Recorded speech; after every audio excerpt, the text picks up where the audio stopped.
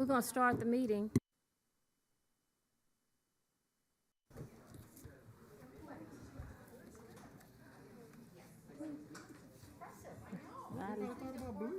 I didn't want to think about blue.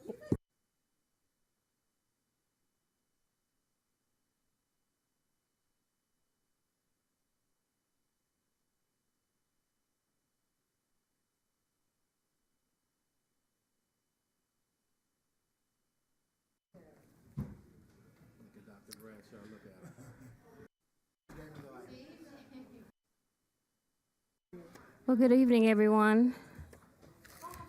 We're calling to order the Tuesday, September 15th, City of Carson Housing Authority Successor Agent and City Council agenda. In accordance with the Americans with Disabilities Act of 1990, if you require a disability-related modification or accommodation to attend or participate in this meeting, including auxiliary aids or services, please call the City Clerk's office at 310-952-1720 at least 48 hours prior to the meeting. The public may address the members of the City Council on any matters within the jurisdiction of the City Council or on any items on the agenda of the City Council during the designated public comment period. There will be 2 oral communication sessions, one for agendized items and one for non-agendized items. You may view the City Council meeting live stream on the city's website. The meeting will be streamed live over the internet via www.carsonca.gov or on YouTube, www.youtube.com/C/City of Carson, California, official YouTube page. You may also view it on cable TV, Spectrum Channel 35 and AT&T Channel 99. You can email public comments to the City Clerk's office at cityclerk@carsonca.gov. The cutoff time to submit any email communications is 3 p.m. the day of the meeting. Written communications can be dropped off in the City Clerk's office or in the white box outside of City Hall. The cutoff time to submit any written communication is 3 p.m. on the day of the meeting. Written communications dropped off in the City Clerk's office or in the white box or any emails received will not be read aloud at the City Council meeting, but will be circulated to the City Council and incorporated into the record. Madam Clerk, roll call, please. Thank you, Madam Mayor. Councilmember Rojas? Present. Councilmember Deere? Councilmember Hicks, sorry. Present. Mayor Pro Tem Hilton? Present. Mayor Davis Holmes? Present. Thank you. We'll have a flag salute by Councilman Hicks. Please stand. Put your right hand over your heart. Ready, begin. I pledge allegiance to the flag of the United States of America and to the republic for which it stands, one nation, under God, indivisible, with liberty and justice for all.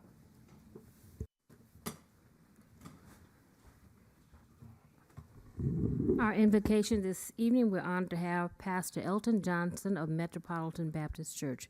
Pastor, please come forward.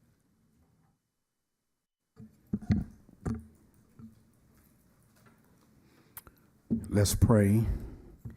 Our Father God, we thank you for another day. We thank you for another expression of your loving kindness and your tender mercy. We ask, oh God, that you would be with us tonight, that you would have your way. We're praying for this great city of Carson. We're praying for our mayor. We thank you for her love and her leadership for this amazing city. Pray that you continue to keep her strong and keep her healthy, keep her mind sharp so that she can execute with excellence for our city. We're praying for all the elected officials. We pray that you'll continue to allow them to lead with integrity, that they will still have great influence for this great city. We're praying for unity and peace, that we all can work together to make our community better. We're praying for every family. We're praying for every household that represents this city. We're praying your hand of protection upon our children and our schools. We're praying that our children can go to school and be safe. We're praying that they can go to the parks and be safe. We're praying that we can go to the mall, we can go to the stores and be safe. So protect our city and allow your angels to watch over us. And Father, I just pray that you will send our city funding, send us resources, affordable housing, provide jobs for our people. We love you and we praise you and we thank you for everyone that is here. And we're praying for the remainder of the sessions for this evening, that everything will be done in decent and in order. Love you, God, and we praise you. In Jesus' name I pray. Amen. Thank you, Pastor. Madam, there's closed session items 2 through 4. Madam City Clerk, are there any requests to speak? Public comments? We did not receive any public comments for closed session items, Madam Mayor. Okay. Madam City Attorney, could you report on closed session items, please? Thank you, Madam Mayor. The council will meet in closed session pursuant to Government Code Section 54956.9D1. Actually, we don't need number 1, Madam Mayor, so I'm not going to announce it. We're not going to take up item number 1. The council will meet pursuant to Government Code Section 54956.9D1 to confer with legal counsel regarding pending litigation of Alvarez versus Prologis, case number 21 STCV 38929.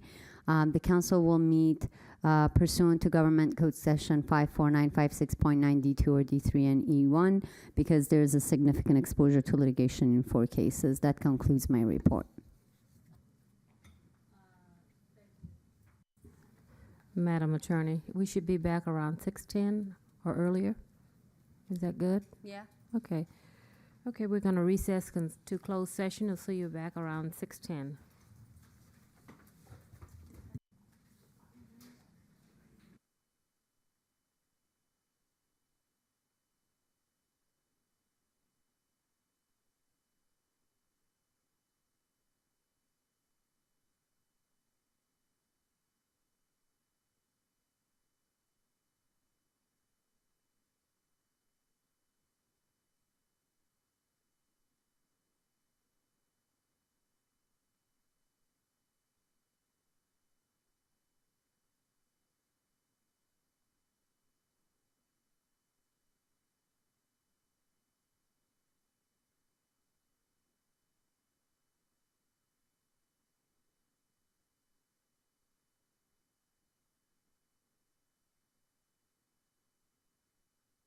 Kids back to school.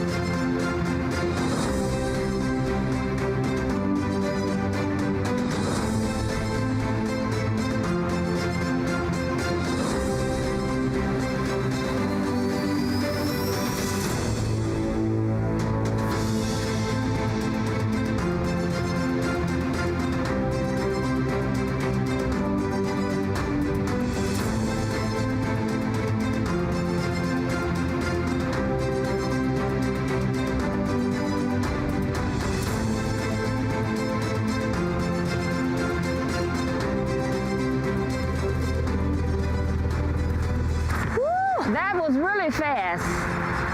Welcome to the City of Carson 2023 State of the City Address.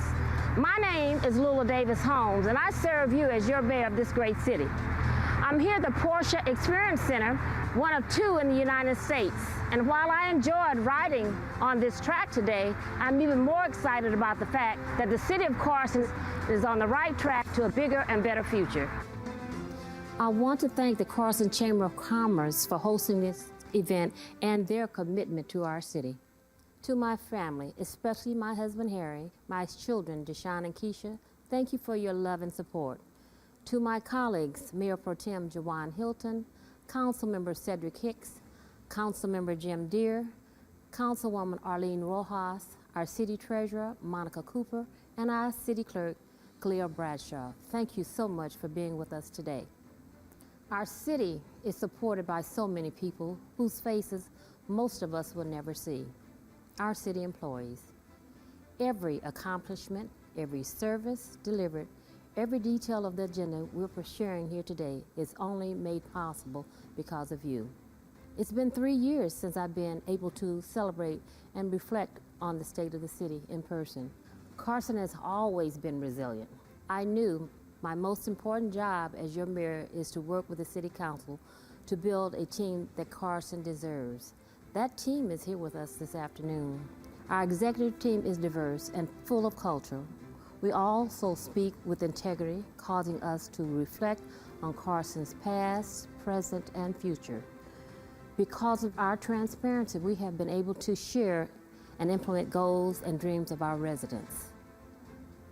Over the past year, we've come a long way in achieving Carson's vision of Future Unlimited. Despite the many adversities, I'm proud of what we have accomplished, positioning Carson for a better future. I can stand here today and say that the state of the city is strong and we have the resources and the determination to make it even stronger. As we look to the year ahead of us, our administration is focused on building a green and growing city for everyone. As your mayor, I have created 9 initiatives, and I am proud to say that most of them have been accomplished. Carson has always been the jewel of the South Bay, and I'd like to share a few ongoing projects that will help Carson to continue to move forward. The Carson Country Mart will be one of the latest reasons why people will visit our city. It will feature fine dining, shopping, open spaces, and a dog park. Traveling to the Country Mart will be even more accessible because of the pedestrian bridge. This bridge will connect the Imperial Avalon and Hanover projects.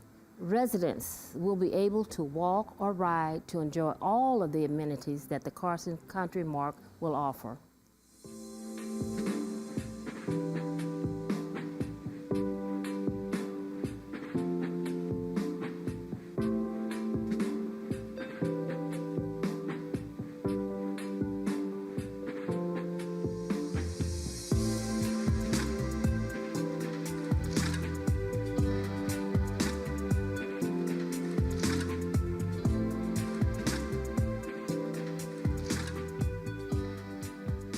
Carson is a great place to live, work, and play.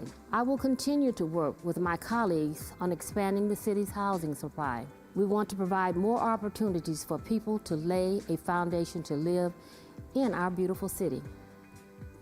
The city of Carson keeps booming. Last year, we approved an agreement with Simon Properties to resume the development of the Premium Outlet Mall. This is an historic project and will be a huge economic engine to our city. The construction of the mall is expected to begin later this year with a grand opening scheduled towards the end of 2024. The Hanover project, located at 213 South Avalon, will be a mixed-use complex consisting of approximately 1,200 apartments, 104 townhomes, 18 single-family units, and will increase our housing supply. The project will include restaurants and a brand new park. The Malvin development, located at 215 West Carson Street, is another great example of our efforts to enhance our housing supply. We converted this site into housing units that will consist of 35 new townhomes. The Marriott Town Place Suites, located at 888 East Dominguez Street, will include 111 rooms, a new restaurant featuring 2 lounges, and an indoor pool. As we prepare for the 2028 Olympics, this project will add to our hospitality industry.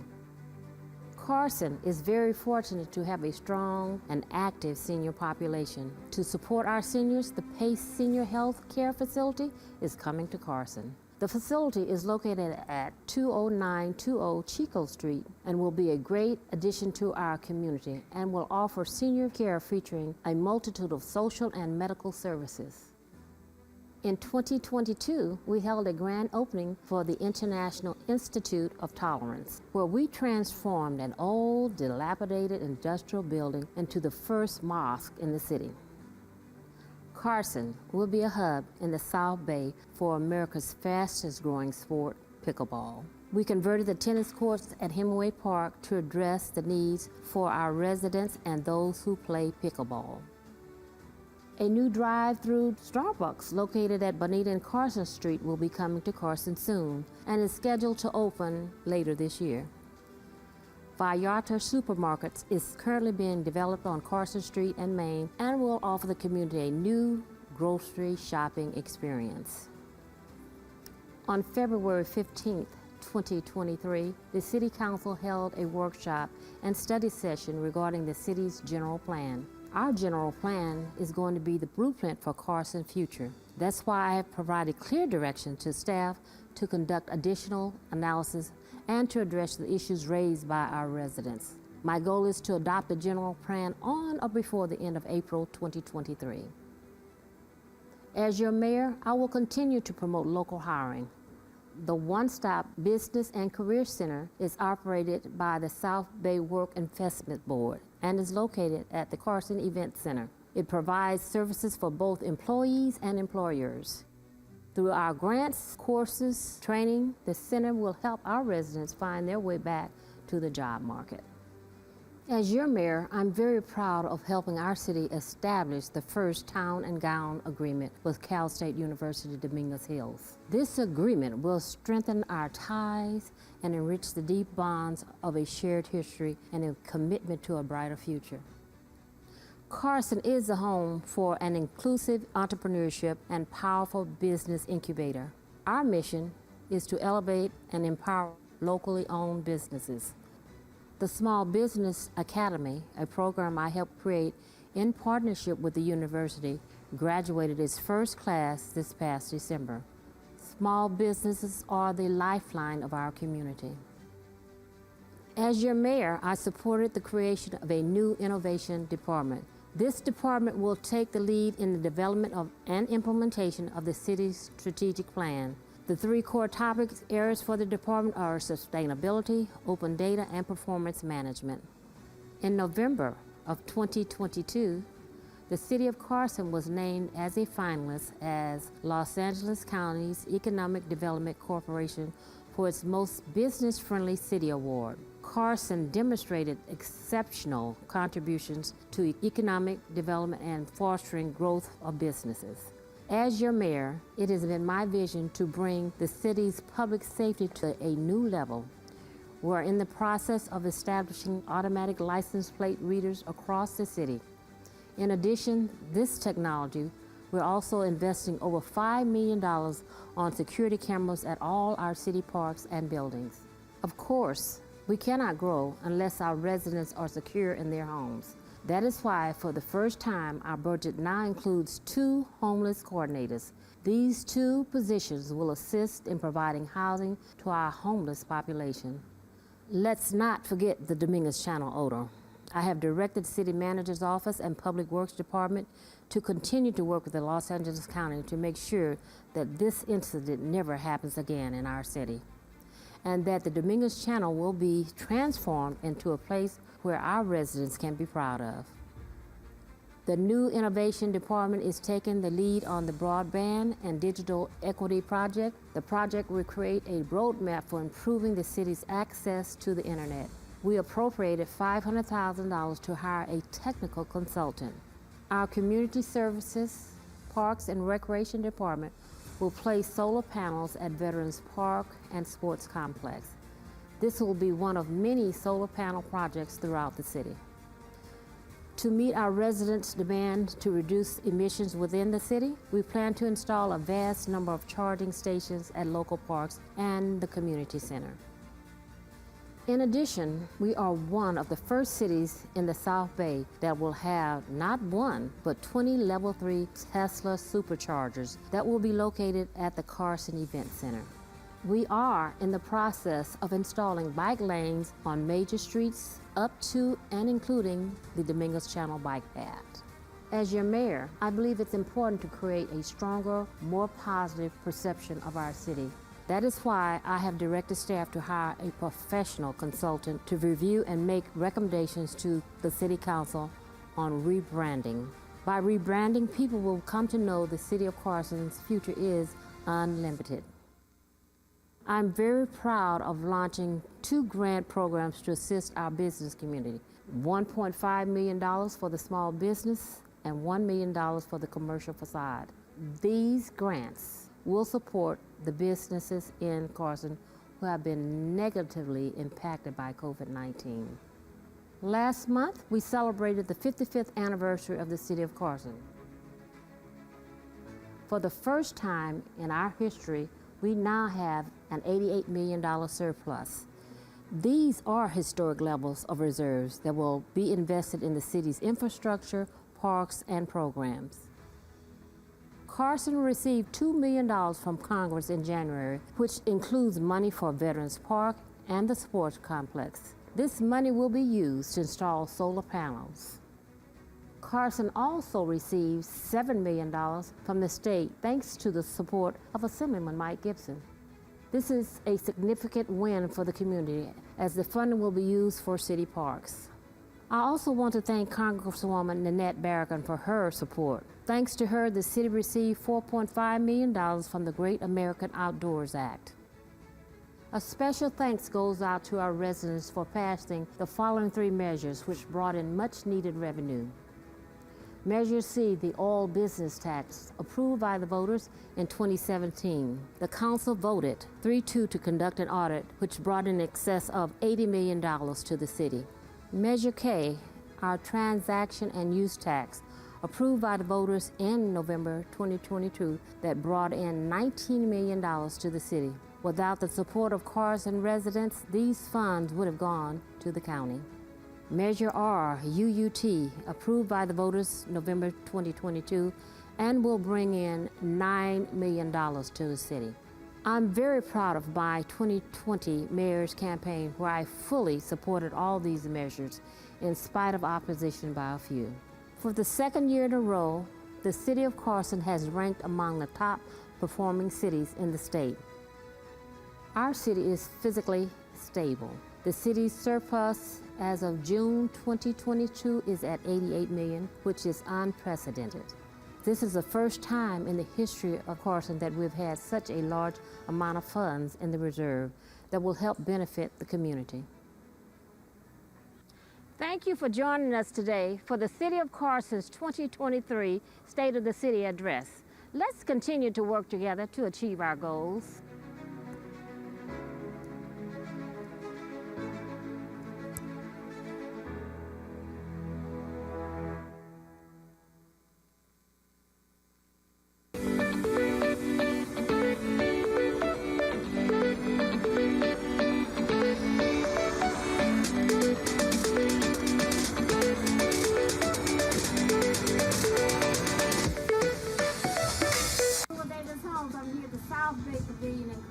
This is our 8th annual backpack giveaway, and I'm here with our Councilman Cedric Hicks. Hey, how you doing out there? We're here to have a good time and get these kids back to school. Make sure our kids go back to school with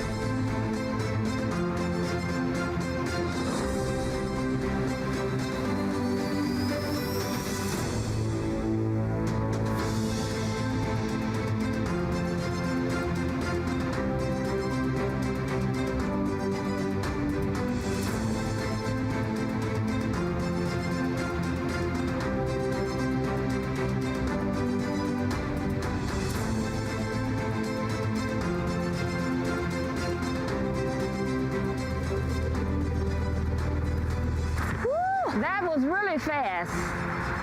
Welcome to the City of Carson 2023 State of the City Address.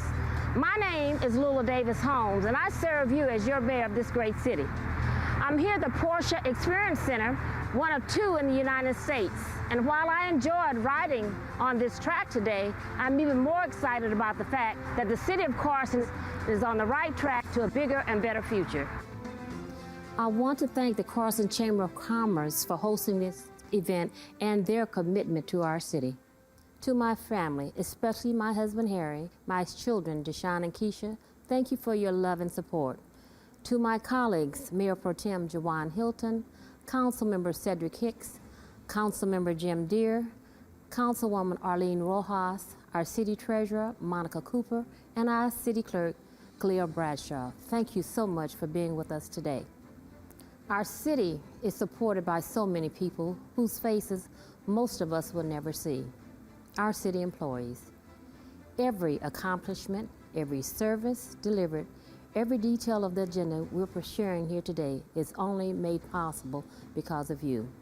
It's been 3 years since I've been able to celebrate and reflect on the state of the city in person. Carson has always been resilient.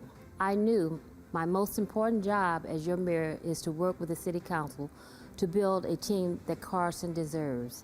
That team is here with us this afternoon. Our executive team is diverse and full of culture. We also speak with integrity, causing us to reflect on Carson's past, present, and future. Because of our transparency, we have been able to share and implement goals and dreams of our residents.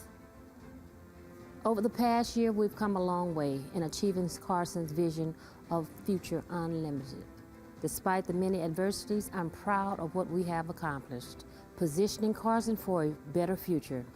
I can stand here today and say that the state of the city is strong and we have the resources and the determination to make it even stronger. As we look to the year ahead of us, our administration is focused on building a green and growing city for everyone. As your mayor, I have created 9 initiatives, and I am proud to say that most of them have been accomplished.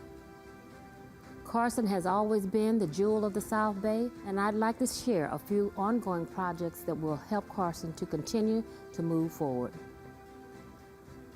The Carson Country Mart will be one of the latest reasons why people will visit our city. It will feature fine dining, shopping, open spaces, and a dog park. Traveling to the Country Mart will be even more accessible because of the pedestrian bridge.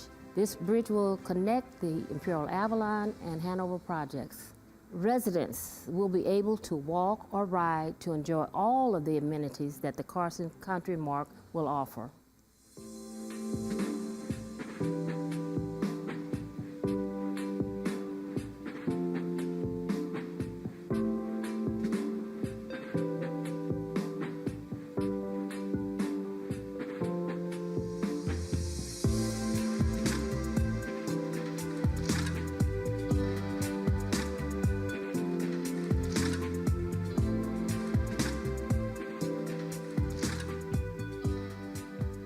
Carson is a great place to live, work, and play.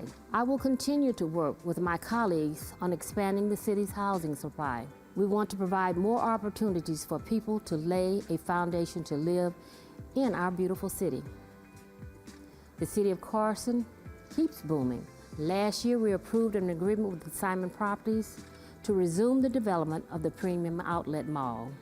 This is an historic project and will be a huge economic engine to our city.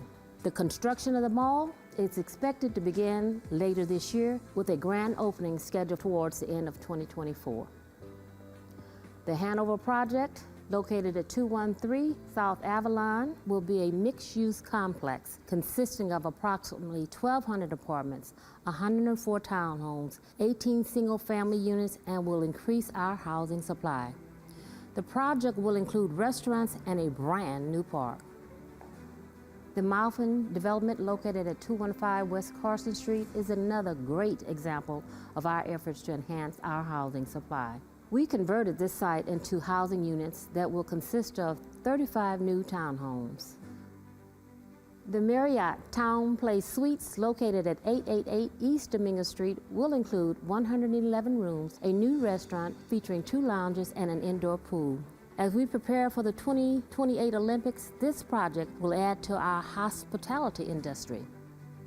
Carson is very fortunate to have a strong and active senior population. To support our seniors, the PACE Senior Health Care Facility is coming to Carson. The facility is located at 20920 Chico Street and will be a great addition to our community and will offer senior care featuring a multitude of social and medical services.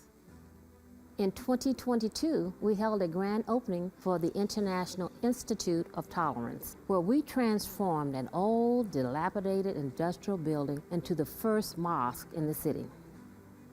Carson will be a hub in the South Bay for America's fastest growing sport, pickleball. We converted the tennis courts at Hemingway Park to address the needs for our residents and those who play pickleball.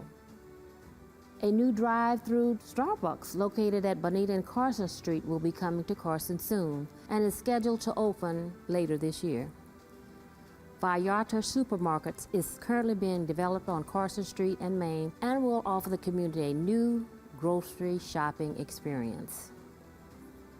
On February 15th, 2023, the City Council held a workshop and study session regarding the city's general plan. Our general plan is going to be the blueprint for Carson's future. That's why I have provided clear direction to staff to conduct additional analysis and to address the issues raised by our residents. My goal is to adopt the general plan on or before the end of April 2023. As your mayor, I will continue to promote local hiring. The One-Stop Business and Career Center is operated by the South Bay Work Investment Board and is located at the Carson Event Center. It provides services for both employees and employers. Through our grants, courses, training, the center will help our residents find their way back to the job market.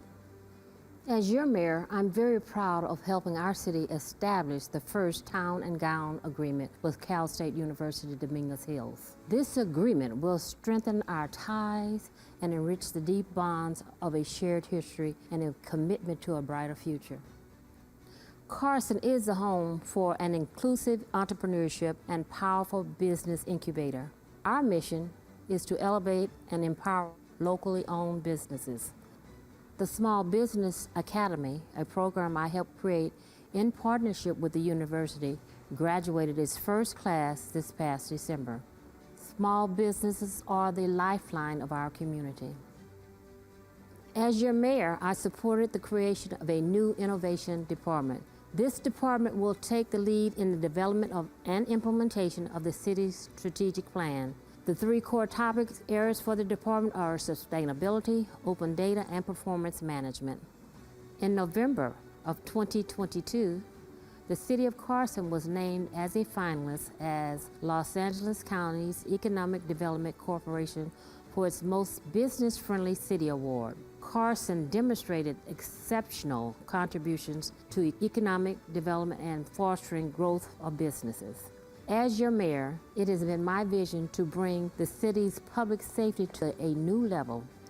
We're in the process of establishing automatic license plate readers across the city. In addition, this technology, we're also investing over $5 million on security cameras at all our city parks and buildings. Of course, we cannot grow unless our residents are secure in their homes. That is why, for the first time, our budget now includes 2 homeless coordinators. These 2 positions will assist in providing housing to our homeless population. Let's not forget the Dominguez Channel odor. I have directed City Manager's Office and Public Works Department to continue to work with the Los Angeles County to make sure that this incident never happens again in our city, and that the Dominguez Channel will be transformed into a place where our residents can be proud of.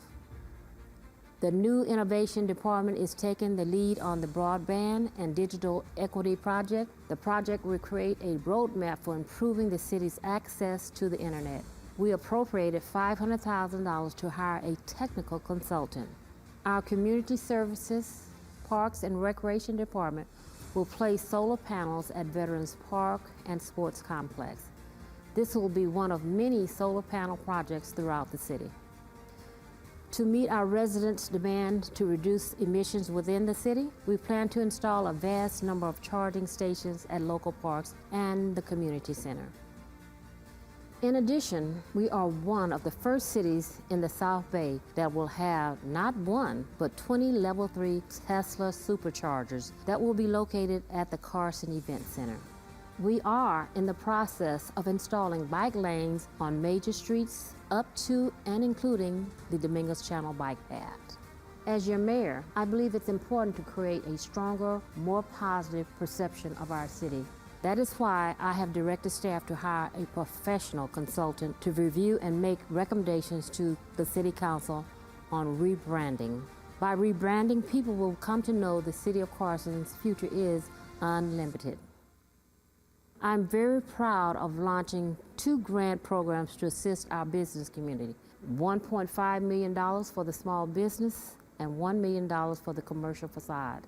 These grants will support the businesses in Carson who have been negatively impacted by COVID-19.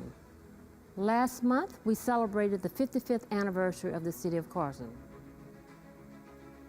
For the first time in our history, we now have an $88 million surplus. These are historic levels of reserves that will be invested in the city's infrastructure, parks, and programs. Carson received $2 million from Congress in January, which includes money for Veterans Park and the sports complex. This money will be used to install solar panels. Carson also received $7 million from the state thanks to the support of Assemblyman Mike Gibson. This is a significant win for the community as the funding will be used for city parks. I also want to thank Congresswoman Nanette Barragan for her support. Thanks to her, the city received $4.5 million from the Great American Outdoors Act. A special thanks goes out to our residents for passing the following 3 measures which brought in much needed revenue. Measure C, the oil business tax, approved by the voters in 2017. The council voted 3-2 to conduct an audit, which brought in excess of $80 million to the city.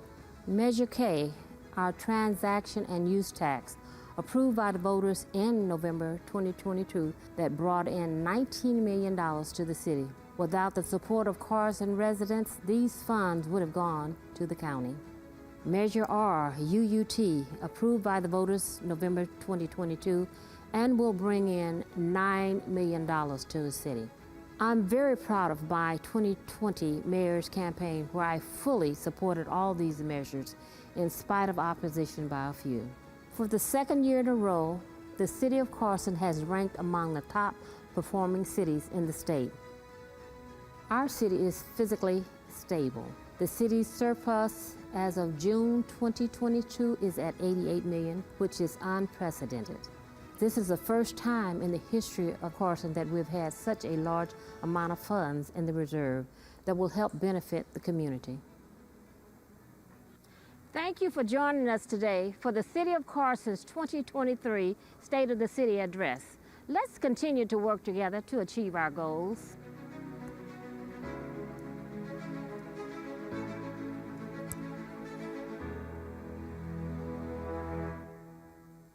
Davis Homes. I'm here at the South Bay Pavilion in Carson, and this is our 8th annual backpack giveaway. I'm here with our Councilman Cedric Hicks. Hey, how you doing out there? We're here to have a good time and get these kids back to school. Make sure that kids go back to school with their backpacks.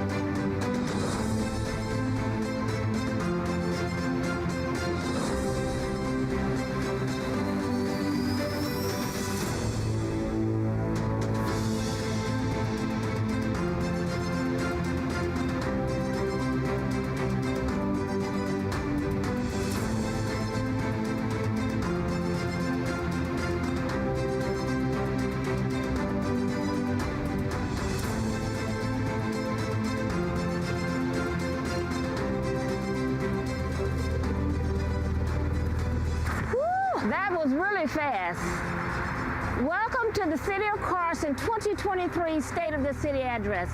My name is Lula Davis Holmes, and I serve you as your mayor of this great city.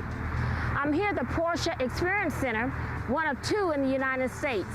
And while I enjoyed riding on this track today, I'm even more excited about the fact that the City of Carson is on the right track to a bigger and better future.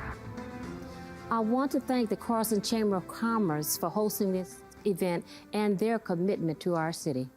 To my family, especially my husband Harry, my children Deshaun and Keisha, thank you for your love and support. To my colleagues, Mayor Pro Tem Jawan Hilton, Councilmember Cedric Hicks, Councilmember Jim Deere, Councilwoman Arlene Rojas, our City Treasurer Monica Cooper, and our City Clerk Cleo Bradshaw. Thank you so much for being with us today. Our city is supported by so many people whose faces most of us will never see. Our city employees. Every accomplishment, every service delivered, every detail of the agenda we're sharing here today is only made possible because of you. It's been 3 years since I've been able to celebrate and reflect on the state of the city in person. Carson has always been resilient. I knew my most important job as your mayor is to work with the City Council to build a team that Carson deserves. That team is here with us this afternoon. Our executive team is diverse and full of culture. We also speak with integrity, causing us to reflect on Carson's past, present, and future. Because of our transparency, we have been able to share and implement goals and dreams of our residents. Over the past year, we've come a long way in achieving Carson's vision of Future Unlimited. Despite the many adversities, I'm proud of what we have accomplished, positioning Carson for a better future. I can stand here today and say that the state of the city is strong, and we have the resources and the determination to make it even stronger. As we look to the year ahead of us, our administration is focused on building a green and growing city for everyone. As your mayor, I have created 9 initiatives, and I am proud to say that most of them have been accomplished. Carson has always been the jewel of the South Bay, and I'd like to share a few ongoing projects that will help Carson to continue to move forward. The Carson Country Mart will be one of the latest reasons why people will visit our city. It will feature fine dining, shopping, open spaces, and a dog park. Traveling to the Country Mart will be even more accessible because of the pedestrian bridge. This bridge will connect the Imperial Avalon and Hanover projects. Residents will be able to walk or ride to enjoy all of the amenities that the Carson Country Mart will offer.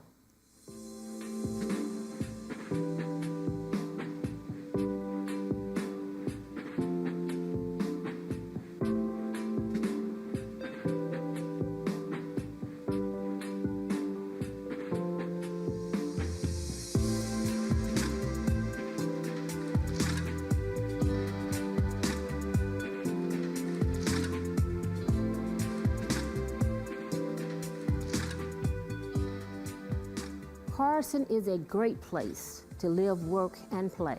I will continue to work with my colleagues on expanding the city's housing supply. We want to provide more opportunities for people to lay a foundation to live in our beautiful city. The city of Carson keeps booming. Last year, we approved an agreement with Simon Properties to resume the development of the Premium Outlet Mall. This is an historic project and will be a huge economic engine to our city. The construction of the mall is expected to begin later this year with a grand opening scheduled towards the end of 2024. The Hanover project, located at 213 South Avalon, will be a mixed-use complex consisting of approximately 1,200 apartments, 104 townhomes, 18 single-family units, and will increase our housing supply. The project will include restaurants and a brand new park. The Malvin development located at 215 West Carson Street is another great example of our efforts to enhance our housing supply. We converted this site into housing units that will consist of 35 new townhomes. The Marriott Town Place Suites, located at 888 East Dominguez Street, will include 111 rooms, a new restaurant featuring 2 lounges, and an indoor pool. As we prepare for the 2028 Olympics, this project will add to our hospitality industry. Carson is very fortunate to have a strong and active senior population. To support our seniors, the PACE Senior Health Care Facility is coming to Carson. The facility is located at 20920 Chico Street and will be a great addition to our community and will offer senior care featuring a multitude of social and medical services. In 2022, we held a grand opening for the International Institute of Tolerance, where we transformed an old, dilapidated industrial building into the first mosque in the city. Carson will be a hub in the South Bay for America's fastest growing sport, pickleball. We converted the tennis courts at Hemingway Park to address the needs for our residents and those who play pickleball. A new drive-through Starbucks located at Bonita and Carson Street will be coming to Carson soon and is scheduled to open later this year. Vallarta Supermarkets is currently being developed on Carson Street and Main and will offer the community a new grocery shopping experience. On February 15th, 2023, the City Council held a workshop and study session regarding the city's general plan. Our general plan is going to be the blueprint for Carson's future. That's why I have provided clear direction to staff to conduct additional analysis and to address the issues raised by our residents. My goal is to adopt the general plan on or before the end of April 2023. As your mayor, I will continue to promote local hiring. The One-Stop Business and Career Center is operated by the South Bay Work Investment Board and is located at the Carson Event Center. It provides services for both employees and employers. Through our grants, courses, training, the center will help our residents find their way back to the job market. As your mayor, I'm very proud of helping our city establish the first town and gown agreement with Cal State University Dominguez Hills. This agreement will strengthen our ties and enrich the deep bonds of a shared history and a commitment to a brighter future. Carson is the home for an inclusive entrepreneurship and powerful business incubator. Our mission is to elevate and empower locally owned businesses. The Small Business Academy, a program I helped create in partnership with the university, graduated its first class this past December. Small businesses are the lifeline of our community. As your mayor, I supported the creation of a new innovation department. This department will take the lead in the development of and implementation of the city's strategic plan. The 3 core topic areas for the department are sustainability, open data, and performance management. In November of 2022, the City of Carson was named as a finalist as Los Angeles County's Economic Development Corporation for its Most Business-Friendly City Award. Carson demonstrated exceptional contributions to economic development and fostering growth of businesses. As your mayor, it has been my vision to bring the city's public safety to a new level. We're in the process of establishing automatic license plate readers across the city. In addition, this technology, we're also investing over $5 million on security cameras at all our city parks and buildings. Of course, we cannot grow unless our residents are secure in their homes. That is why, for the first time, our budget now includes 2 homeless coordinators. These 2 positions will assist in providing housing to our homeless population. Let's not forget the Dominguez Channel odor. I have directed the City Manager's Office and Public Works Department to continue to work with the Los Angeles County to make sure that this incident never happens again in our city, and that the Dominguez Channel will be transformed into a place where our residents can be proud of. The new Innovation Department is taking the lead on the Broadband and Digital Equity Project. The project will create a roadmap for improving the city's access to the internet. We appropriated $500,000 to hire a technical consultant. Our Community Services, Parks and Recreation Department will place solar panels at Veterans Park and Sports Complex. This will be one of many solar panel projects throughout the city. To meet our residents' demand to reduce emissions within the city, we plan to install a vast number of charging stations at local parks and the community center. In addition, we are one of the first cities in the South Bay that will have not one, but 20 Level 3 Tesla superchargers that will be located at the Carson Event Center.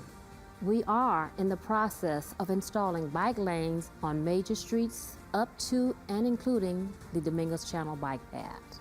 As your mayor, I believe it's important to create a stronger, more positive perception of our city. That is why I have directed staff to hire a professional consultant to review and make recommendations to the City Council on rebranding. By rebranding, people will come to know the City of Carson's future is unlimited. I'm very proud of launching 2 grant programs to assist our business community. $1.5 million for the small business and $1 million for the commercial facade. These grants will support the businesses in Carson who have been negatively impacted by COVID-19. Last month, we celebrated the 55th anniversary of the City of Carson. For the first time in our history, we now have an $88 million surplus. These are historic levels of reserves that will be invested in the city's infrastructure, parks, and programs. Carson received $2 million from Congress in January, which includes money for Veterans Park and the sports complex. This money will be used to install solar panels. Carson also received $7 million from the state thanks to the support of Assemblyman Mike Gibson. This is a significant win for the community as the funding will be used for city parks. I also want to thank Congresswoman Nanette Barragan for her support. Thanks to her, the city received $4.5 million from the Great American Outdoors Act. A special thanks goes out to our residents for passing the following 3 measures which brought in much needed revenue. Measure C, the all business tax, approved by the voters in 2017. The council voted 3-2 to conduct an audit, which brought in excess of $80 million to the city. Measure K, our transaction and use tax, approved by the voters in November 2022, that brought in $19 million to the city. Without the support of Carson residents, these funds would have gone to the county.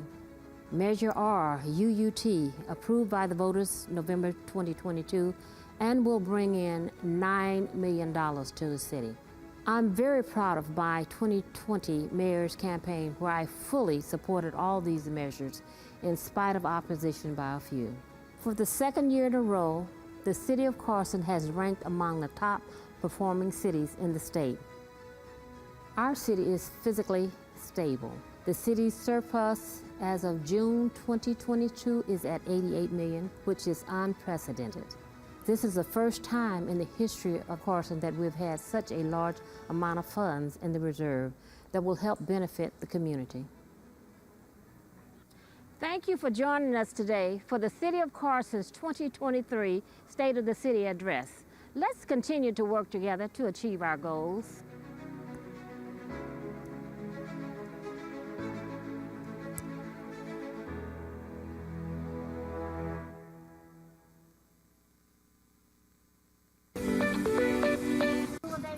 I'm here at the South Bay Pavilion in Carson, and this is our 8th annual backpack giveaway. And I'm here with our Councilman Cedric Hicks. Hey, how you doing out there? We're here to have a good time and get these kids back to school.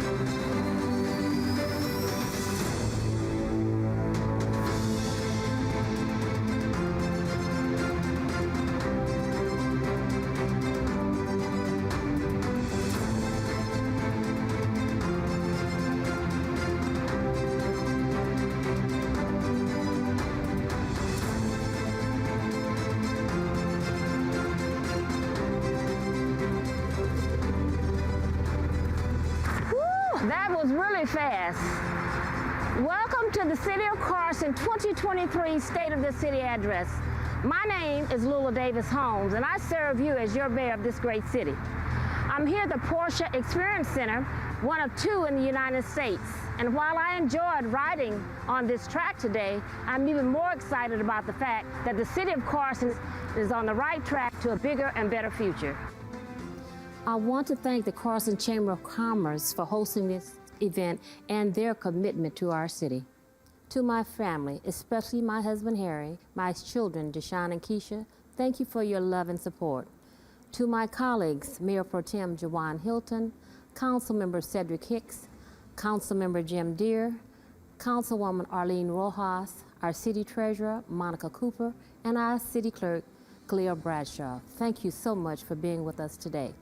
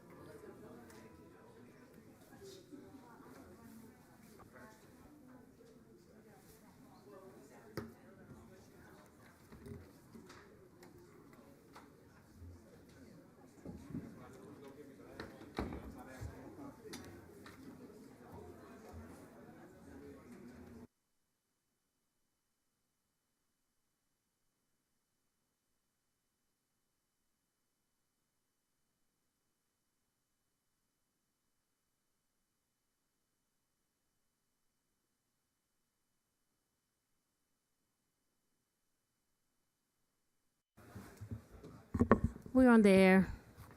We're going to reconvene to open session. Madam City Attorney, report out on closed session items, please. Thank you, Madam Mayor. The council did not take up item number 2 under closed session. The council did not take up item number 3. The council took 2 of the items listed under item number 4 and met in closed session pursuant to Government Code Section 54956.9 D2 or D3 and E1 because there's a significant exposure to litigation in 2 cases. No reportable action was taken. Thank you. That concludes my report. Thank you, Madam City Attorney. I'm going to go out of order just a minute. I have one of our families that are here, the Staffords that are here. Could you come down for a moment, please?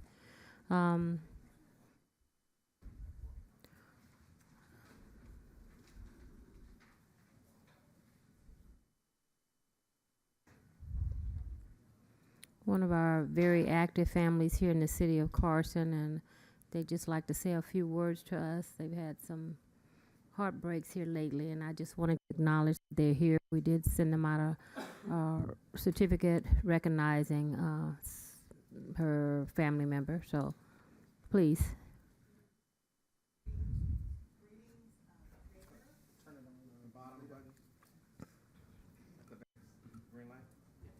Is the green lights on? Okay. Greetings, Mayor, City Council members. Thank you so much for having us here today. It's me and my mother. My brother is here, my husband, my children. Just on behalf of the Stafford family, I'd like to thank you so much for welcoming us here. My father was a longtime member of this community. He loved this community. He was intentional about moving to this community and staying even when people were leaving and going to places like Santa Clarita and Corona. He was intentional about being around his people. So thank you again, though, so much for allowing us to be here. My father actually passed a month ago today on August 5th. He owned a business called Roquel Electric. It was located on, Delamo. Yeah, it was on Delamo. And so, like I said, he loved his community, he loved his people, and he was a very proud member of the president of the city of Carson. Thank you so much for this tremendous honor. I think my mother would like to say something. Hello, everyone. I want to thank the mayor, Jim Deere, Mr. Joanne, Aline, Cedric. I know you guys see me around. I always make a lot of noises, but I love my city. I love you guys all. I'm very upfront to tell you what's right or wrong. We love our city. We're not planning to move nowhere. Everybody keeps telling me to move. I'm not going nowhere. But my husband was an electrical contractor. In fact, most of these, he did commercial. He said he'd like to fight with the housewives. So most of those targets, stores that you see around, my husband was one of the electrical contractors that built some, did all those installation, even John Wayne Airport. So I want to thank you guys for always acknowledging us. We love you guys, and there's nothing you can do about it. And my husband been sick for 15, 16 years. He went through a lot. But he went to rest to glory on the 5th of August with integrity and dignity, and never put him on a nursing home. I quit my job to be there for my husband. We've been married for 46 years, and there's no other man in this world but my husband. He was an awesome father, wonderful neighbor, friend. We just love you. Thank you for acknowledging us. The proclamation I went today and laminated it. I'm going to put on his niche in Palos Verdes. I told my husband I didn't buy me a house in PV, but that's all we're going to be laid to rest. So that's where it's going to be at. Thank you for your love and support. Thank you. Go, and Carson, go. Go Carson. We will Thank you be so at the much. end of the city council meeting adjourning in his memory along with our other memorial adjournments, but that'll happen around 9:30, 10 o'clock, depending on how much we talk tonight. I'm sorry, I want to say thanks to my mom down the street, Miss Atilia.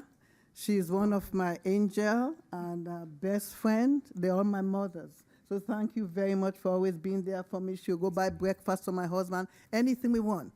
She wake up in the morning, 6:30, want to buy breakfast. So Miss Walker, I love you, and there's nothing you can do about it also. Thank you Thank so you. much for this honor. And thank you for coming out, and love that you're in our community and my neighbor down the street. So thank you guys. Is the captain here before I go to number 7? Yeah, I want him back where he needs to. Come on up, Captain. And then after that, we'll go to,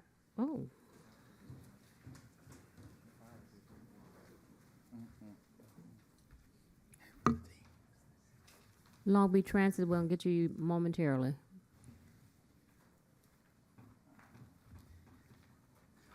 Good evening, Madam Mayor, Good evening. Mayor Pro Tem, City Manager, rest of the council members. How are you guys doing this evening? Great. Very good. I just have a few things. Well, I have things that been going on at the station since our last meeting. Couple things. First of all, I'd just like to thank you all, the council, mayor, as well as the city manager's office and the entire City of Carson team, as well as all of the businesses, the residents, organizations, everyone who contributed to our community night out we had last month. It was outstanding. I think we had a record number of turnout. Folks still, when we're seeing them out in the community, are just thankful that we gave them an opportunity to connect with someone different inside the city. So thank you all for your support and ensuring that everything went well, as well as to our community members, organizations, and residents who came out. A couple things that have happened at the station with our staff and the station since our last meeting. Carson Christian School, we were so happy to host them. They came by the station. We did a little tour for them, as well as we got to do a little practical app for the children. You know, they're in class going over math, English, geography, and everything. And so we showed them how that applies to us on a daily basis. You know, we showed them about geography. Our deputies are asking, you know, another partner, hey, I need you to set up to the west or set up to the east, or you need to know which block you're on, or the 100 block. And we were able to give us something tangible for the kids to understand why, while they're in class, that's very important. Maybe not only for law enforcement, but for whatever job field that they choose to go into. So we were very happy that Carson Christian School were able to come to our school. We participated in town hall meetings at Mills Park, Callis Park, as well as Stevenson Village HOA. We were happy to be out and answer some questions for the folks. We had a lunch with the deputy event at the Carson Mall. Very good event. Sat down, had some candid conversations about public safety as well as law enforcement with some of the business owners inside the mall, some of the business owners around the mall, as well as a lot of our residents who actually came out also. We hosted the Leadership Carson group. We did a mini Citizens Academy for them, went over some of the units in our department, as well as gave them a tour, and they answered a bunch of questions. That was very, very beneficial and helpful, not only for them, but we actually learned from talking. We learned from them also from talking to them. We did a back-to-school shopping event, which was a lot of fun. I think it was more fulfilling and fun for our deputies than it was for some of the students that participated. We had a lot of our local students come out. They were able to go. We supported them in buying school clothes, some other school supplies and different things. We wanted to thank Target, Skechers, and some of the other businesses who helped us out with that event, as well as the management at the Carson Mall. So that was very, very helpful. We were thankful to be able to help out with the orchestrating of the active shooter tabletop exercise you guys here at the City of Carson for some of your employees. We will be attending the Hero event next week, and we're looking forward to that, as well as we will be hosting an open house for the International Institute of Tolerance members, where we're going to go over some information with them and just share some information about our station with them. As we know, school is back in session, so we're just going to ask all our residents, be cognizant of driving safety, pedestrian safety. Please be careful out there, pay attention. Let's put our phones down. That's for not only the drivers, but for those who are walking also. So you're paying attention, not stepping out in the street in front of a car or something. So just please stay alert and keep your eyes up. We want to make sure we do our part to eliminate any injuries and, worst case scenario, any deaths due to inattention or a preventable traffic collision. As you know, September is National Preparedness Month, and that's just to make sure everyone is aware. Prepare for any type of emergency. What was it, 3 or 4 months ago? I don't think we ever thought we would have a tornado here, and just 2 weeks ago we had a hurricane here. But it doesn't have to necessarily be some natural disaster emergency. It can just be some regular emergency. So just make sure, go over phone numbers, where safety information is, emergency information is, flashlights and things of that nature. You know, we're prone to earthquakes, so it is National Preparedness Month, so make sure you are preparing yourself. Next week is Suicide Prevention Week. We know there are times when people are dealing with different things. I think on the 10th is Suicide Prevention Day, and specifically, just know if you are struggling or someone you know is struggling or having a hard time, it's okay to talk, call, and speak with someone. 911 Suicide and Crisis Lifeline is always open. You can also call the LA County Department of Mental Health at 1-800-854-7771. So once again, the 988 Suicide and Crisis Lifeline is always open, or you can call the LA County Department of Mental Health at 1-800-854-7771. And then, as always, if there's any type of emergency, do not hesitate to call 911, and we will happily respond.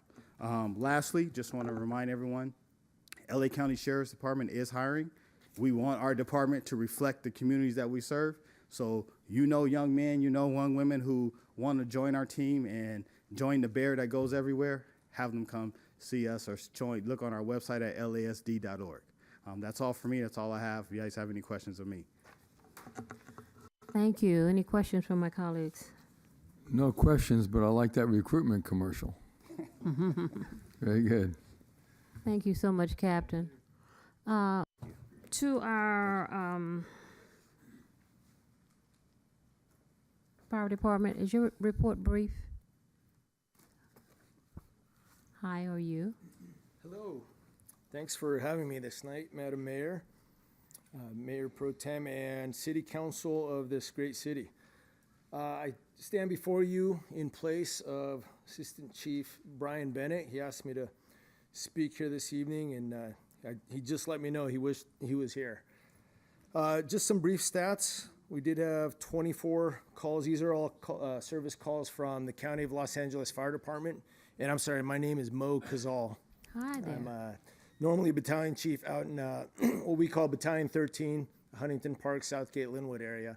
But I'm on loan for today, for this night. So we have 24 calls for fires in the city of Carson, 655, and these are all for the month of August. Rescue and emergency calls, 7 hazardous condition calls, 19 service calls, 239 good intent calls, 47 false alarms, we like the false ones, and 2 severe weather, most likely related to the tropical storm Hillary that approached here at the earlier part of August. As Captain Jones has already spoke of, we took part in an active shooter drill at Carson High School with Carson Sheriffs. It was some great learning points were shared and a great job done by all participants. And the chief also wanted to extend his thanks to Captain Jones in the relationship with LA County Sheriffs. Thank you. Thank you for that report. Next, we're going to have a presentation from the Long Beach Transit.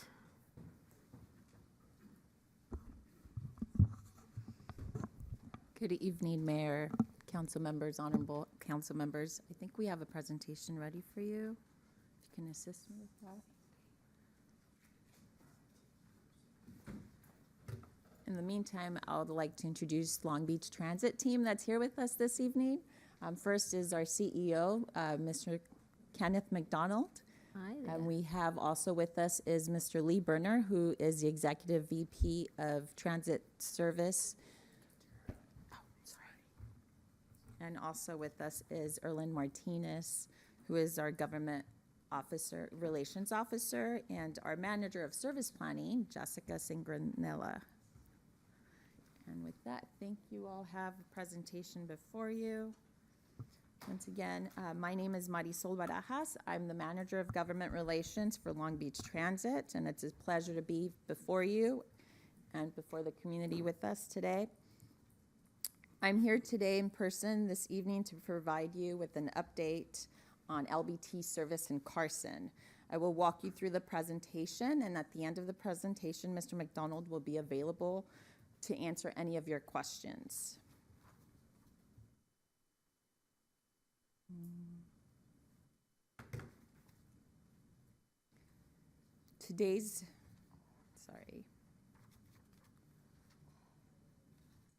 Skipping ahead.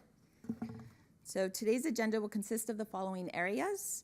The purpose of today's presentation is to review the timeline and highlights of the agreement signed in September 2021.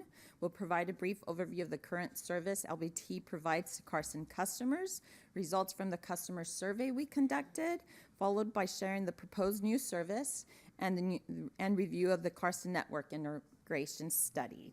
As mentioned, ending with questions and answers from Mr. Kenneth McDonald. The purpose of today's meeting is to provide an update on LBT's.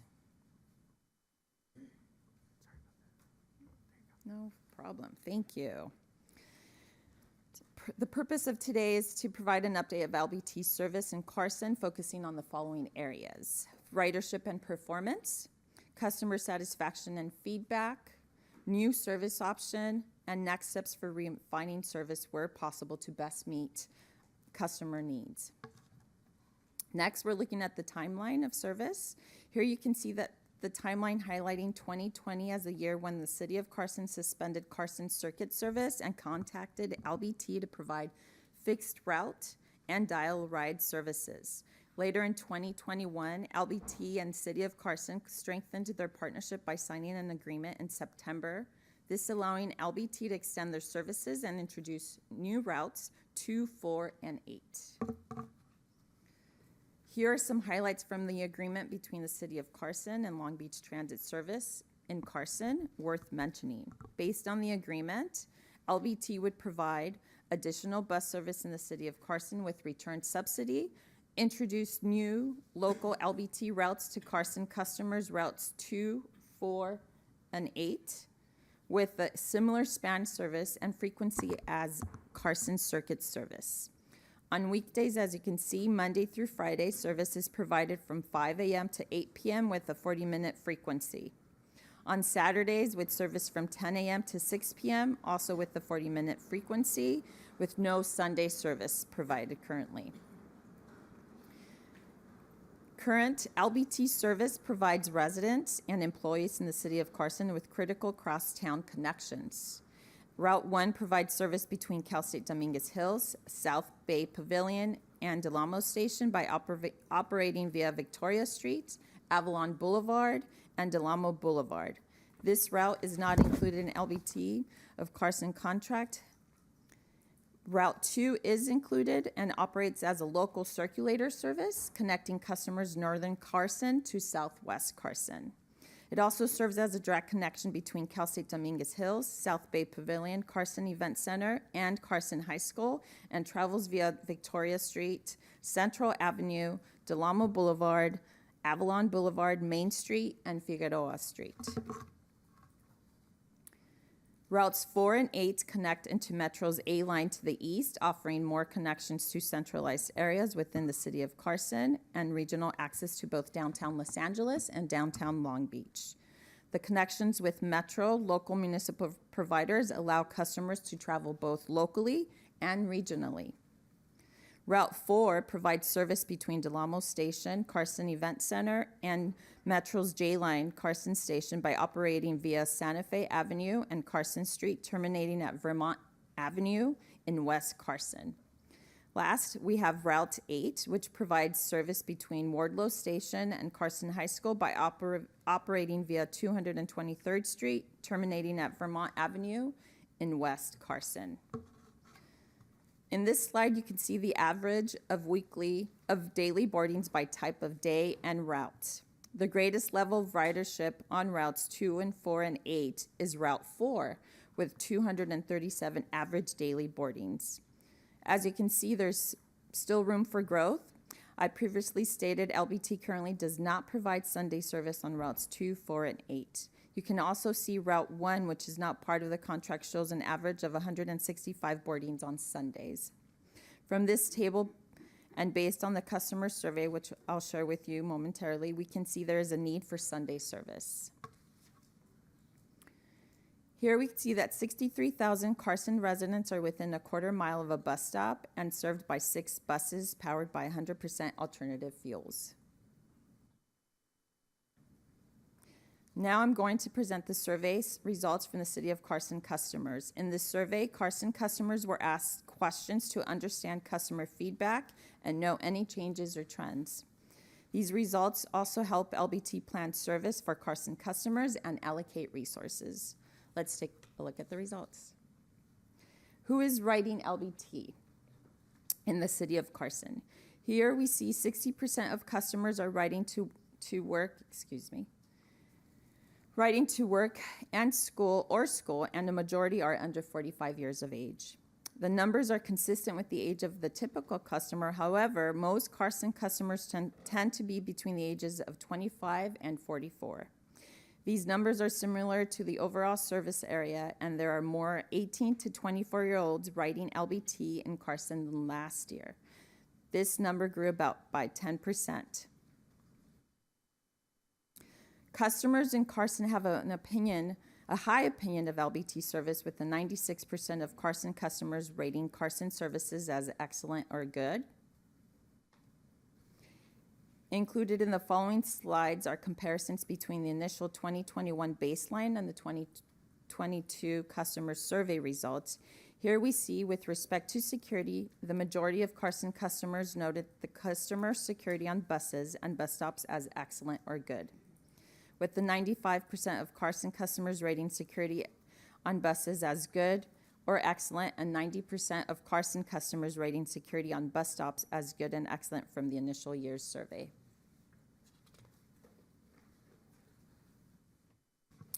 Here you can see that 98% of Carson customers stated that the operator treated them with courtesy. 94% of Carson customers believe buses are operated safely.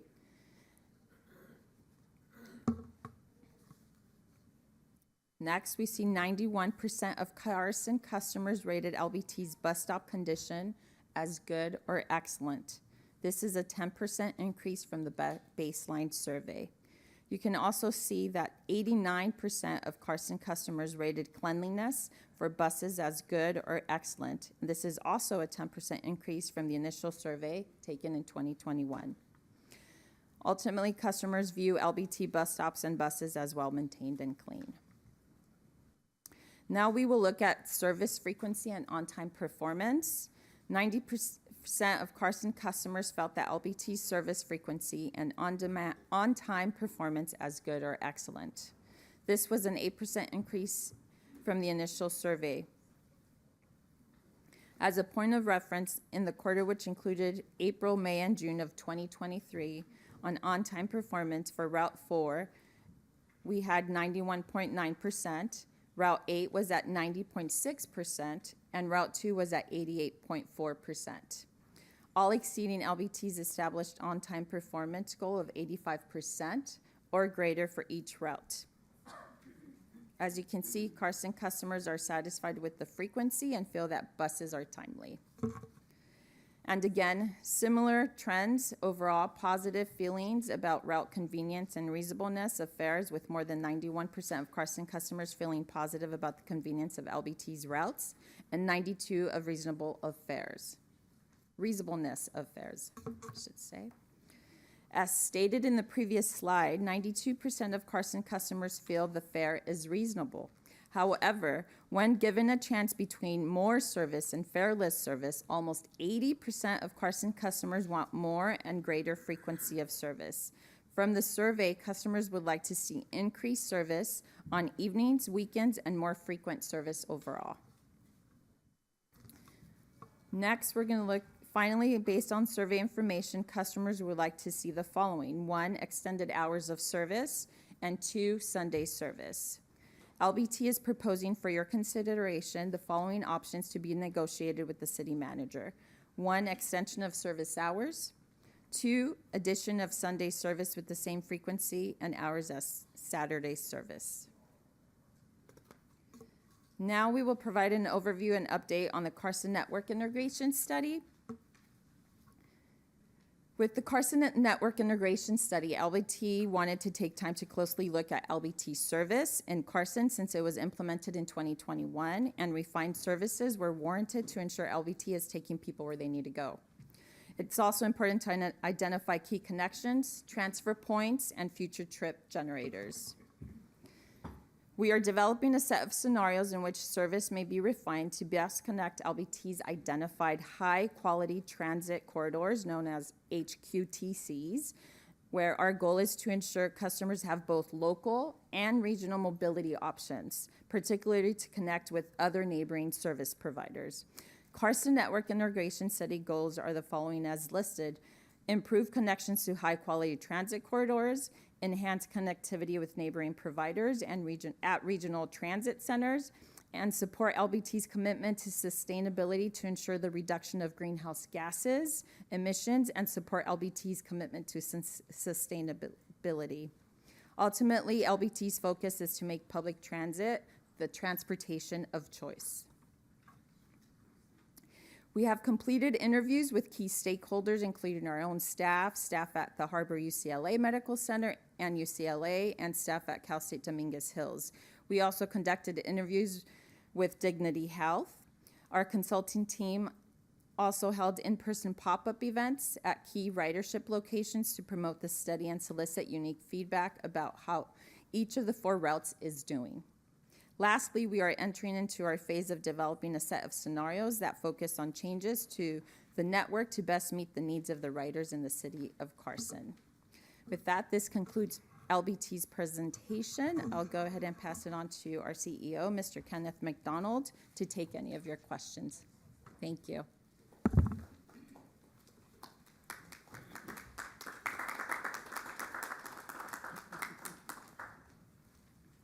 Good afternoon. Good afternoon.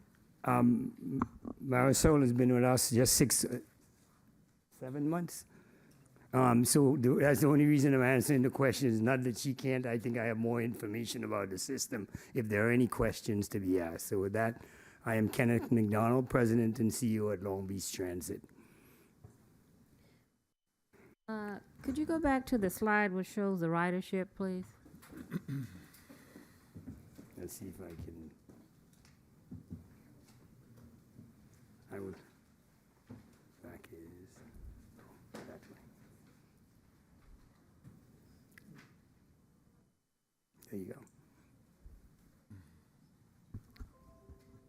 So the numbers reflect for the entire week, 466 riders for an entire week and 94 for an entire week.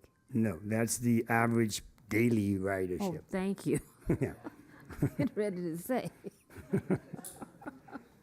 Weekday, okay. And so that was a question that I had, and I'm concerned about route number 2 with 94, because sometimes I see the buses pass and they may have one person on there. So is there a peak time when there are more people riding, or? Most of it is early in the morning. As we said earlier, most of the people that ride are going to work or going to school, and that route services the school more than our intent is that we wanted to extend that over to Metro at some point in time, but we haven't had that discussion. But that's what connected more south and more north in the future if we intend to go in that direction. Let me see that route. The route 2. Can you Route show us 2. route 2? Route 2, there it is. That Route 2 is the one that goes from north-south. In yellow. Oh, And the yellow okay. route going north-south, and the other 2 goes east-west. Now, route number 1, which is in the sort of golden color, that has always been in the city of Carson even before we had this agreement. And you would see that route is, you can see the ridership. It's been around for maybe 20 years or more.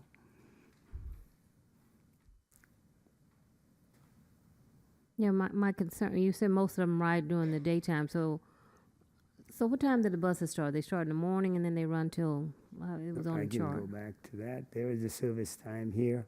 It starts about 5 in the morning and goes till 7:30 on Monday to Friday, and 10 a.m. to 6 on Saturdays. So it's 2, 4, and 6. You can see the timing there. So it's somewhere about 5 in the morning to about 7:30 at night. So everybody's riding mostly in the morning, so when I see them, they're already at their destination. That's why I see a lot of empty buses. Can you repeat the question? Most of the ridership is in the morning from 5:30 to, say, 8 o'clock. So most of it is in the what we call the rush hours. We have 2 rush hour, one morning, one afternoon.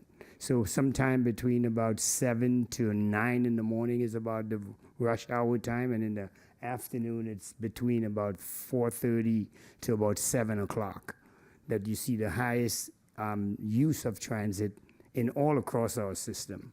Same thing here in Carson.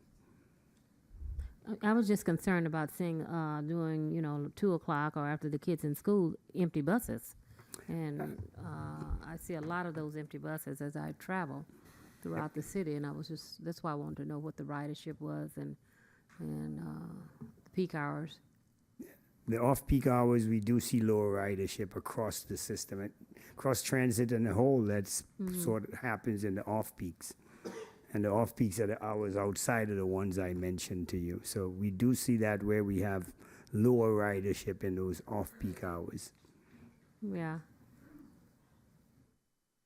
So the bus just drive through the city and hope somebody gets on the bus during those off-peak hours. But we try, I mean, we try I not don't to know any hope. other way to say it. We try to look at the routes where we expect people would use it the most, and this is like a lot of it. Like I said, you saw the presentation. We did our first evaluation of the service in 2021 when we put it in to get a baseline, and now we're comparing that baseline. We're doing the study that we're talking about to see that where the most effective way for us to run the buses. I don't want empty buses out there. It doesn't have any value to us, so we want to know exactly where customers want to go, and then we put the routes in these areas that would fulfill their needs. I have another question, and then I'll turn it over to my colleague. You said security on the buses was rated very high. How did you rate the security on the buses, and how many were involved in this survey? So I don't have the numbers with me, but I think it was like 300. We wanted at least 300 plus individuals when we did it. It's about 5% of what we saw as the ridership. And we asked the customers.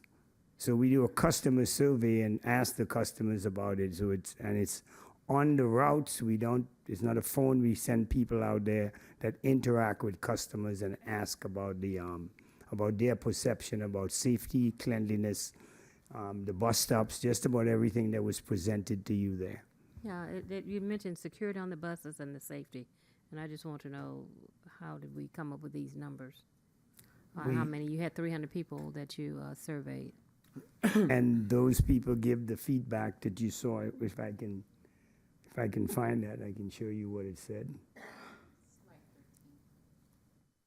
13?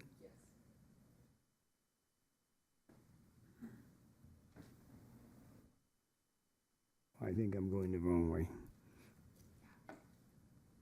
Okay, here we go, security on the buses. And so we asked the customers about their security on the buses, how they feel about their perception and understanding of the security, and these are the results that came back from the customers we spoke to.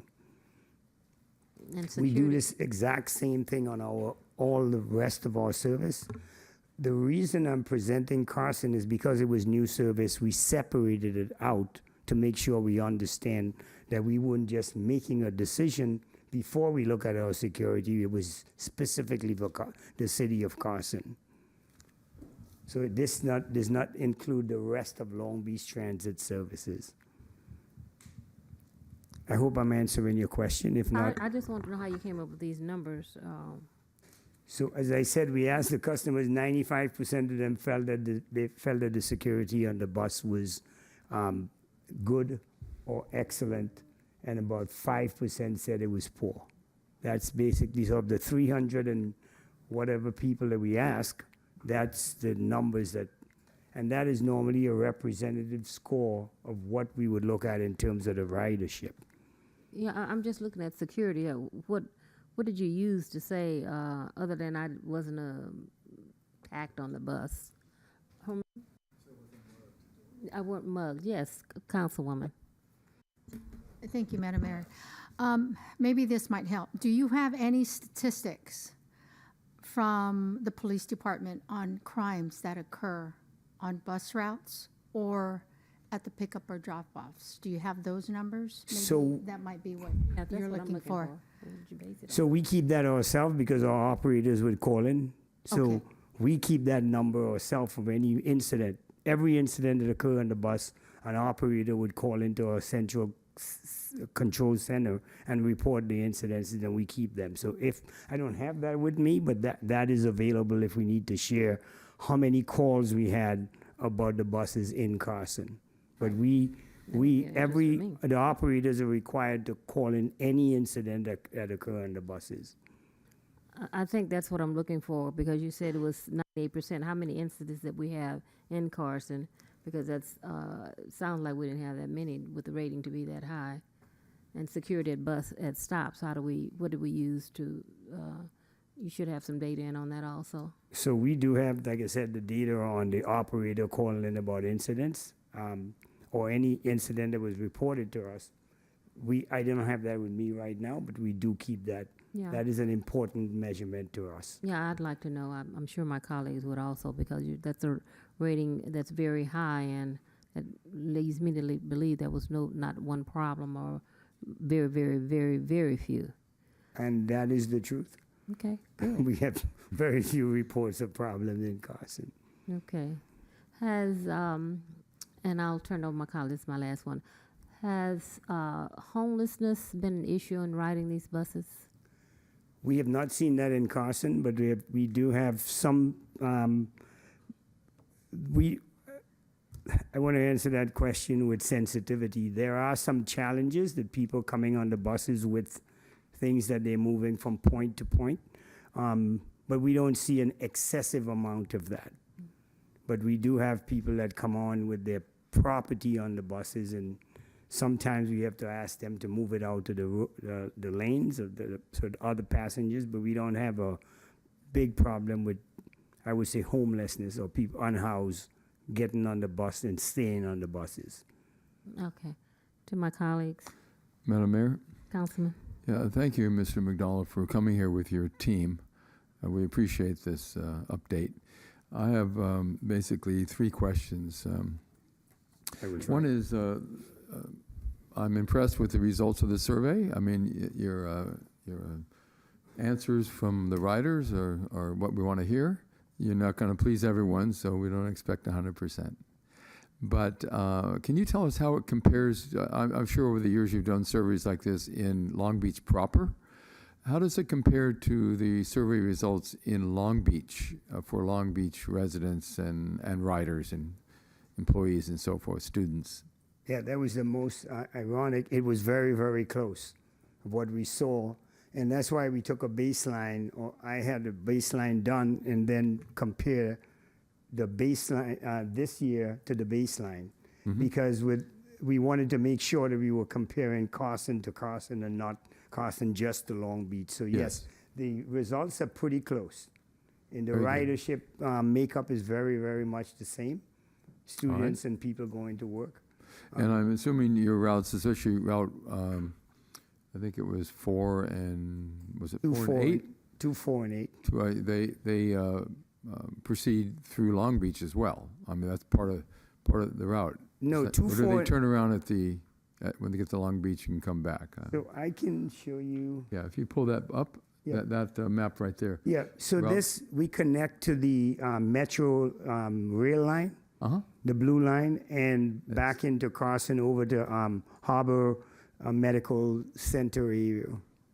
So it goes across Carson. Yes. The Route 1 goes to Delamo, but that dotted line that you see there goes into Long Beach. Mm-hmm. So it's the same route, Route 1, that has two pieces. One is in Carson and one goes into Long Beach. So if you wanted to ride the bus from Delamo Station straight into Long Beach, you can use that Route 1 that is over 41. It'll go to downtown Long Beach? Yes. So you could also, of course, naturally ride it from Cal State University Dominguez Hills to downtown, just stay on the bus. It used to be a direct route. We split it in two because it was so long. Oh, I see. But it used to be a route that flowed all the way from Dominguez Hills into downtown Long Beach. So they don't have to change buses?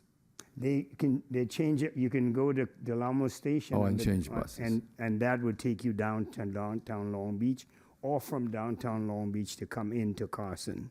I see. Okay. Second question is, Carson, I'm sure you did an analysis when you took on this contract with Carson. We had the North-South Shuttle and the Carson Circuit.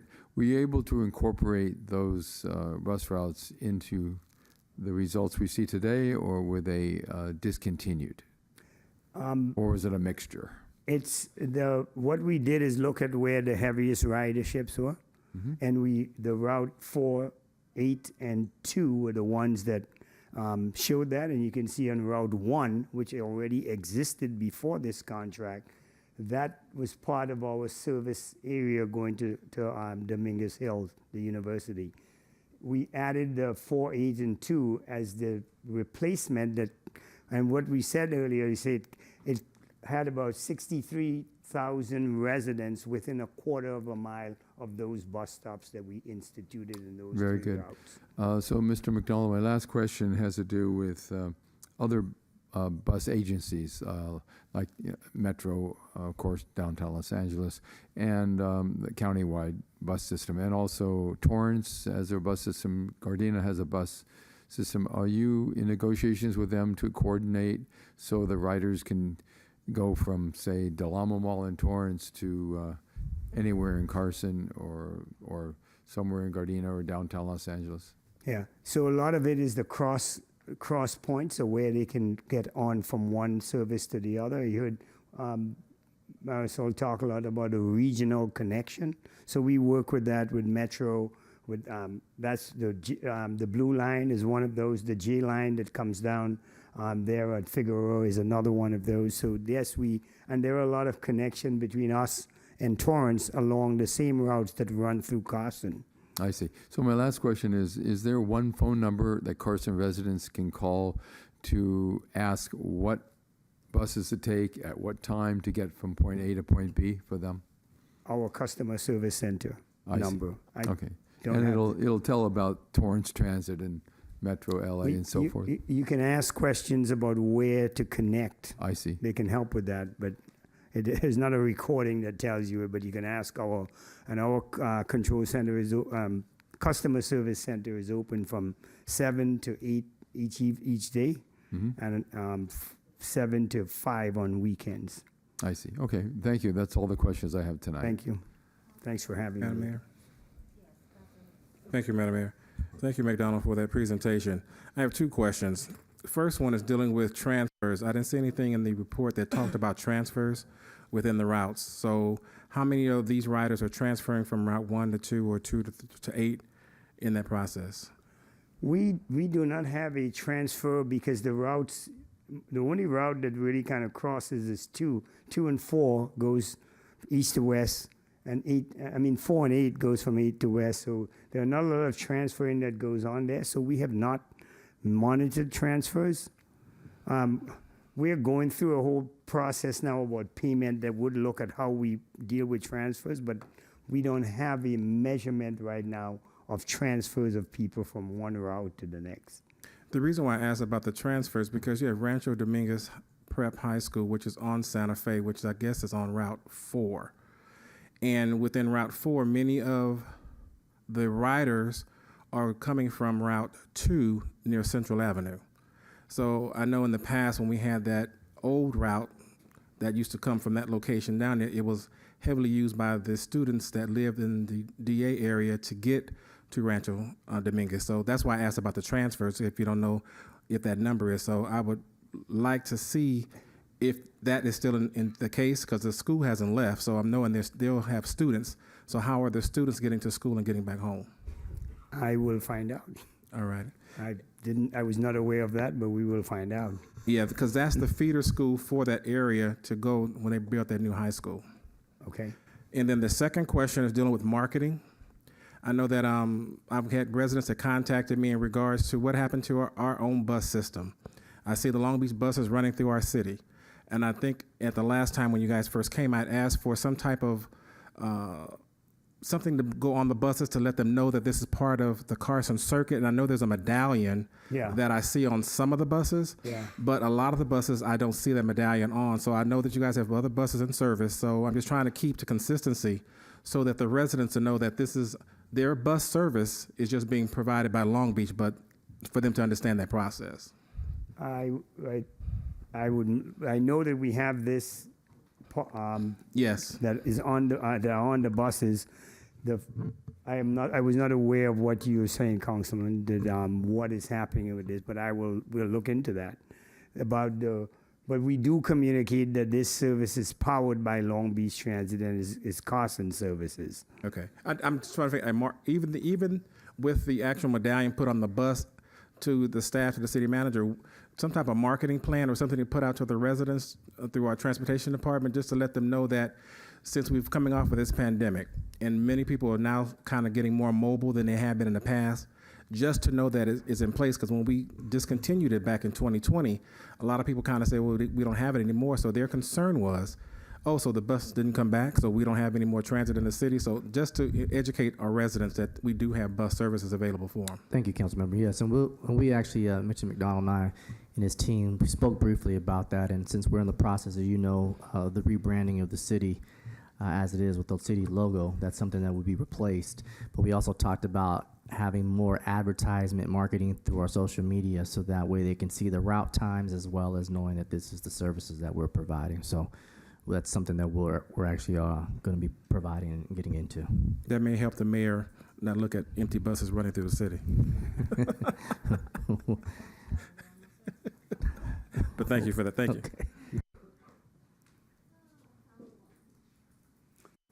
I think everyone has said this, a lot of things we need. Thank you so much for your presentation.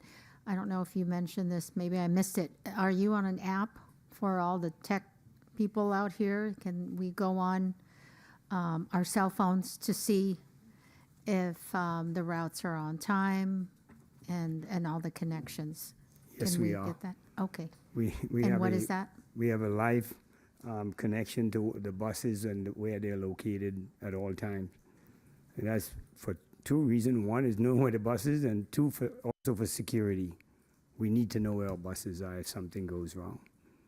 Yes. So there is an app, and then there is a website, and there are a number of we're working right now on a program to put signage at every bus stop that tells you where the bus is and when they're going to arrive there.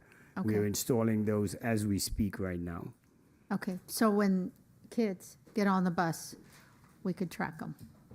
You can, yes. Yes. We do have an app that does that. Okay, very good. Thank you so much. Okay. Deputy? I was going to say thanks for your thorough presentation. We appreciate you greatly. Thank you so much. And I have a request to staff, cost benefit analysis Yep. versus what we have now.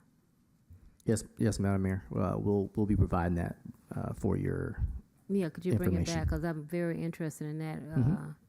aspect. I didn't see it covered in this report. And before I close, I just wanted, there was a question about the customer center number. So I can give that number out now. It's 562-591-2301. And that would connect you to one of our customer service center agents. And I have another statement. Route 2 had only an 88% on-time rating.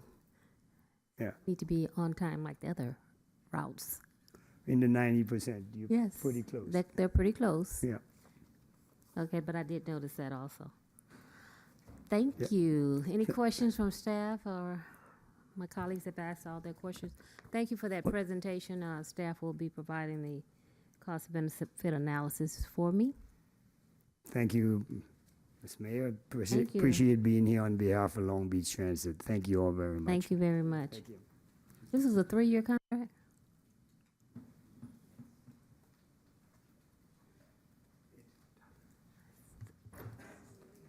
One? Your staff said something. It's 3, okay, thank you.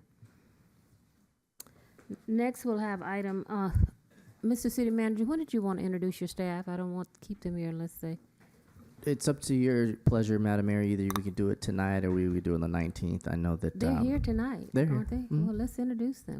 Okay, if you want to do that now. Yes. Okay, yes, Madam Mayor. So I'd like to introduce our new Director of IT as well as our new Director of Finance. And so before we bring them up, I'll have our Deputy City Manager, Tariq Rahmani, kind of go through a process of the proper introduction for them. But I wanted to make mention that 2 of these new employees and staff came through our rigorous process, if you will, that you as a council adopted, where they were able to actually be interviewed through the recruiter, then from the recruiter be passed on to the department, and then from the department passed on to the executives, and based upon the ranking, that's how they were basically selected. As they say, cream rises to the top, and I believe that that's exactly what we have working here in the city of Carson. And so I'm proud to introduce to some and to others our two new executive staff. And so with that being said, I believe Mr. Rahmani is going to just introduce them. I see Gary is here, and I think Will's somewhere. Yeah, William is here as well. So I'll allow them to go ahead and be introduced. And then as well as our new we also have a new traffic engineer. And so they've been coming in feverishly. And so I'll have our Director of Public Works introduce him as well, Mr. Arlington Rogers and Mr. John Merrill. So as they come forward, and I'll allow Mr. Rahmani to go ahead and then present his direct staff. Thank you, City Manager. Thank you, Madam Mayor and Council. As David said, we have two members of our leadership team, William Jefferson to my right and Gary Carter to my left, both having joined now the new department, which is ISPM, Innovation, Sustainability, Performance Management, IT Department, and Finance.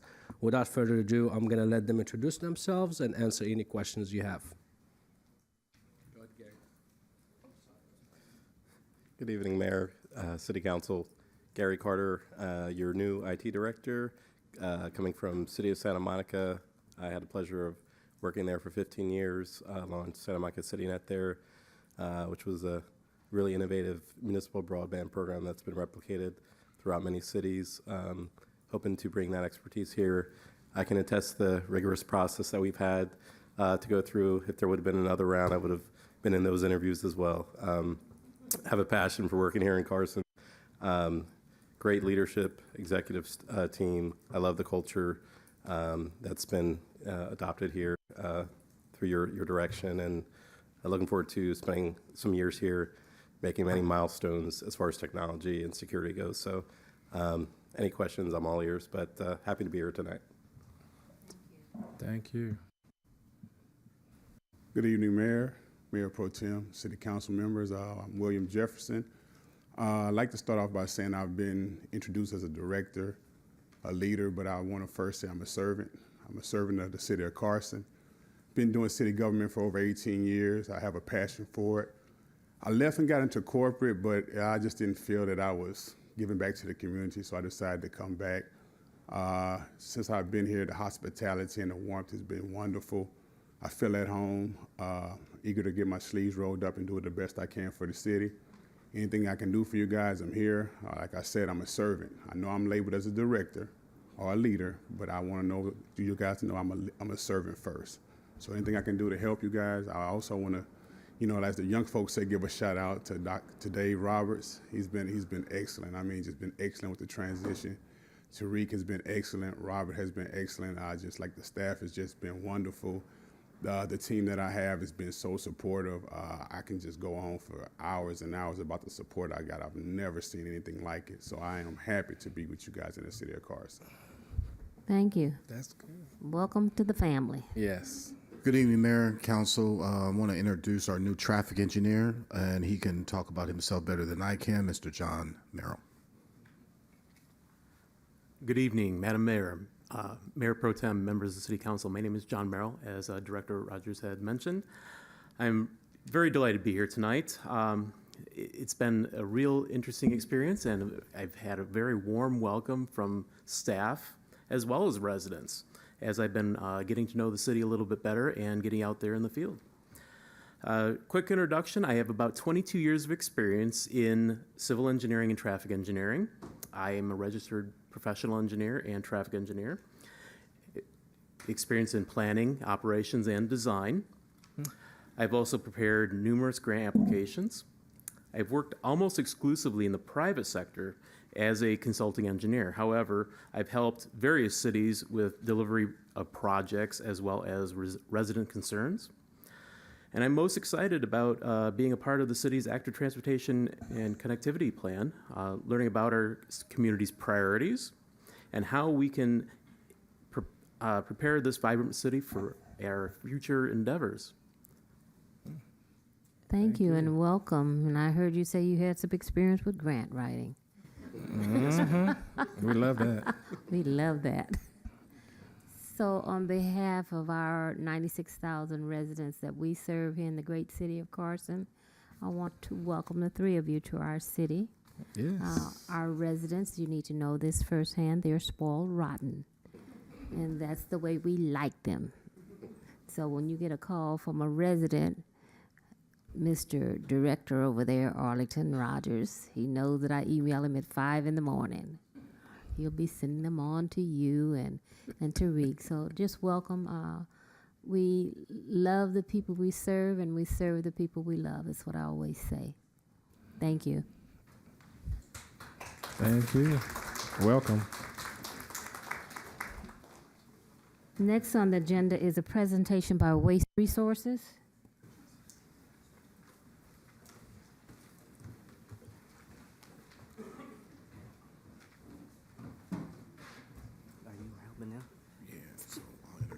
Don't scare them off.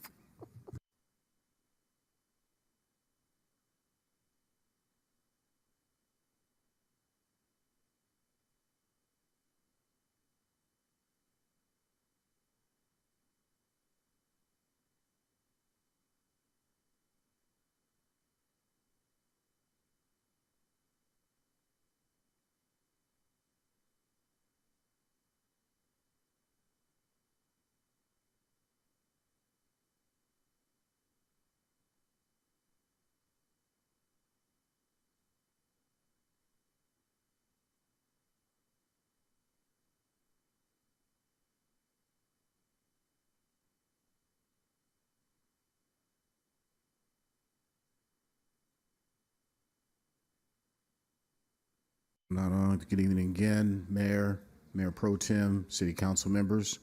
You want me to wait a second? Go ahead. I want to introduce Michelle Nichols from Waste Resources, who's going to present to us where the City of Carson is in SB 1383. Michelle? Thank you. Hello again, Mayor, council members.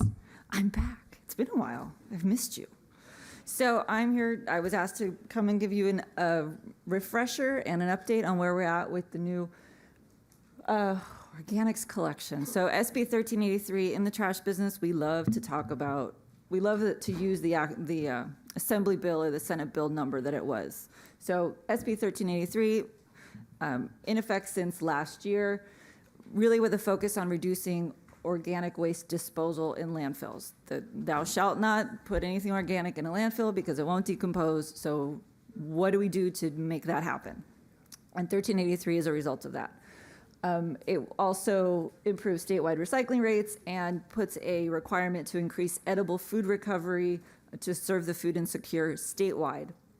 On top of that, the city does have its own ordinance that kind of augments or it reinforces 1383 and outlines all the requirements for the residential and commercial waste generators. Every door, every person, every business, every door is a generator.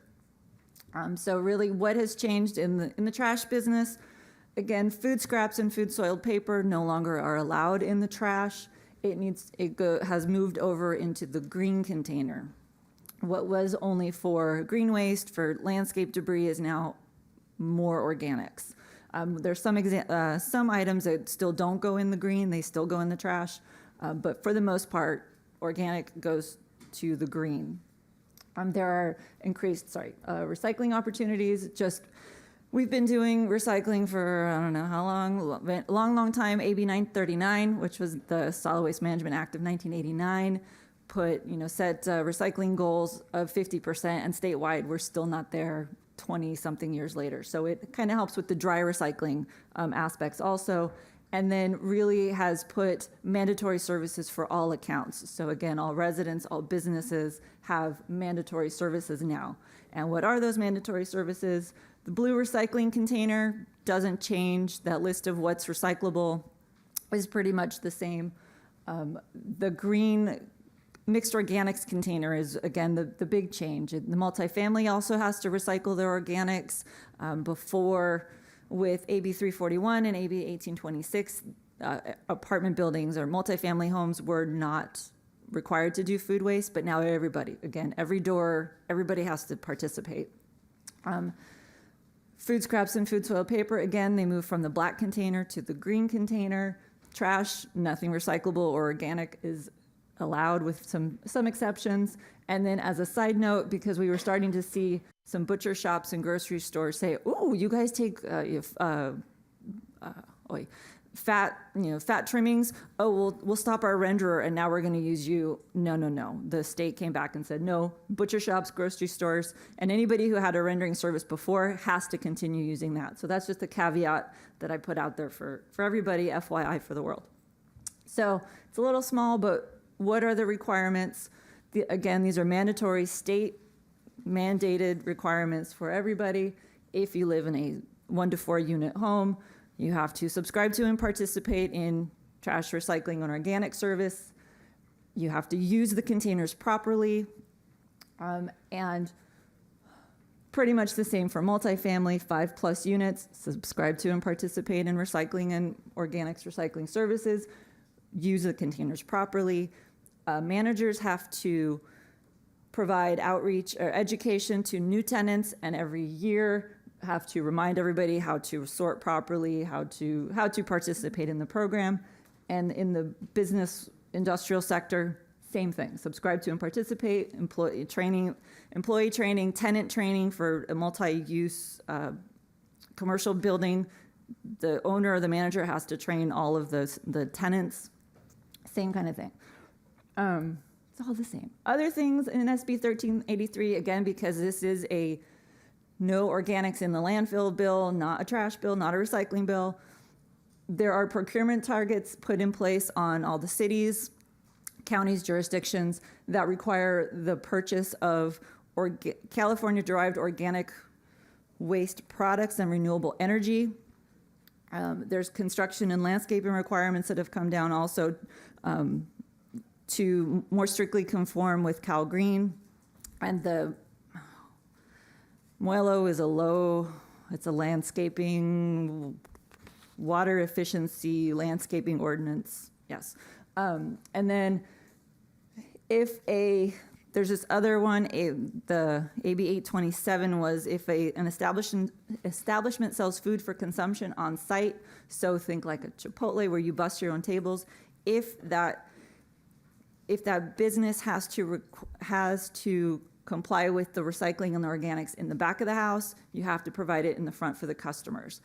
For every trash can, there has to be a recycling and an organics container, except for the bathroom. If you have the service in the back, you have to have it in the front. And that's not really been enforced, but it's in there. And there's a few other things that's on the state's website, listed there for your pleasure in reading. There's also, as I mentioned, the food recovery generators have to do and must provide documentation. It's been informal for many years. Now there need to be contracts in place with food recovery organizations, or if you self-haul edible food to an organization, there has to be some kind of paper trail because there is this 20% increase in collection that needs to be documented, and so these contracts need to be in place, and then all of that has to go with it. So where we're at right now between WR and the city, for us, all the collection programs are in place. Everybody should be putting their food scraps and food soil paper in their mixed organics container instead of the trash.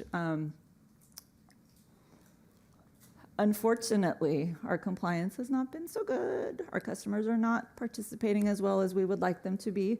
We're still, learning. We're still adjusting to this new world.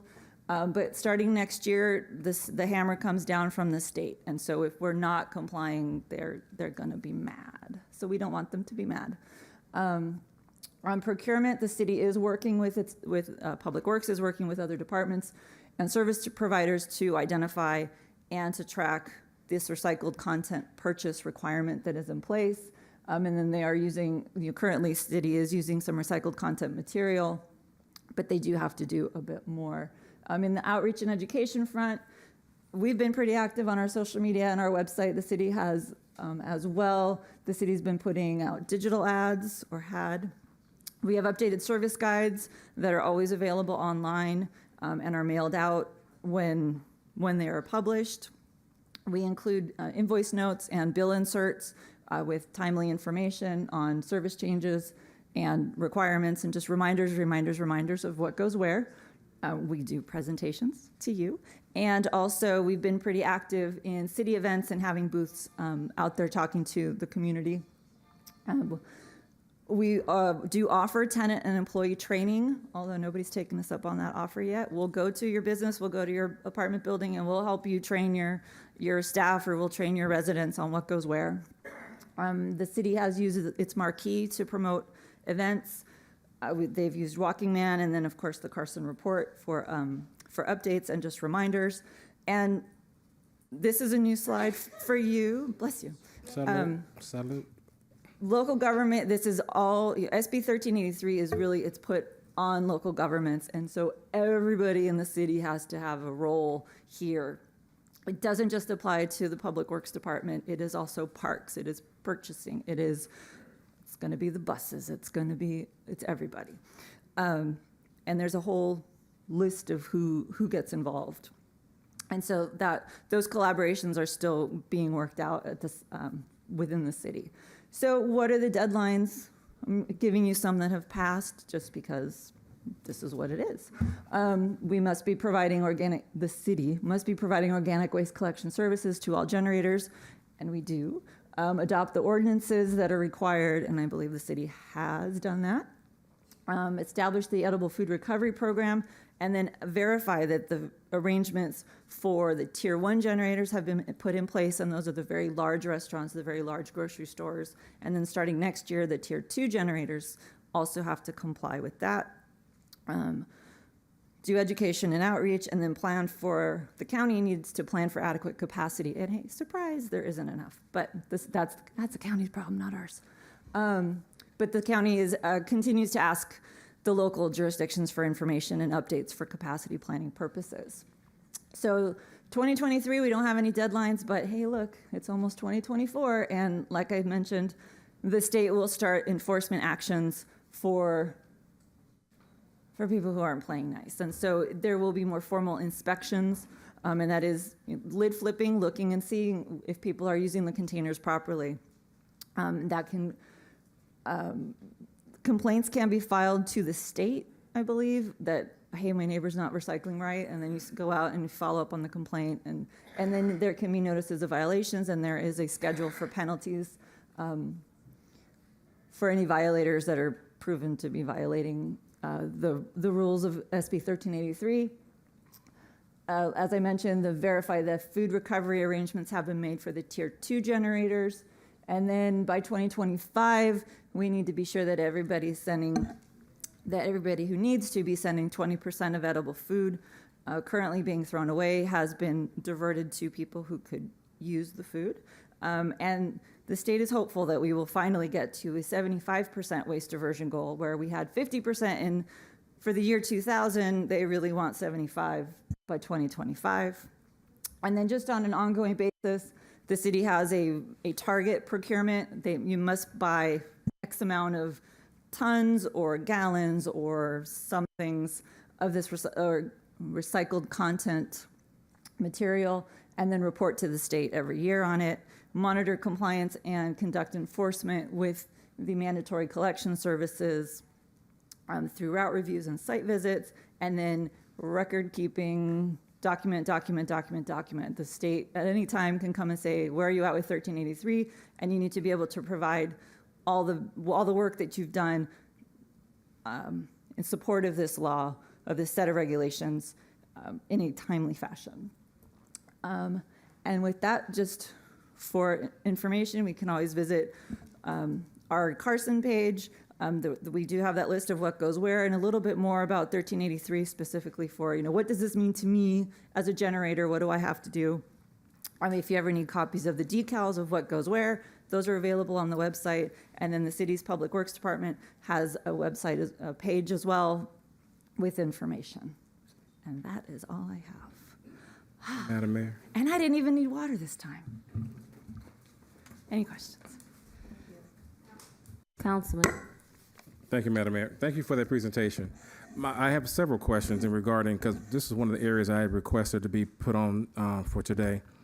In regards to our residents, you talked about your marketing tool and and the things that you put out, and they seem to be all electronic to some degree. Many of our residents are not all electronically savvy, and they like to have a piece of paper in hand to look at and to go back and reference to. My request is to do a mailer, if possible, to send out to the residents. And you talked about decals that could be utilized to let people know what goes into what receptacle so that they can have that information as well. That's the first question. Then the second part of it was the multi-unit education. I know in District 3, I have several large apartment complexes in District 3, and I would love to talk with the actual manager of those apartments to have you guys to come out and do an education for them in regards to what they should be doing in separating their trash. And the last question was dealing with the food soiled paper, or just, I guess, material that has been soiled by food, which is a new one that I didn't know about. I think most people think it's just the actual food product that has to go into that receptacle, but you're saying also anything that's been stained with food also goes into the green trash can. So that's something new that I didn't know about before. That's a lot of questions. All right, number Okay. one, yes, printed outreach. We do have, I did mention, we do have printed outreach that is sent out. A quarterly brochure goes out to all residents with all the rules and upcoming holiday closures. When we're doing the paper shredding and e-waste recycling event, that'll be in there. The Carson Clean Environment Week, which is coming up in October, that will be in there. But there's always, how to do the reminders on what to do for bulky item pickup. But the what goes where is always in there every quarter. It is mailed to everybody and then is also available online all the time if you ever need it. If you lose your copy or you just moved in or moved out or something, life happens. That was question one. So yes, and sometimes we will do the every door direct mail. We've done that as well. Through the post office, where it's everybody in the whole city, every door gets something. So that we'll do on a regular basis. And again, the bill inserts and the invoice notes for anybody who does get a paper invoice. I know for residential that's a little tougher because we don't bill most of them because that goes through the taxes. But we do send things. Is there by something print. that maybe through the city manager that we can do to mail to our residents, or say in our own rec guide that goes out, to have something in place to give that information? And if you go back to your slides, you had a slide that had some information that gave you detail of what should go in each one of the receptacles. I thought that was very helpful because I think Roughly, yeah. And so the decals, because it had like a Yeah. fish bone and some other, it gave Yeah. more kind of a picture, because some people the are. decals, yeah, I didn't include that this time because this was supposed to be an update, so. It's an But update, yeah. but it's news to some people because I'm learning more as you come and give more information today, because I just know that even my businesses along Carson Street are having some concern, and there are 16 different restaurants along the area, and I know that they're not doing what I think they should be doing based upon the food product. So I'm real concerned behind that, and knowing that in 2024, they're supposed to be getting a little more strict in their processes and looking at this stuff. So it's new to my residents, it's new to my business community, and I think some of my colleagues, some of the stuff we did not know, and I don't want us to be caught with not knowing what we should be doing in the city. Right, well, I believe the city did go looking for a 1383 consultant, and I'm not sure where the city's at in that process, but they would probably be more available to talk about some of that stuff. Okay. But what was your other question? I had an answer and I forgot. I'm sorry. Well, just getting the information, just getting the information out to the residents. But I do want to invite you. The I have a details. town hall meeting. I have a town hall meeting on September the 21st at Perry Mini Park, and my aide in the back, raise your hand, Lee in the back. You can get in contact with her to get all the details. Okay. And that this is a series of town hall meetings that I'm doing. I have 2 more to do. Okay. So this is one of the 2 that's left, and we'll want you to come out and at least let the community know about the information you shared today, because many of them do not know about that. So it will be very helpful to have that in place. But again, I want to thank you guys for coming out. I'm complete with my questions. And if I could just add, Councilman Hicks, to your question. So one, we do put it out in the Carson report. And we started that actually a couple years ago. Actually, the mayor actually directed that at the time. And then we're actually in the process right now of working with the consultant. That's why we don't have it yet, but we're getting that consultant, so that'll help to market as well. Well, make sure we put the food soil, because that part of it, I did not know that paper goods as food soil goes into the green trash can. That gets a little dicey, but yeah, so the napkin a pizza box. I mentioned the pizza box, right? So the greasy pizza box before it was the dry top half would go in the recycling and the greasy bottom half would go in the trash, because you can't recycle greasy paper. But the whole thing can now go in your green container because the whole thing is compostable. So you can do napkins. You could do 100% fiberboard paper plates. But if it has some plastic coating, that just throws a whole thing in the paper towels you could use. Can go in there, but that's always been on the decals, on the publications that were provided before. It was always there. And the decals, can you provide us with some decals that we can probably hand out here at City Hall, or some decals to hand out? Yeah, all the new containers that have been delivered should have all the decals on them. But yeah, we do have a supply, and we can get some to the city, and yeah, thanks. We can have extras, sure. Any questions from my colleagues? Madam Mayor? Yes, Councilman. Hi, thanks for your presentation tonight. When this first started, this AB 1383, I believe we were told to put food waste in clear plastic bags? Yes. And toss them into the green waste container. We still do that? Yes. Yeah, I didn't want to get into the whole bag discussion tonight. But that's what because this was more of a residents city the whole city update. But yeah, it's still in the clear bag, just to make it easier for you. Because I live in a city where they don't bag, and I do not like it. But so it's for the user's benefit to be able to bag their own stuff and put it in the green, so it doesn't smell so bad. Right. It'll keep the vermin away. It keeps the bugs away. It does help to have the clear bag. I actually have an extra freezer in my garage. I just put this clear bag sealed up in the freezer, and on pickup day, I throw it in the green waste. That is a suggestion that some people make. I don't say that, but yeah, some people do freeze it. That'll keep the odors down as well.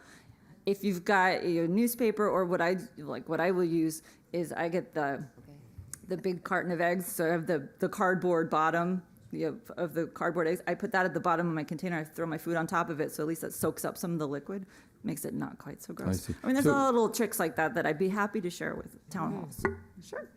So a couple more questions. One is, this is good news that you can throw the entire pizza container now there's no in the deciding. green waste. Yeah, 'cause I've been tearing the clean top off in blue bin and the soiled, oily piece into the green waste. So we can now throw all kinds of paper in there because it's biodegradable. It can decompose. Yeah, it's a little specific on which paper, and so on our 1383 page there is a list you can download, and it is a way too long list. Thank you very much. I did it myself. It's a really long list of what kinds of paper, what goes in where. It is a little more detailed than just the decal. That gives you kind of the idea. But if you have a little more specific, that list is really helpful. Well, we want our residents to be in compliance with the state law. But you mentioned next year the hammer is going to come down if cities are not in compliance and trash haulers are not in compliance. So, like with recycling, there was teeth in the law that went into effect at a certain point. If the city doesn't reduce its landfill, volumes by utilizing recycling, we can reduce the landfill volumes. We've done that, and your company is very good about keeping the city in compliance. So and the state would go after the city, I believe, in that case. What about in this case? The state is going to have penalties against the city, against waste haulers, against individuals, against people that are quote unquote caught. Can you explain that?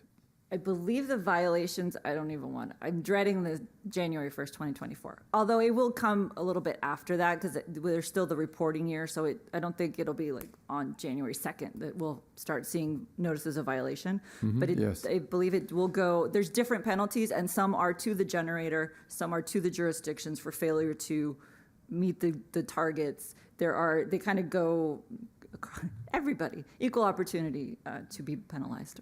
I see. Okay. Unfortunately. Yeah, I see. Well, thank you very much for answering those questions. I have a question. What number are they looking at for compliance? Because those numbers look awfully low, 11% and 16%. They want to see a 75% reduction in landfill debris. So it's a whole citywide total. It's going to take a lot more. Yeah, A lot more diverting to get to where we need to the be. city at 11 and 16%. So That was just the increase from before we started the program. We've seen a modest jump in the recycling and the organics collection. So you would think it's a commensurate drop in the trash. Right. Madam Mayor, I have another question I forgot to ask her. You mind? What about styrofoam? What do we do? Because, you know, the take-home containers or styrofoam, it's soiled. Scrape the food off if you can. If there's food, I mean, otherwise in the trash, I wouldn't bother. So put it into the trash. Trash, yeah. It's not recyclable, really. I know that chasing six it's misleading, but yeah, styrofoam, nobody recycles it, or very few people, I should say, recycle. Technically, it could be recycled, but you be, need but the right you equipment. You need a whole chamber full to get a little bit out that's valuable. I see. Okay. All right. Thank It's you. an efficiency but that thing. takes it away because when we go out and eat, the food is in there. So you're saying don't put the styrofoam in there? If I go to a restaurant, my daughter brings me a meal. It's in a styrofoam that she's. Well, you could ban the use of styrofoam in Carson restaurants. It happens. But I won't say that. No. Yeah, so when you're done, you would scrape the food into your food container, and the styrofoam would go in the trash. The styrofoam should never go in your green container. Well, I'm glad you No, told no, me no. that. Yeah. Never, ever, ever. But those fiberboard ones, the cardboardy ones, those are fine for the most part. Councilwoman? Thank you so much. I mean, that was a lot to learn. Trash is It's fast. trash is not trash. These It's a days. resource. We have to pay attention. So I think, yeah, it would be great if you can, or send someone to our town hall meeting so that we can, share and learn some of these new rules now. So thank you so much. It's definitely an eye opener for all of us. Yes, thank you. My pleasure. Thank you. Thank you very much. No more? Thank you. That's it for that item. Thank you again. We'll have you back soon. Okay. I'm going to take the liberty, because I've been requested, we have some of our veterans here that want to speak on item number 37, and it's under discussion. So, Madam City Clerk, do you have people that want to speak on item number 37? Thank you, Madam Mayor. Yes, we have several comment cards this evening. 3 so far have been received for item 37. Okay, could you bring them up so we can? Absolutely. The first person is Thomas Woods.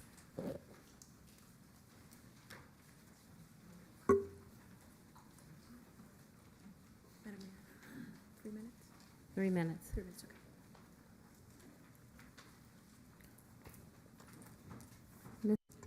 Commissioner Woods, how are you? Awesome.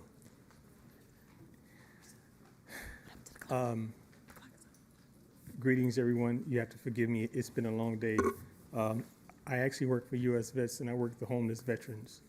So anything that has to do with helping veterans out, I'm all for it 100%. As you know, I'm on the Veterans Committee here in the city, and I just left an incident with bringing a veteran off the street today. So you have to forgive me. I'm a little worn out right now. It's a struggle every day to keep veterans off the street, but the main question we have is, why are our U.S. military veterans homeless, period? That's just my basic question. If somebody can answer that question for me, it would be a $1 million answer, and that's basically it. Thank you. We don't have that answer yet. Thank you.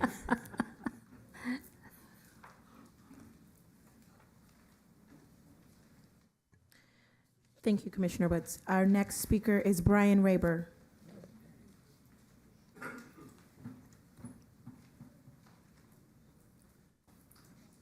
Madam Mayor, members of the City Council, my name is Brian Raber, and I'm a member of the Veterans Commission for the City of Carson, and I'm speaking in favor of the item 37, which is the item that has to do with veterans housing, additional veterans housing that we need in Carson.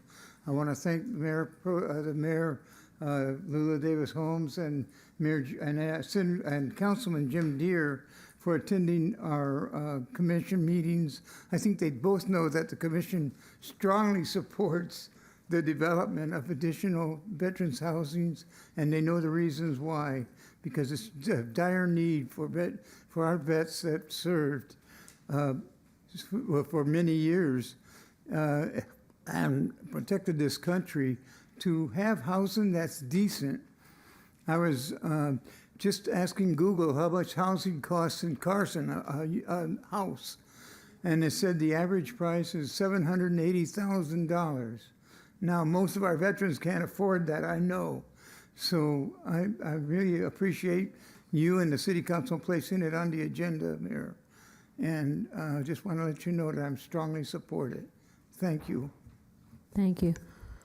Thank you so much, Mr. Raber. Our last speaker for this item, Madam Mayor, is Julie Ruiz Raber.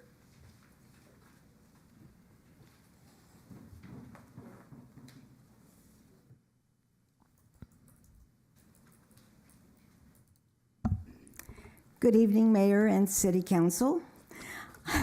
I'm Julie Ruiz Raber, former Mayor Pro Tem, City of Carson, but tonight I'm here as Vice Chair of the Senior Advisory Commission, and also as a wife of a veteran of 8 years in the United States Air Force. You know, it breaks my heart every time I think of how many homeless veterans we have in this country. I don't know how many we have in this community, but I'm so proud that the City Council is working toward that. You've already done something, and I'm very proud for that reason. I think that, you know, these veterans have given so much of themselves to give us freedom and security. So I think that now we have the opportunity to give back to them. So thank you very much for putting this item on the agenda, and I'm supporting it. And as Vice Chair, we haven't met in the commission during the summer, but we're having a meeting next week. But I'm sure that if this item had come up during the last 2 months, I can guarantee that it would have been a unanimous vote in support. Thank you. Thank you. Is that it, Madam Clerk, for the speaker? Mr. City Manager, can I have a quick report on this, staff report? Thank you, Madam Mayor. On May 2nd, 2023, the City Council unanimously adopted Resolution number 23-081, confirming the city's support for veteran housing within the City of Carson. And this item tonight, Madam Mayor, is on the agenda at your request for the City Council to consider and formally support more housing for veterans and all city and housing authority properties available in the City of Carson. And so for that, Madam Mayor, is for your consideration. Thank you. I think our veterans summed it up nicely. Veterans Village has approximately 51 or 54 homes. 41 of those units are occupied by veterans. There's a waiting list right now of 257 veterans looking for housing in our city. And when we opened up Veterans Village, which was one of my pet peeves, that developers came through the City Council and wanted to develop, and the first thing I asked them for the piece of property on Carson and Figueroa, where Veterans Village is now located, we can support it. Ben Al Robles and I were on the Housing Committee. That's how Veterans Village became a reality. And we met with the manager at the last Veterans Affairs Commission meeting, and she gave an insight on how the process works. And veterans do get preference as to for living in Veterans Village. She lives on the site herself. So I think it's important for us if we have land that we can identify as building a Veterans Village. JR, can you discuss the Surplus Land Act? Give everyone a briefing. These two pieces of property would fall up under the Surplus Land Act. Oh, through the city manager, I'm sorry. So the Surplus Land Act is a act adopted by the state of California, went in effect in I believe in the year 2020. And what it says is that any governmental property, any governmental entity in the state of California, if it has a piece of property that it owns and deems surplus and wants to put on the market, that there's actually a process that the city or the agency needs to go through. And first, they need to declare it surplus or exempt surplus. And if it's surplus, they need to send a notice of availability through the State Housing and Community Development Department, HCD, and that's and actually to send it to about 200 housing sponsors in the state of California, and they really get first crack at any property that is deemed surplus in public property deemed surplus in California. And if an entity responds, then there's a period of time that the agency has to negotiate, with the developer and reach an agreement. It has to be fair market, and you're not necessarily obligated to give it away, but you have to go through a process. And the state enacted this really, in response, like they've done with so many other laws that they've passed in response to the housing crisis in the state of California. And they had a belief that cities and other agencies were sitting on property that could be used and really should be used for the development of housing. The city and the Housing Authority have two small properties.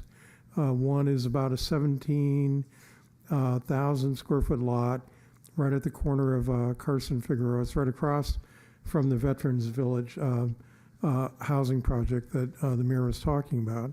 And another parcel that's about, I think it's about 35,000 square feet, and it's out the southeast corner of Torrance and Maine. And that's actually owned by the city. The city acquired it as part from the former redevelopment agency. Actually, the Housing Authority acquired the other one from the former RDA as well. And so those are really the last two properties owned by the city and the Housing Authority. Everything else has been disposed of through the dissolution of the RDA. And so I think the resolution actually references these properties in the resolution that's on the agenda tonight, or the staff report talks about them. Thank you. Madam Mayor? Yes.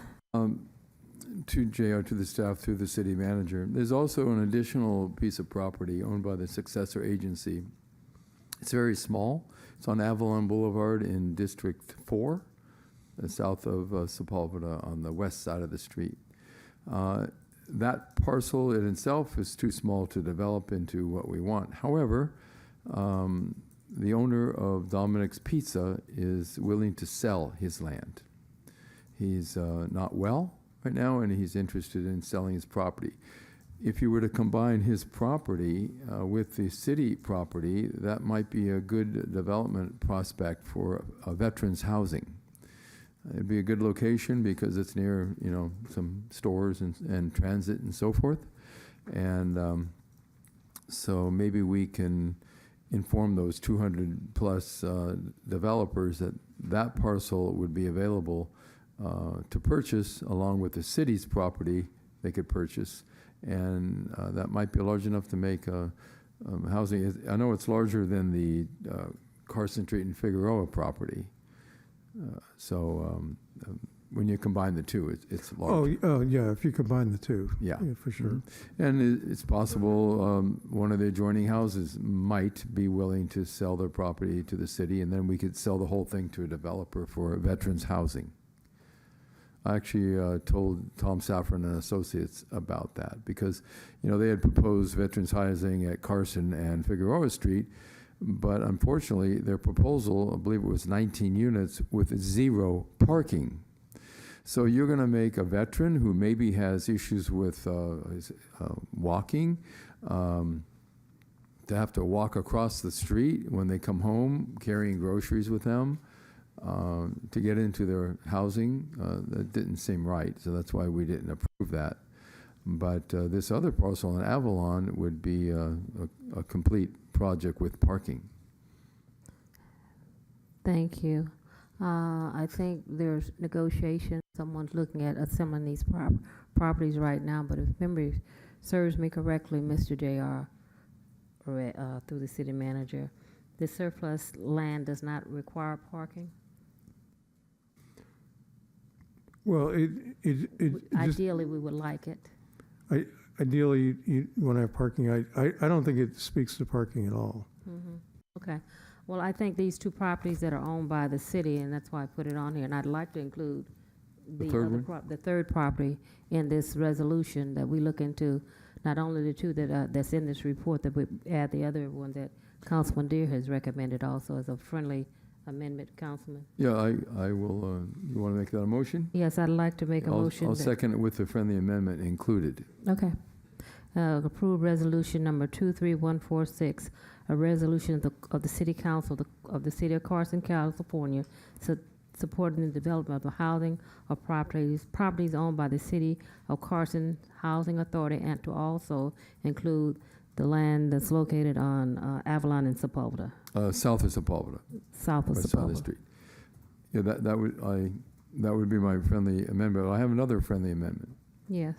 And I second that motion. I think that the staff should seek out other unused property that may be private property, but just sitting vacant, not owned by the city, but maybe the city could buy that property and then sell it to a developer for veterans housing. Because I was just shocked by something I read in the LA Times the other day about upwards of 75% of the homeless in certain areas are veterans. I mean, you think about it, the population of the country, Brian, is what, 1 or 2% veterans, right? So if the population of the United States is, say, less than 3% of people are veterans, but 75% of the homeless people are veterans, there's something dearly wrong with that. That needs to be addressed. And Carson's a very progressive city. We've done a lot of good things over the years, and this is an opportunity. I'll make this a friendly amendment that we include directing staff to seek out other parcels of land that could be utilized or assembled for veterans housing, if the maker of the motion would accept that as a friendly amendment. I think that's fine. I just don't want to get caught up into going outside. My main focus is on what we can do because we own this property already. So I'll accept it, but staff direction is to let's move forward what we have. We already know what we own. And those potentially three pieces of property, if we can assemble those. So I'll accept it as a friendly amendment. Thank you. And it's been moved and properly second. All in favor, cast your vote. Madam Mayor, it's unanimous. Thank you. Now we'll go back to our agenda. We have to complete our presentations. Thank you for coming out, but I know someone need to leave. They were exhausted. That's why I deviated from the schedule. Presentation, recommendation number 9, recognition of Carson being selected as a finalist for the 2023 Most Business-Friendly City Award from the Los Angeles County Economic Development Department. We were in second place. We got the second prize last time. Councilwoman, we winning this year. Okay? Mr. City Manager. Thank you, Madam Mayor. And so just to give a brief update as to the city of Carson and its honorable recognition and hopefully winning the first place, our Assistant City Manager, John Raymond, will give a brief update on that. Madam Mayor, I think you covered it pretty well. Oh. Every year, the Los Angeles, the LAEDC, Los Angeles Economic Development Commission, Corporation, I'm sorry, not commission, corporation, has a competition among cities called the Most Business Friendly City Award. And the city of Carson last year was nominated. We were a finalist. I think there were 4 cities in our category, our size category, 4 or 5. We did not win last year, and we were invited to once again apply this year, and we applied in July, and we were again nominated. They have an event. There's a dinner and an event, the Most Business Friendly Award event at SoFi Stadium. It was there last year as well. It'll be there again this year in November. And so the cities put together a video, and it gets shown to all the other cities that are attending from LA County and the private sector partners and things. There's a couple of thousand people at the event. It's on the football field, and it's pretty exciting. So Deputy City Manager Rahmani is leading the effort, I think, to put pull the information together. Or no, that's State of the City. I'm sorry, but Getting your events mixed up. I'm mixing all the events up. There is an event that I think the LA EDC actually produces. Is that right, City Manager? Yeah, they produce and they show it to all of the attendees. So wish us luck, and we'll look forward to being there and representing the city of Carson and winning. You have to speak it into the atmosphere. Mm-hmm. Thank you. Item number 10 is we're pulling that. So I'm going to take the liberty. I know our deputy director has a presentation, but I want to, Maisha, is that ready? I want to let the residents, well, I want to say thank you to Torrance Memorial Hospital. You have the slide? Do they have the slide? It's ready?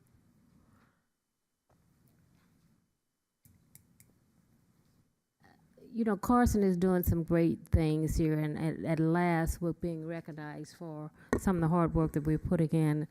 And I had the honor of being interviewed by Prism Magazine, which is Torrance Memorial, and they did a fantastic article talking about, of course, your mayor and why she loves Carson and what she's doing. That magazine comes to everyone's home.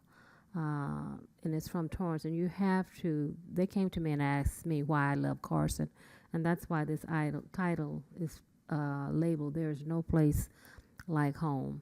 And if you get an opportunity to read it, I encourage you to do so. I was honored to be selected, really, because this is the first time Carson has been in this magazine. Like, we've done a lot of firsts in several magazines, but it's coming to all of your homes.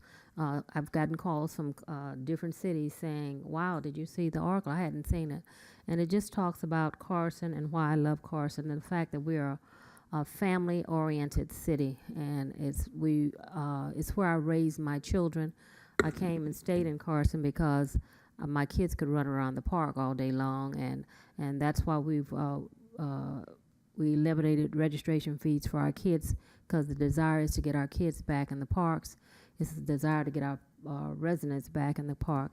And in this article, it talks about why I think it's important for us, that's why I'm bringing this up, to have more housing for our veterans. I think that I've said it so often, shame on us for having a veteran on the street looking for housing. And so I didn't know this article was coming when we put this agenda package together, but in this article it talks about the fact that we as a city and other cities should do more for our veterans population, for our homeless population. But my heart is for our veterans, it's for our children, mothers with children that have been displaced, and they are looking for alternative housing. But as veterans, is something that I think shame on us, and shame on us for having veterans on the side of the freeway. And Councilman Deere spoke, you said there were so many homeless veterans. Shame on us. So whatever little that the city can do, I think it's appropriate for us to do. It will not solve all the problems that we have for our veterans, but it will show that we are concerned and concerned about our veterans that go and sacrifice and they're away from their families, and some of them come back disabled and so forth. They should not be homeless. So, and I discussed this in this article. So thank you to Torrance from Memorial. They're for coming in their Pulse magazine. It should be in your homes if you have not received it already. Read the article. It talks about how excited I am to live in this great city and raise my children. Madam Mayor? Yes. I have a question for staff. I'm going to backtrack onto item number 9. When is the LA County Economic Development Corporation having their event? You have a date? November 8th. November 8th. Okay, thank you. And you know, we've been a finalist many times. It's like we're often a bridesmaid, never a bride. So we hopefully will win this time. We've been in it a number of times. So through the city manager and his staff, you might want to seek out the criteria that was used for the winners in the past and how we could imitate them somewhat to make our city actually more business friendly. Mr. City Manager, this is last year we came in second. Yes, Madam Mayor. Last year, I believe the city of Gardena actually won for this, and we did come in second place. I think part of the aspect of us being nominated, one is the process that you all as a council decided to make a shift on the, it's a small portion, but the building and safety aspect by bringing in a contractor. So TransTech, we've had nothing but, great response as far as the business community, as far as the response time that they've received. So I think that's been something of a turnaround because we've had your residents waiting for months, some even years, to get a permit, and so which was highly unacceptable. And so I'm not sure if the criteria makes reference to response time or not. We could look into and see what the criteria is. I think that'll be part of it, and that's a huge improvement. But it's been and an I want improvement, to so thank just Councilwoman Rojas and thank myself. We both came up with this idea to make it happen, and the council, as a 5-member body, directed staff to do it, and your staff followed through, and now we're in better condition than we were as far as being business friendly. That's a great improvement. It was a great improvement when we became the maid of honor by winning second place, because before we were just in the audience. So we're the maid of honor right now, so we're going to win this. So I'm going to request that my colleagues join me in front so that we can do the proclamations. I want to thank our residents for hanging in there with us, but we're going to take care of you now, and you can stay for the remainder of the meeting, or you can go home. But we have a number of proclamations that will be presented by myself and my colleagues.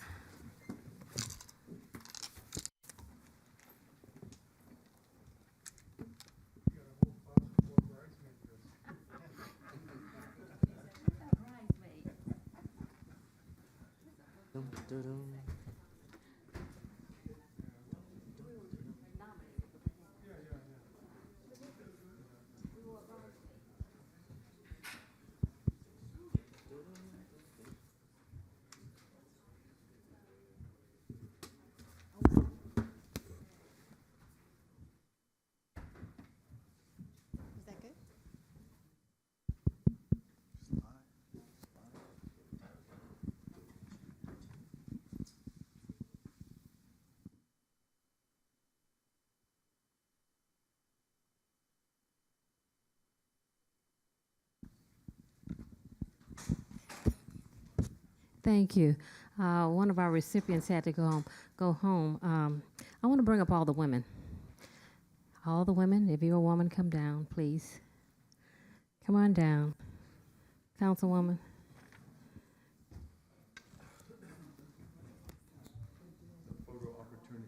For all the ladies in the house, little ones, big ones, short ones, tall ones. Come on up here. Aren't you a woman? Yes, ladies, ladies, ladies, ladies. All the women in the house, come on down.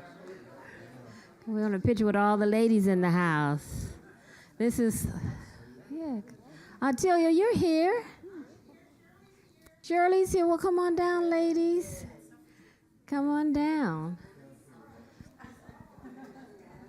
And it's going to do a big group photo opportunity here.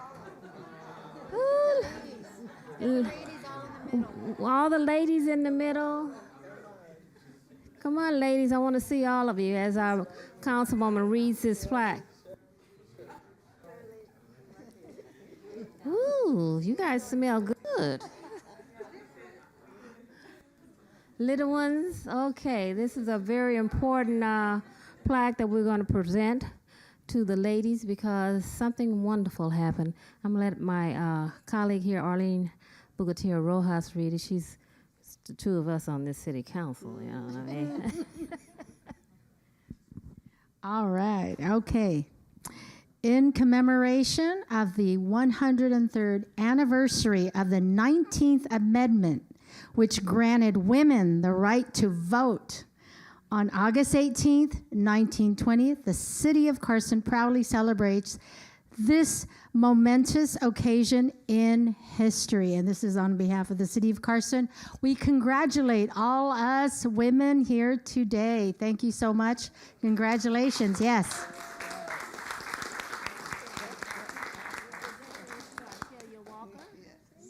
Congratulations, Attilia Walker. Yes. And and thank you for the men for voting. Yes, thank you. Okay, we've got the, let's all smile for the camera.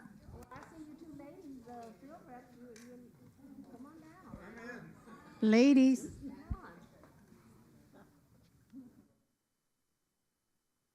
There's Kim Cardano in the back.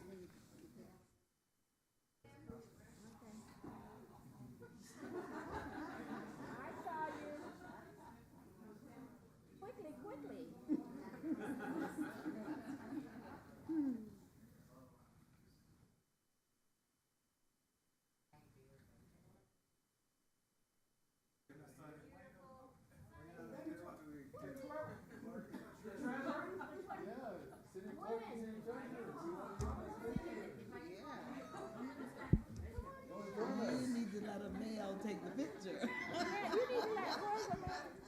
Do we have a male photographer in the house?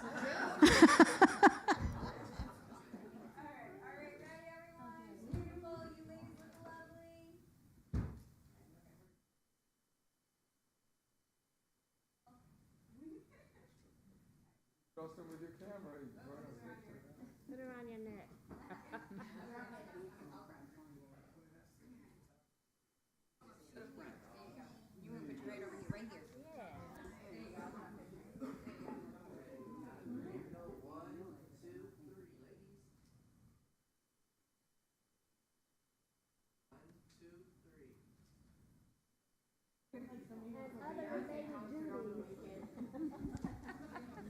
Thank you, Mr. City Manager. That's called other related duties. A few of you stick around. We have some presentations, but I did want to say thank you. And this was a momentous occasion. How are you, Precious? Next, we have... we have a proclamation recognizing September 11th as 2023 is Patriotic Day and our National Day of Service and Remembrance. Councilwoman. Yes. Thank you, Madam Mayor. Okay, so this proclamation is declaring September 11th, 2023 as Patriot Day and a National Day of Service and Remembrance. And this Monday on September 11th, we are honoring some of our local heroes in our community. So this is the proclamation. Whereas 22 years ago on September 11, 2001, our country experienced a tragedy. 2,977 innocent people perished from terrorist attacks on the World Trade Center, the Pentagon, and on board United Flight 93. And whereas every year since, we have honored and observed September 11th as Patriot Day. And this year, again, Monday on September 11th, we are honoring some of our local heroes as well. Whereas we remember and mourn our families and friends, we remember the victims and their families, we remember the heroes who bravely rushed into action during one of our country's darkest moments, the firefighters, the police officers, emergency workers, and service members. And whereas we reflect upon the anniversary of September 11th, we remember unifying as a nation, our support for one another, and our resilience as a country strengthened by service and selflessness. And whereas over the past 22 years, the city of Carson and the members of the Carson community have come together to remember the heroism of police and fire personnel, rescue workers, volunteers, local officials, and those who responded to these tragic events with courage, compassion, determination, and skill. It is important that all citizens of the United States never forget September 11th, the day that history was forever changed. May it inspire reflection, courage, compassion, and patriotism in all of us.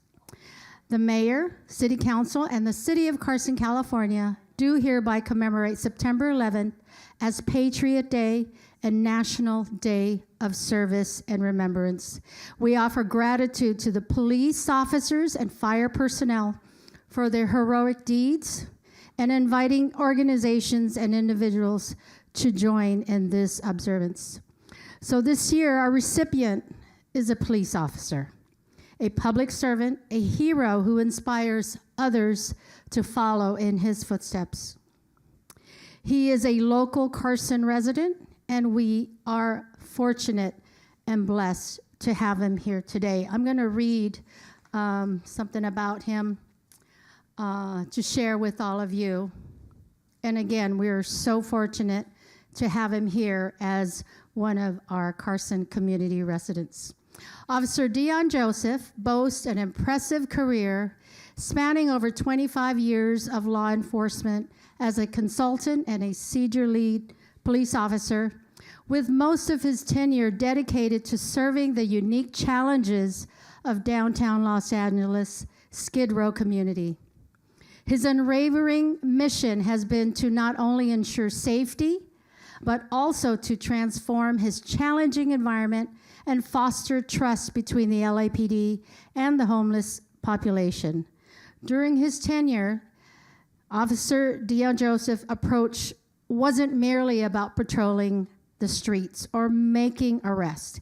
He focused on grassroots efforts to effect lasting change, resulting in a remarkable 40% reduction in overall crime and 32% decrease in deaths on Skid Row between 2005 and 2009.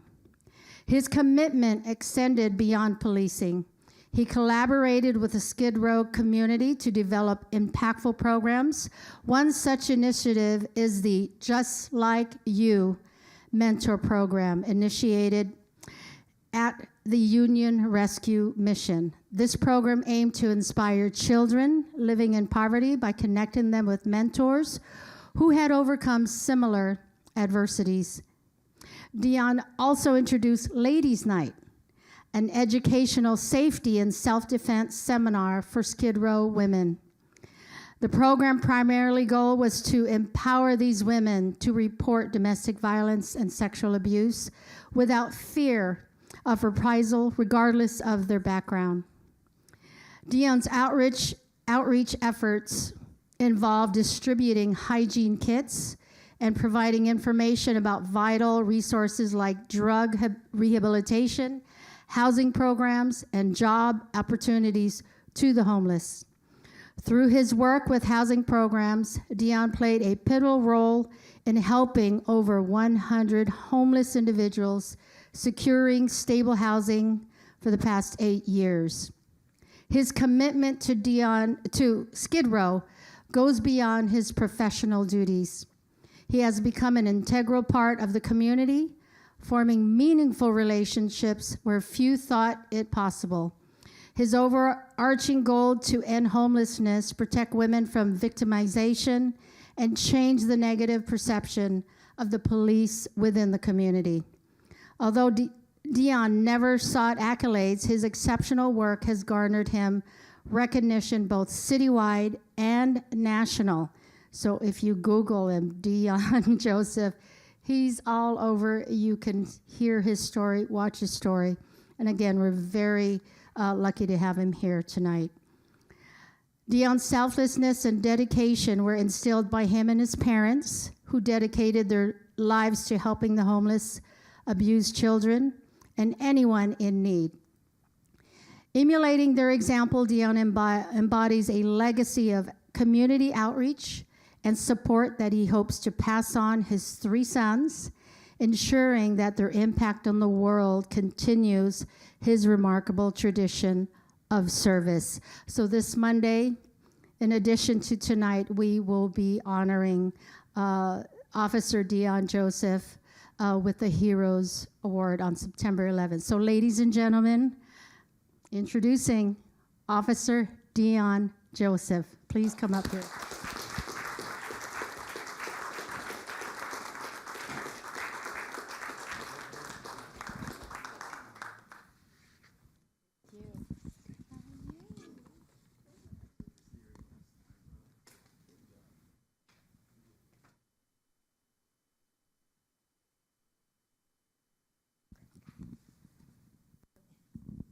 No, I just want to. Congratulations. Keep up the good work. You know my son, don't you? Yes, I do. Yes, you do. Congratulations. This is what it's all about. And, oh, come on up, family. Come on up, family. Photo op, 3 sons.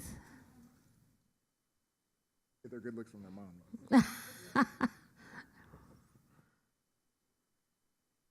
Come on, Mom. Yeah, well, we'll have a picture. We'll send it to you. Okay. Someone will record it for you. Good to see you.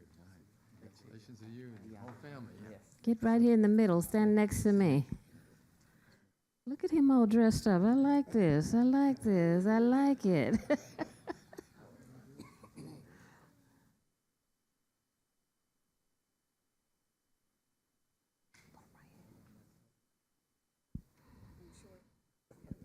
We all in? Come in the middle. Smile at that lens right there.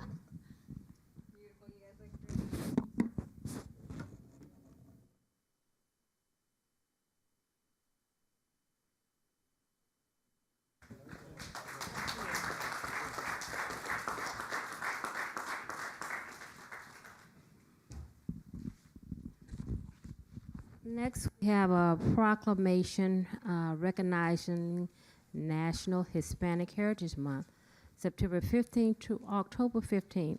Lenora Frank Saldana, is he still here? Lenora is, but where's Frank? Frank's not here? Taurus the bull, come on down here. And anyone else that you brought with you.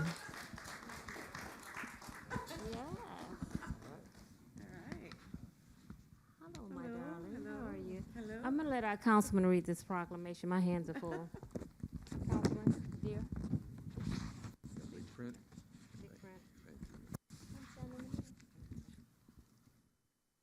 Okay.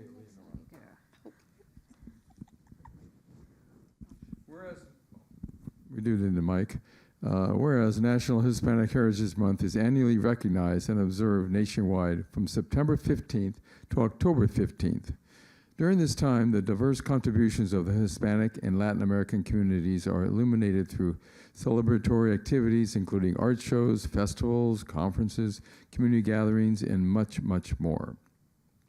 And whereas Hispanic Heritage Month was first introduced by Congressman George E. Brown in June of 1968 as a one-week celebration, the need to recognize the contributions of the Latin community gained traction in the 1960s through the Civil Rights Movement.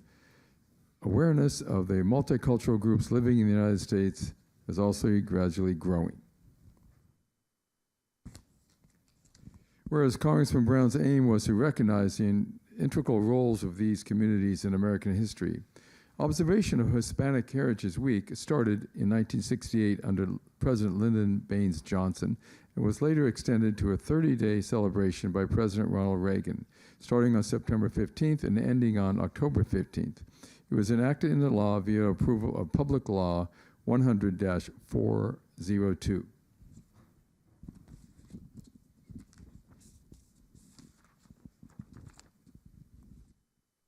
August 17th, 1988. Whereas the contributions of Hispanic Americans to the United States are immeasurable, the advancements made in various fields such as education, business, science, technology, government, sports, and the arts have been enriched by the Hispanic and Latin communities. And whereas, as we celebrate National Hispanic Heritage Month, we acknowledge the cultural contributions of the Hispanic and Latin community to the American experience. We reflect on how Hispanic heritage is woven into the fabric of the city of Carson's history, architecture, and how it greatly contributes to our city's legacy of diversity. Now, therefore, the Mayor and City Council of Carson, California do hereby proclaim September 15th to October 15th as Hispanic Heritage Month and urge all residents, government officials, educators, and other institutions to recognize the many contributions the Latin Americans have made and continue to make to our city, state, and nation, and to mark this month with special ceremonies, activities, and programs dated this 5th of September 2023. And we do have a mariachi dinner show coming up on, I believe it is the 22nd of September. You should all be there, everyone, whether you're Hispanic or not Hispanic. If you're a Carson resident, you're in the same family, the family of Carson, and we want all people to learn about all cultures. That's what makes Carson a wonderful place to live. It is our strength and our beauty. I added that on there. Oh, you did? Yes. We'd like to present this to you, and if we may, Madam Mayor, we could ask all Hispanic Americans, if you'd like to, Julie, you'd like to come up? This is a photo opportunity. Now, we should invite, yeah, you can say it in Spanish on TV, all Hispanic Americans. And now, you know, I'm an equal opportunity person, so I believe all people who love Hispanic culture, like Brian Raber, can come up as well. All right? So here you go. Lenore, you know. Right, exactly. Sí, so todos los hispanos que están en el cuarto también vengan acá arriba para que se tomen la foto. I also have a quote as soon as we finish taking pictures. Oh, you can take a picture first and then a speech? Yes, that's why I'm putting the mic down. Okay.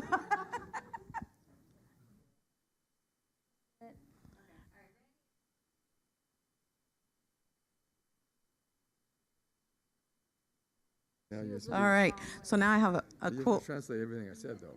Sí, so él, dear, quiere que les diga a todos que están aquí, los hispanos, que van a tener también un mariachi, cena de mariachis, y que gustan que todos vengan y atiendan. La fecha es, when is the date? The 22nd of September. El 22 de septiembre.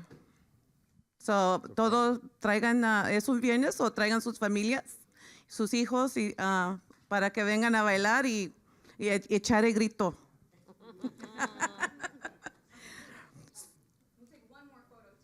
Okay. Yeah.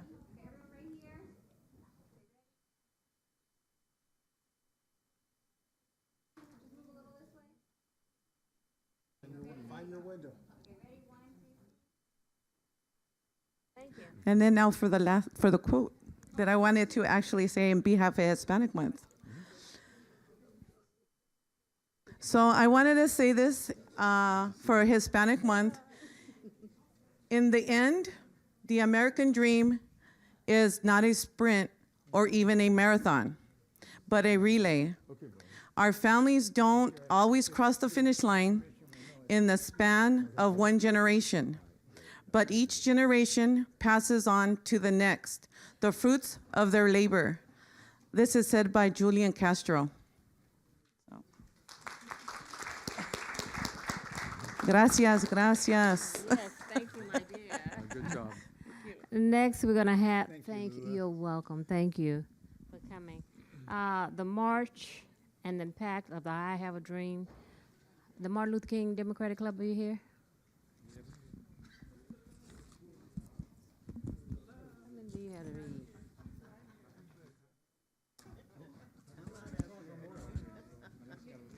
Oh, Torrance Memorial is here?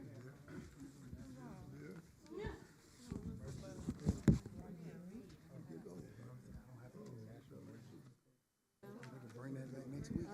You got to get next to the mayor because you're male. She likes the men next to her.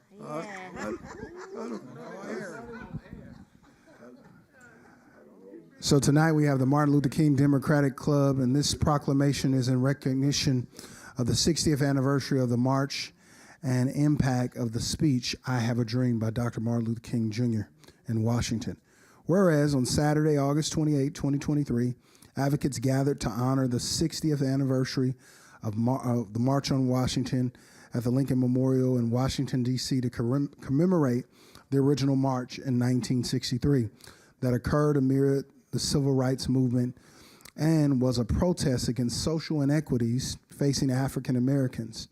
And whereas the March on Washington was a call to action for our nation. In the years to come, inspired by the passion and purpose of that day, Americans secured the passage of the Civil Rights Act in 1964 and the Voting Rights Act of 1965 and other landmark victories in the fight for progress.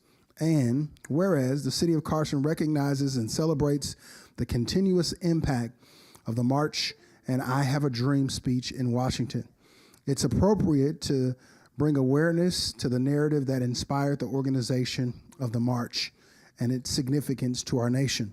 Whereas 60 years ago, the one-day impact, the March on Washington, opposed racial discrimination and encouraged civil rights legislation, which has been discussed by Congress at this time. Dr. Martin Luther King Jr. delivered his iconic I Have a Dream speech at the March on Washington on August 28, 1963. His televised triumph at the feet of Lincoln brought favorable exposure to his movement and eventually helped secure the passage of the landmark Civil Rights Act of 1964. The following year, after the violent Selma to Montgomery March in Alabama, African Americans secured another victory with the Voting Rights Act of 1965.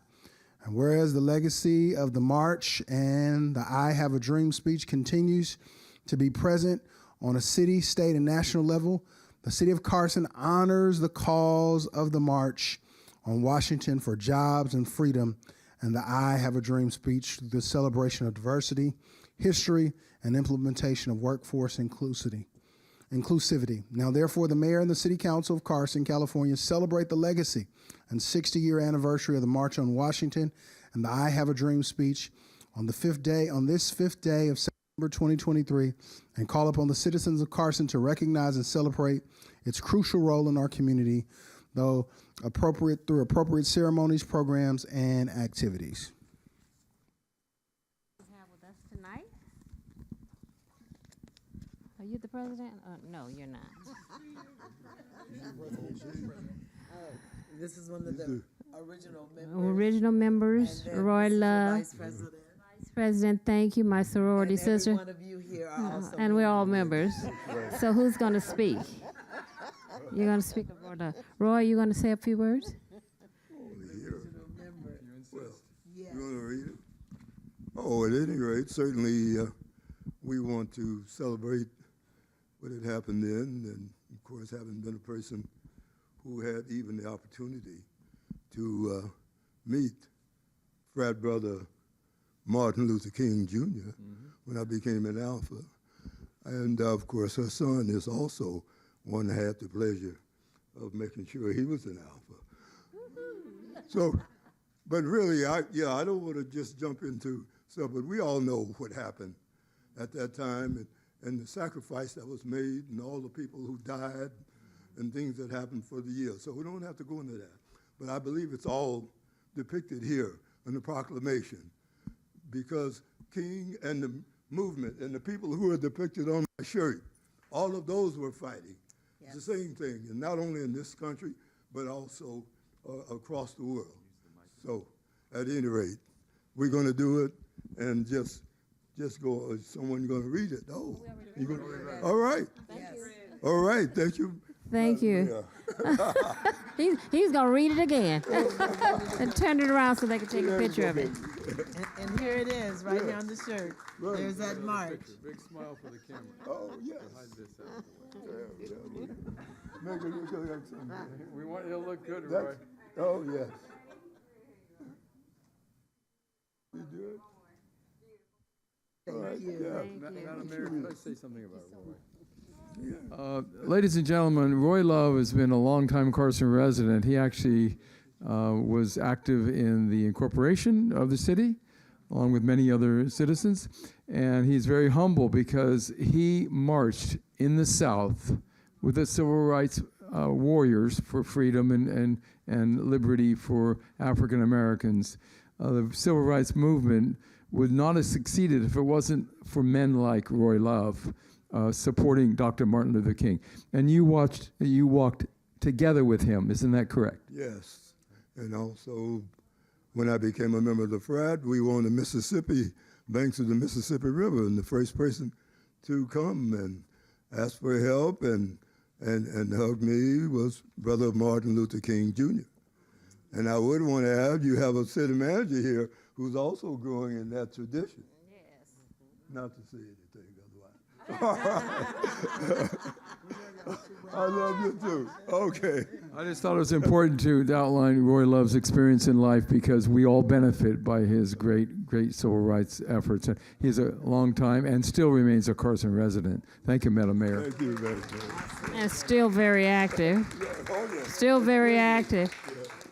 The Sickle Cell Foundation, is there anyone here from the Sickle Cell Foundation? Okay, we're going to get to you right after Torrance. You're next after Torrance, okay? Thank you. Cedric Hicks.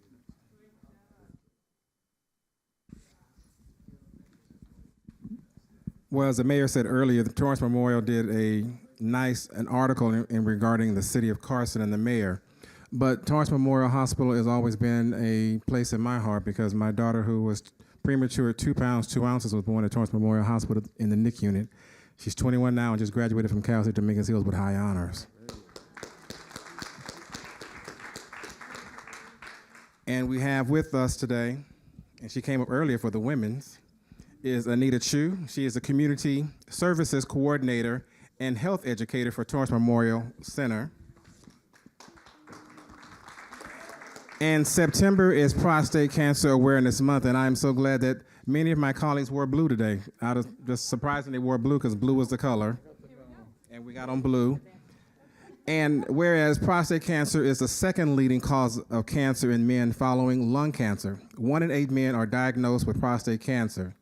And whereas Prostate Cancer Awareness Month is observed annually in September, was the first designated as National Prostate Health Month by the American Foundation of Urology Diseases in 1999.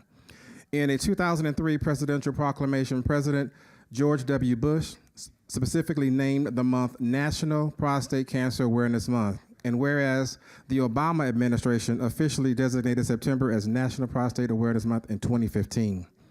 Whereas the month of September is used to spread awareness about prostate cancer, prostate health, and wellness. And whereas staying active and healthy can lower your risk, but certain risk factors cannot be avoided. And whereas prostate cancer often has no early symptoms, late-stage prostate cancer commonly spread to the bones, which can cause pain in the hips, spine, ribs, and other areas within the body. Whereas because of effective screening options for prostate cancer, the disease is often caught before it is spread.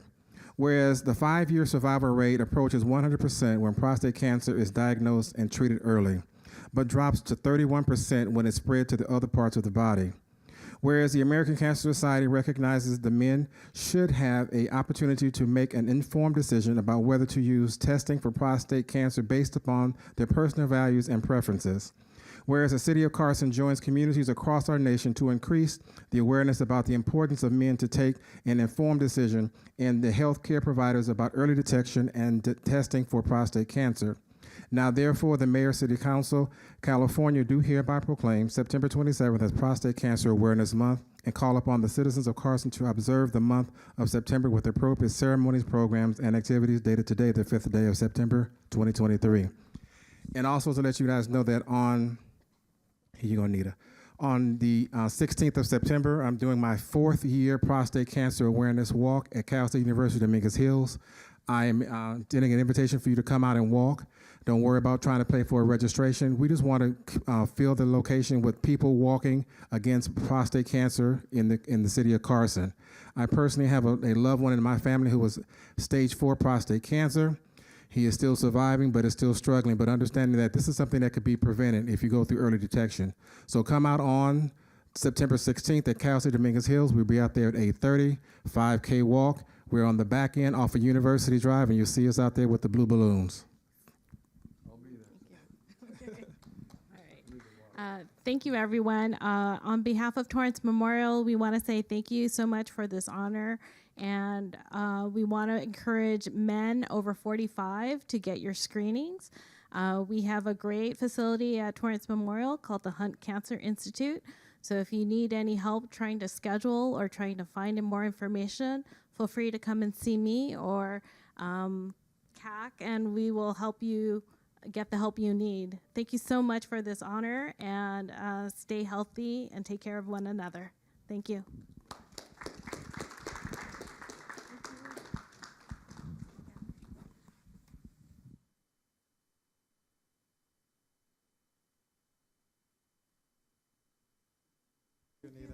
Thank you. Next, we have a proclamation recognizing September 2023 as Sickle Cell Awareness Month. And we have representatives from the Sickle Cell Foundation. Thank you for coming down.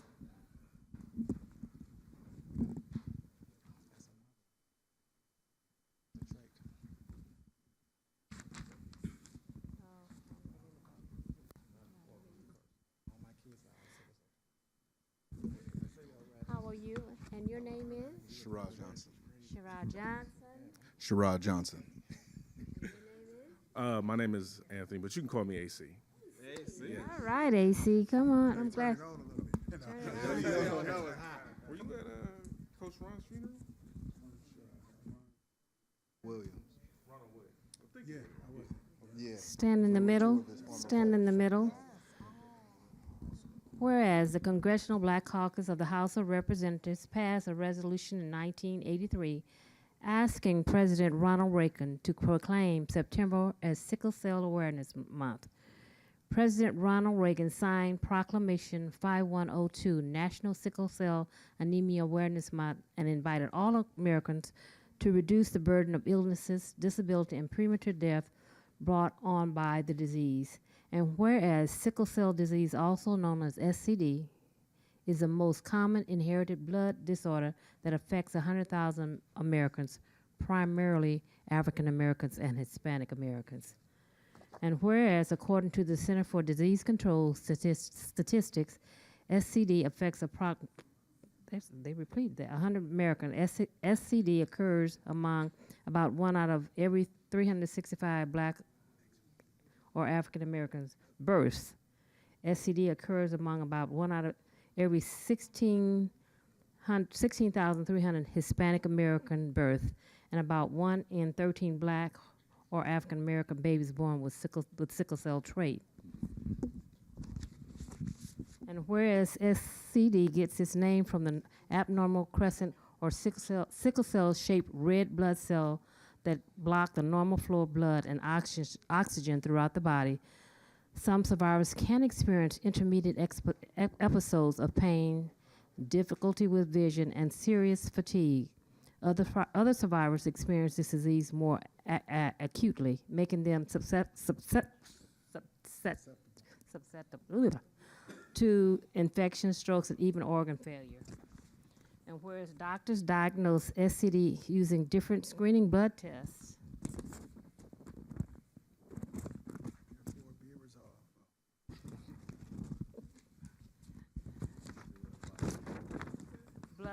and whereas a bone marrow transplant is the only cure for SCD, but this option is not suitable for everyone. A patient may not find a donor who is a good genetic match, or they may be too old for the transplant. And my sister did not find a donor, and she passed from this. Whereas efforts to support citizens affected by this disease necessitates steadfast support from research regarding the treatment and management of these diseases, and whereas this month we take a moment to recognize all Americans with SCD and celebrate our progress toward future treatments, and whereas the United States Congress has designated September as National Sickle Cell Awareness Month to help focus attention on the need for research and treatment of sickle cell disease.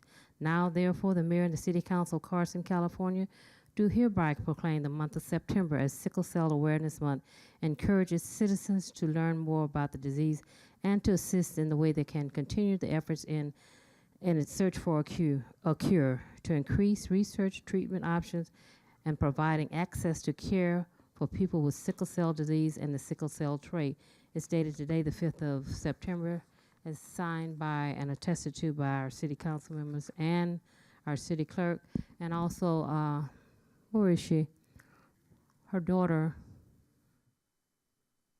Shirley Graves. Her daughter is a survivor. They found a match. At first they said that the mother was not a match, and she became very ill. They went back and retested, and her mother was a match. God is always in control. So when they said no, the next time around they said yes, and she's surviving today. And she's one of our, from the Carson Women's Club, one of our strongest volunteers in the city of Carson. And I just want to thank you young men for coming out and accepting this on behalf of the Sickle Cell Foundation. Would you like to say a few words? Number one, thank you guys for having us. We definitely learned a lot tonight. No, I said, man, I've been doing this trash thing wrong. So I'm glad I was here. But, you know, there's still a lot of work to do in sickle cell disease. You know, obviously I heard you guys say that there are 96,000 residents here. I would wonder how many people with sickle cell disease are living in Carson without care. That's one of our initiatives, is getting people with sickle cell disease into outpatient care. And then we had the opportunity to look at the, when you guys were in closed session, some of the stuff that you guys are doing. So we'd love to just get some more information about that and how that can just possibly help our families down the line. But, you know, again, we want to thank you guys for having us. Thank you. Coda, yes. We want to point out that one of the founders of our city, Gil Smith, his son, has a clinic, a sickle cell clinic named after him at Martin Luther King Hospital. So we wanted to point that. Your clinic, yes, sir. All right, that's your clinic. All right, yes, sir. And he is a founding father of our city. Yes. Yes, okay. Thank you. Jeffrey Smith Sickle Cell Clinic. Awesome. Yes. We should have given this certificate in his.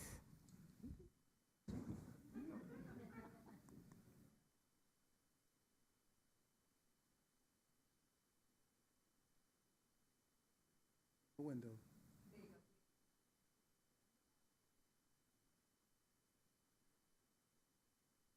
Thank you. My assistant is Maisha. She'll give you all the information that you need. We have a one resolution, national emergency preparedness. We're going to take that over until the next meeting because the representative is not here tonight. So we'll continue that item. Okay. And thank you, everyone, for being so patient with us and staying with us. And to our officer, we didn't give you a chance to speak, but you will speak at 9/11. Oh, yes. Yes, please. Thank you.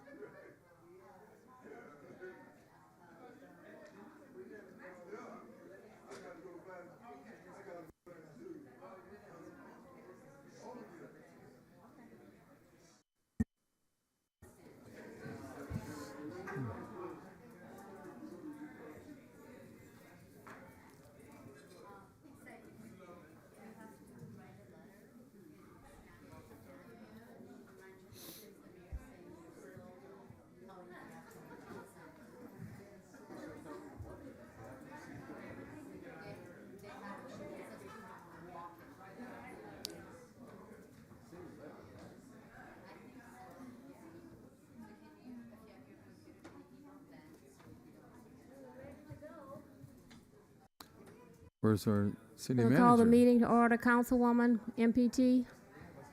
Three of us. Okay, now that we've taken enough photos. Madam City Clerk, all communications for matters listed on the agenda. Thank you, Madam Mayor. Yes, we have a written communication that was received by my office within the time frame, as well as one item for oh, no, this is no longer relevant because Ms. Magana spoke already. I believe Okay. that's who you called All up. right. So yes, I did receive one written communication for item number 7. If you are okay with it, I can read it Yes. aloud. Okay. This is from Alexandros Martinez. Bless you, City Manager. Hello. In regards to agenda item number 7, I started writing. Thank you. In regards to agenda item number 7, I started writing the Carson routes when they were initiated towards the end of September 2021. I rode lines 2 between CSUDH and Sepulveda, Figueroa, 4 Carson Street, and 8 223rd Street whenever I visited Carson outside of work. I enjoyed the new routes, and many of my relatives that used to live in Carson until 2018 would have loved the then new routes in 2021. For line 4, it was easier to get to my grandfather's old house as he lived a mile away from Carson City Hall. I agree with the majority of the people that voiced their opinion on which areas should the Carson routes serve in the near future. People want to have the routes extended to the Artesia A line station, Harbor Transit Way, LA Harbor College, Del Amo Mall. There is another area that I would love to see serviced by the Carson routes, the Carson Town Center on Figueroa Street and Torrance Boulevard. Keep up the good work with the Carson routes, Long Beach Transit, and I look forward to riding your routes more often. And again, that's from Alexandros Martinez. That concludes the comments that we received for agenda items, Madam Mayor. Before we go into the agenda, Tariq has a video he want to show, but we'll call for approval of the minutes from. Approval, Madam Mayor. Second. It's been moved and properly second. All in favor signify by saying aye. Aye. Next is items 18 to 35. Consent calendar. Motion to approve consent. It's been moved. Like to pull an item. Madam Mayor, I'll pull item 28. Item 28.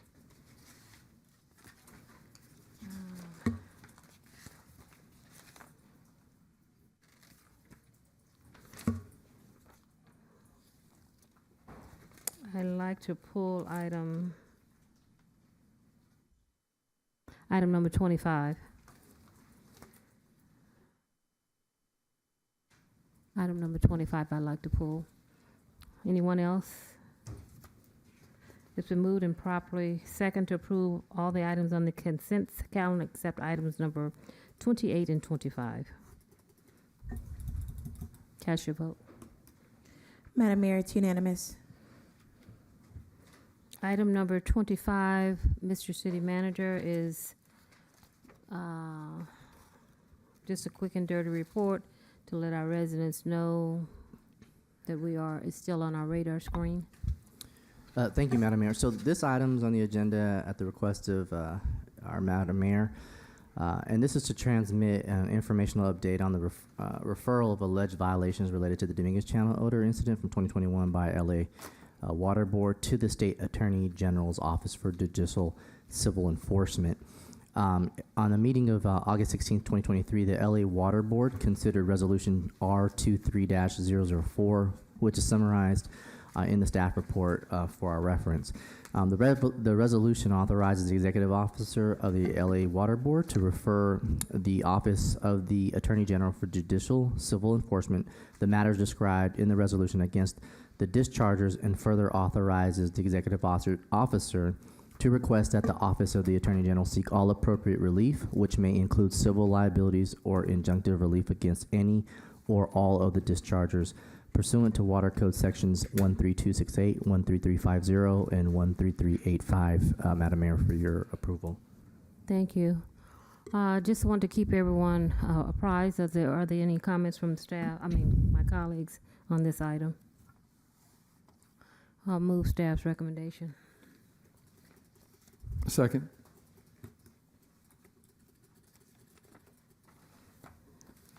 Councilman Deere, you pulled item number 28. Yes.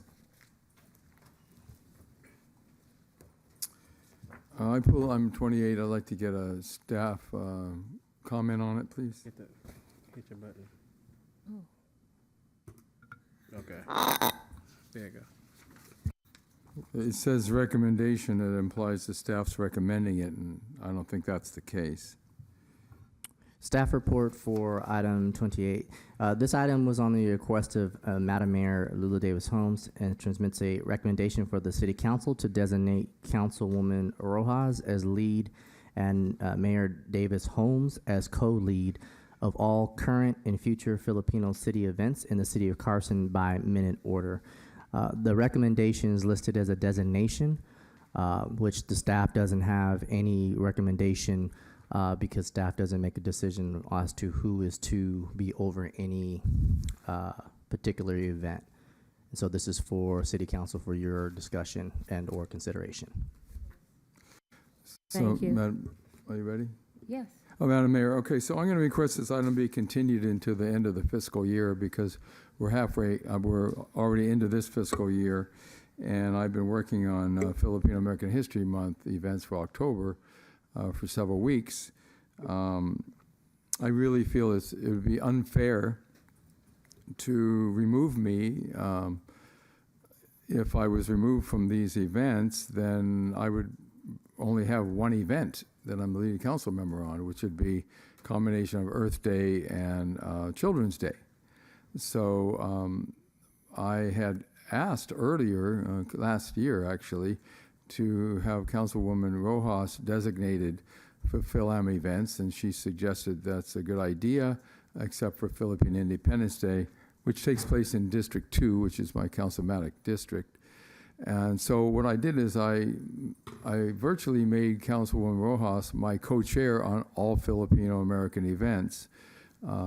It's a de facto appointment.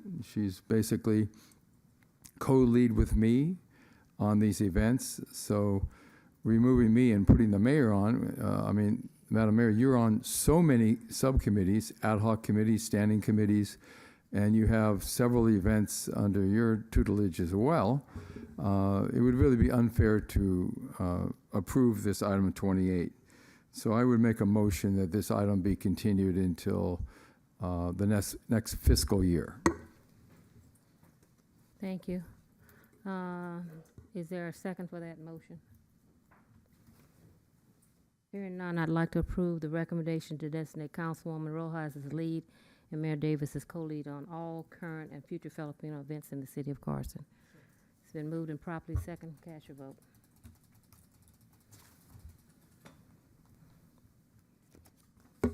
Thank you. Item number, what item are we on? 36?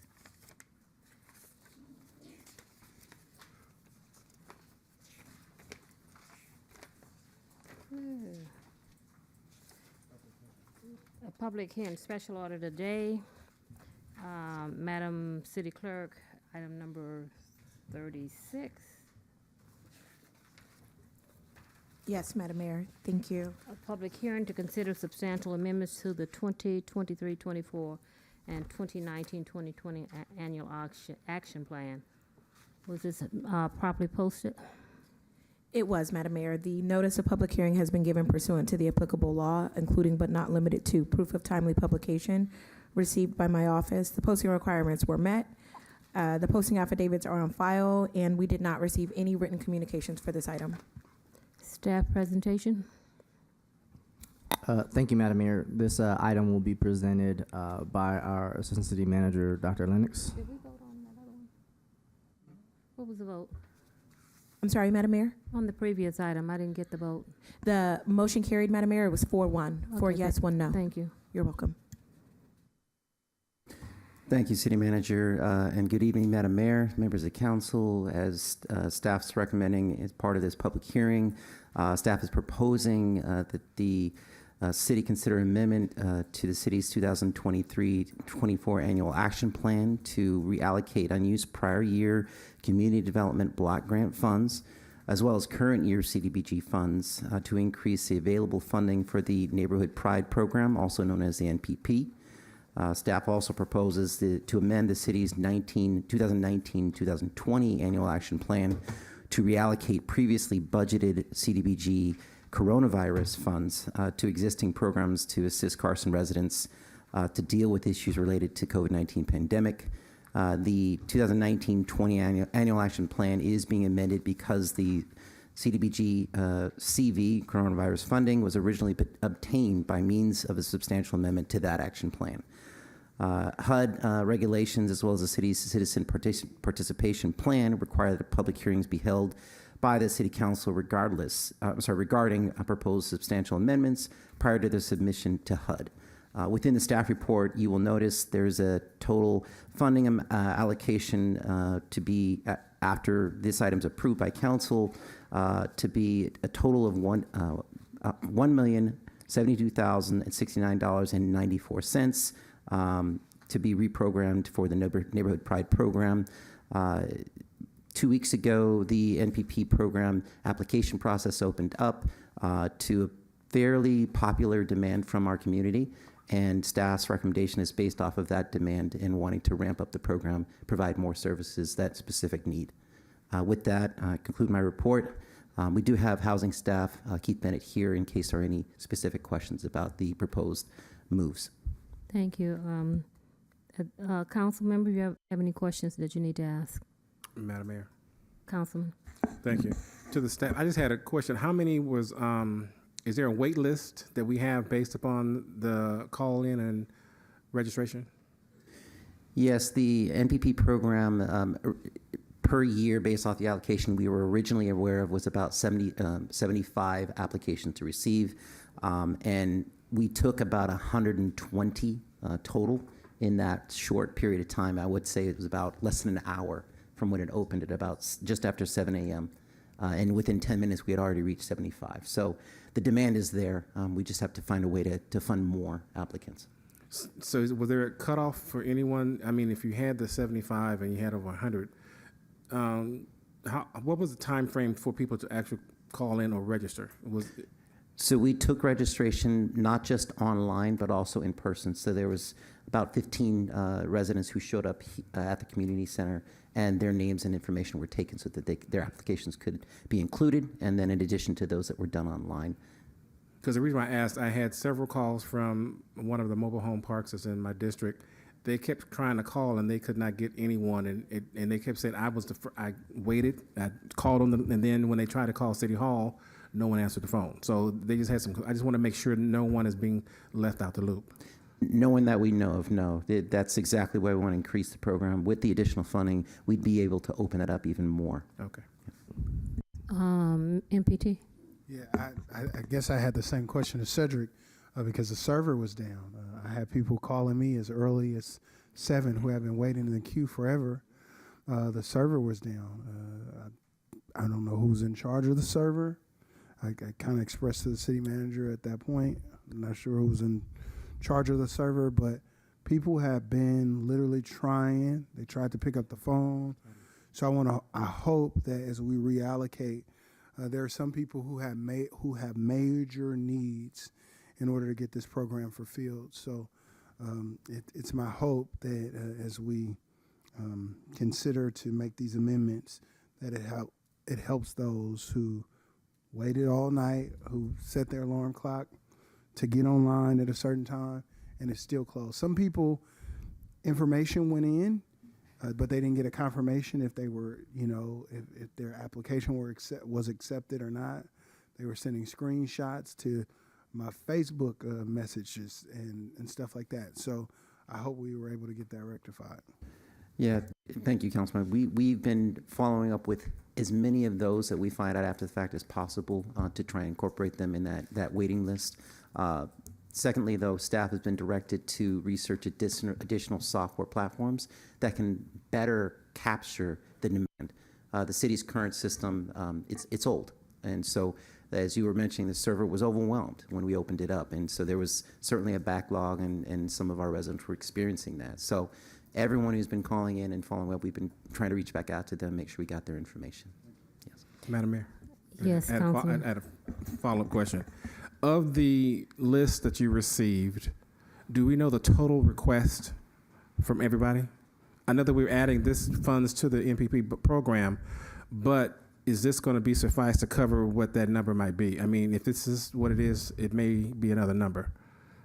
We won't know that yet because each application requests a different amount, and we have to make sure those applications qualify, meaning this is just to do intake, and once they submit all their documentation, we can drill down on the specific projects they're asking about and get bids and estimates for each one of those. So we don't know if this is enough either.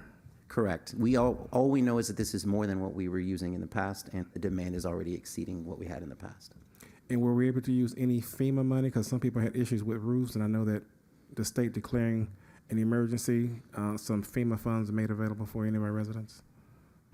Not part of the CDBG dollars, but I'm just giving it out as an supplement to those who, based upon that list that you have. We can look and see, Councilman Hicks, if there's what we have left or if there's any availability from the FEMA funds, but I don't believe that there is. Okay. But we'll look into that. I don't know if there's something that Mr. Bennett may have or have information for, but to my understanding, there isn't any available. That was already utilized quite some time ago for what funds we did have. Thank you. And I want to let my colleagues know, and I want to thank staff because to address the fact that not all people, and we've been saying and I've been saying it, are not computer literate, I want to thank you guys for pulling out some of those applications for our seniors and for people that don't have computers because they get left out. And I think it's important for us also to let our residents know, because although he has a number of applications in, some of those people may have received funds in the past and they're not eligible for 2 or 3 times. So that's right. You're going to weed them out once you start going through the process, and some won't be able to qualify. But I think it's important for us to move forward with providing additional funding, like you said. What's the dollar amount in addition to? What is it cover? Are you talking about per applicant? Yeah, what is it per applicant? How I much believe is it's the up to 25,000. Up to 25,000. Yes. Okay. Yeah, I don't want us to get caught like we did one year where we rebuilt someone's house for 250,000. Yeah. So. And if I could also add, Madam Mayor, too, I just wanted to thank publicly our staff over there, because they actually followed up and spoke with and walked through the process with some of the seniors to get them to fill the application out, because they didn't know how to do that. And so there had been some statements stated that they couldn't get a hold of staff or staff wasn't assisting them. So thank you for acknowledging, because our staff did a great job of following up, even for those that couldn't get through. We followed up, as Dr. Lennox made mention, and still walk them through the process. And then we have a plan in place that we'll share with you as to how those may have been affected, that we're going to try to incorporate moving forward for next year as well. So that way there isn't this issue. So. Public, I want to thank you, because that's something that was very, when seniors call, I don't know how to work the computer. I don't have a computer. We have to have some tool in place that says, okay, you don't. So here we are to assist you. And I know our staff did go out. And so tell the staff that from this council, we're thankful and appreciative of the fact that they did take that extra step to work with our seniors, because when you hear a senior that is in need but can't get online and get some of the funds that we have available, that's not right. So I think you said it was about 15 of those. Yes, Okay. yes, so far. And Madam Mayor, to the whole council, I know staff tremendously appreciates the action you took at the budget period to add the additional housing specialists, which will be starting, I believe, in another week. Thank so you. The extra hands are going to help process these much quicker. Very good. Any other comments from my colleagues? We're going to open the public hearing, and we're going to close it. Do we have anyone public comment? Okay, we'll close the public hearing, council deliberation. Yes, MPT. I'd like to make a motion that we adopt resolution number 23-146, a resolution of the City Council of the City of Carson, California, supporting development. Oh no, where am I? Am I on the? I'm on 29. Yeah. You're on I'm 36. Oh my bad. I apologize. You like You're rushing. No. I like to approve the submission of substantial amendments to the 2023-24 and 2019-2020 annual action plans to the U.S. Department of Housing and Urban Development. Authorize a reallocation of $643,630.94 in community development block grant funds from program year 2022 to 2023 to program year 2023-2024, and allocation of those funds to the Neighborhood Pride Program, and authorize a reallocation within the 2023-2024 annual action plan of $220,000 from Anderson Park improvements to the Neighborhood Pride Program, and authorize the following reallocation of the Community Development Block Grant coronavirus within the 2019-2020 annual action plan, $60,000 to an existing program of homelessness prevention services, $187,876.44 to existing program of COVID-related residential rehabilitation, and $50,000 to inspection services related to the COVID-related residential rehabilitation program, and waive further reading and adopt resolution number 23-140, a resolution of the City Council of the City of Carson, California, reallocating $643,630.94 in community development block grant funds from program year 2022 to 2023 to program year 2023 to 2024, and allocating these funds to the Neighborhood Pride Program, and waive further reading and adopt resolution number 23-141, a resolution of the City Council of the City of Carson, California, reallocating $220,000 within the 2023-2024 annual action plan from Anderson Park improvements to the Neighborhood Pride Program. Second the motion. It's been moved and properly seconded. Discussion. Hearing none, please cast your vote. It's unanimous, Madam Mayor. Thank you. Is Tariq here? And I apologize for not getting him early, but he had just a presentation that he wanted. In the lobby. Tariq, before we conclude our next two items.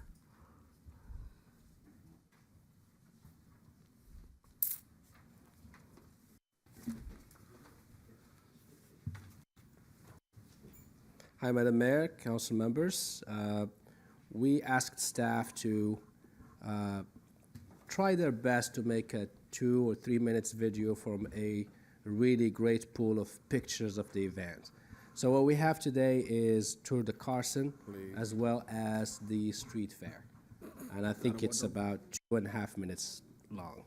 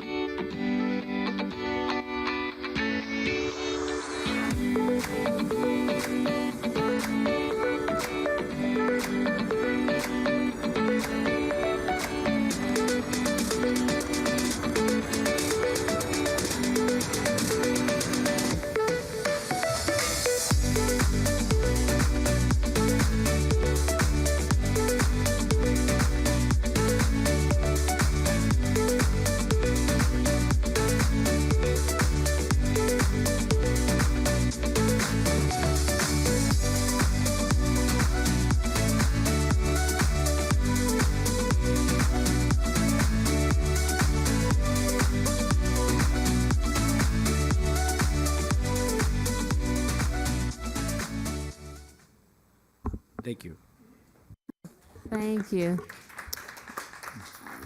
Mr. City Manager, the council and I was just talking. The CPRS has a national award that they give out every year. I think our entire 55th anniversary should be submitted. Okay, because we were looking at that, and the councilman said, "What about the fair? What about everything we did for the year-long celebration?" Yes, Madam Mayor. So actually, we were just talking. Director Whitaker actually is submitting already to CPRS the video and all the events that we've We need to put them all done throughout the together year, so they're so really nice. Capture, Captures sure. the city's 55th from the theme to the beginning, everything that we include all of our because we celebrated all year and it's coming. Let's have a party next year also. But it was such a great event that included everyone, all ethnic group, all diversities, all age groups, and I think that's something that CPRS looks for, and I think we could. It's a winner. Okay, thank you. Thank you, Tariq. Thank you, Madam Mayor. Yes. The next item is item number 38. Consider how the city of Carson can support recovery efforts in response to the recent fires in Maui, Hawaii. Mr. City Manager. Yes, thank you, Madam Mayor. This item was placed on the agenda at the request of Madam Mayor Lulu Davis Holmes and provides an opportunity for the City Council to discuss how the City of Carson can support recovery efforts in response to the recent fires to our neighbors there in Maui, Hawaii, for your consideration and discussion. Any comments from my colleagues? Well, I think we should consider a $5,000 donation or $7,500 donation. If the city attorney sees no problem with that, 75. $7,500. That's fine. Okay. Any and then if one of my 7,500. 7,500 is what I said. That's the same thing. There's a motion on the floor to allocate 7,500, but I'd also like to say we need to identify the agency other than the American Red Cross that we would send that to. You send it through. We want the full 7,500 to go to. Let's direct the staff to find that agency. If it's not the Nonprofit. Red Cross, it could be another agency, like a state of Hawaii agency possibly, or county of Maui something agency. that they would recommend because. You're right. Brothers Without Borders did it for the Haiti, and that way they were able to get all of whatever we donated, the 35,000 that we raised plus the 5,000. I don't think they're active in Hawaii. No, I was just using that as an illustration. Okay. No. So identify an agency such as. Let me clarify it. That's fine, Madam Mayor. Okay. We can. So it's been moved and properly second with amendment that we find an agency where we could send it to that's similar to the ones we worked with in previous disasters. All in favor, cast your vote. Has it moved and properly second? Who seconded?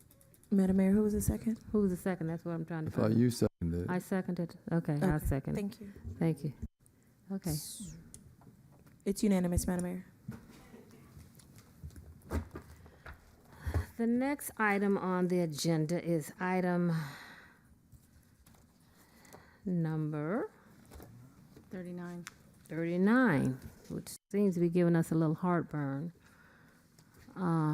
because my commissioners are going, and I don't know how true that is, Madam City Clerk, trying to get appointed, and they said they haven't been appointed. I was at the Veterans Affairs Commission. They said they'd come down. Every commission except the Economic Development, Planning, and Environmental have all been appointed. Yes, Madam Mayor. Respectfully, the confusion does not lie with the city clerk's office. Who does it lie with? That's an excellent question. We remain committed to your vision for CCBs, and we communicate that as effectively as possible. Once an individual is appointed by any of you, the next thing that comes is a letter from our office with a list of instructions. Once the individual completes that list of instructions, that's coming in to take the oath, but also submitting their own signed document. It is the ethics training.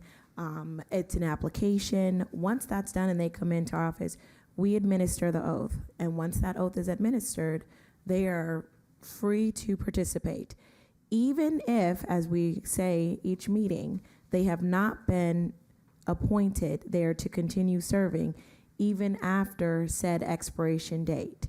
So as you just mentioned, no one is necessarily in that category right now, but I'm not necessarily sure where the confusion occurs. But if they come into our office and they have been appointed, we will administer the oath.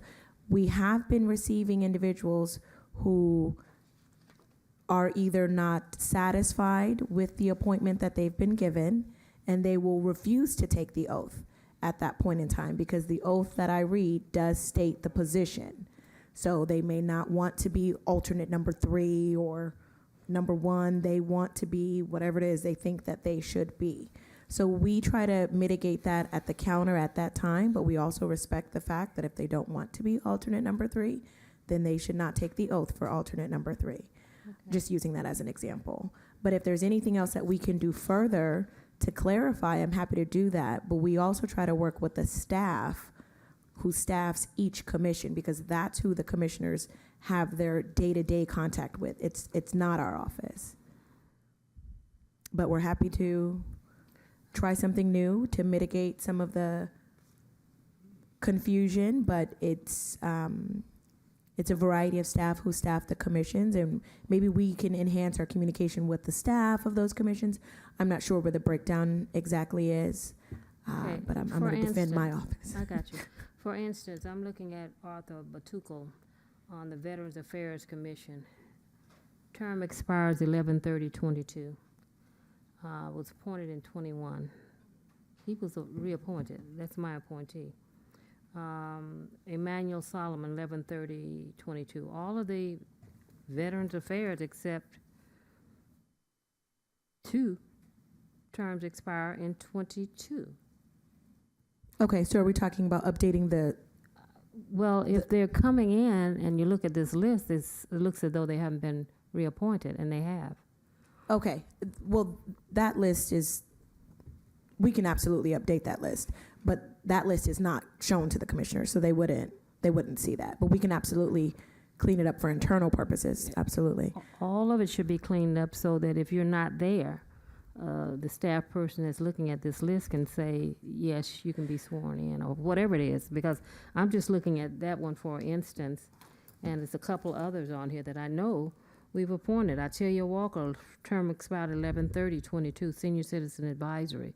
Okay, I can make sure that that list that you have is reflective of the list that we have, because we absolutely have an internal document that is updated after each council meeting. So I can make sure that that list matches what you have.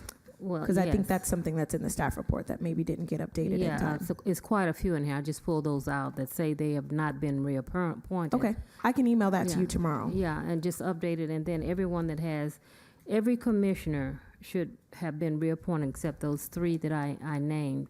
And then my other clarification, so you'll take care of that. Absolutely, we'll And get that then, list over to you. Yeah, the veteran said I'm not appointed. I spent 2 hours with them. So I'd like them to know that they are reappointed, and they can come in and get their sworn in or whatever. And then also, Mr. City Manager, they have not been issued, many of these commissioners have not, and I've brought that up several times, their little cards.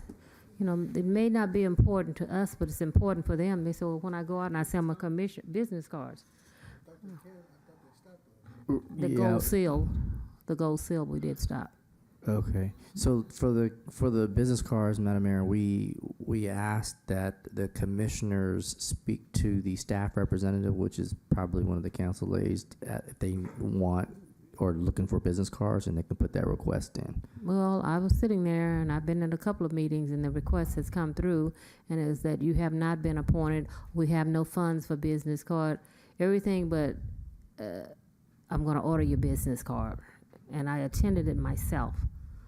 So I'm not hearing this. Okay. Yeah, we can definitely provide business cards for the commissioners, because I believe you as a council stated that you were okay with providing that to the commissioners, and so we Yeah, just we're- need to we're know okay. who's requesting, and we'll place the order. All but commissioners, all commissions should have business cards, because that's, I mean, $35 a meeting, and they're spending their time, and it's just the least that we could do. Is there a problem with that?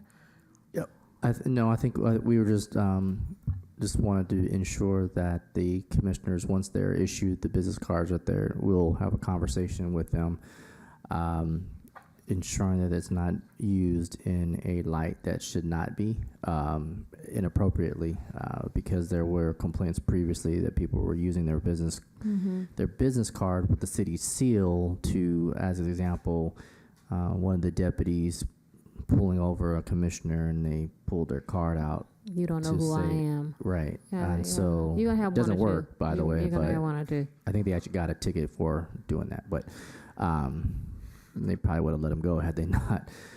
But that we just wanted, we would want to have that conversation when they Yeah. actually Well, receive them. But that's really the only.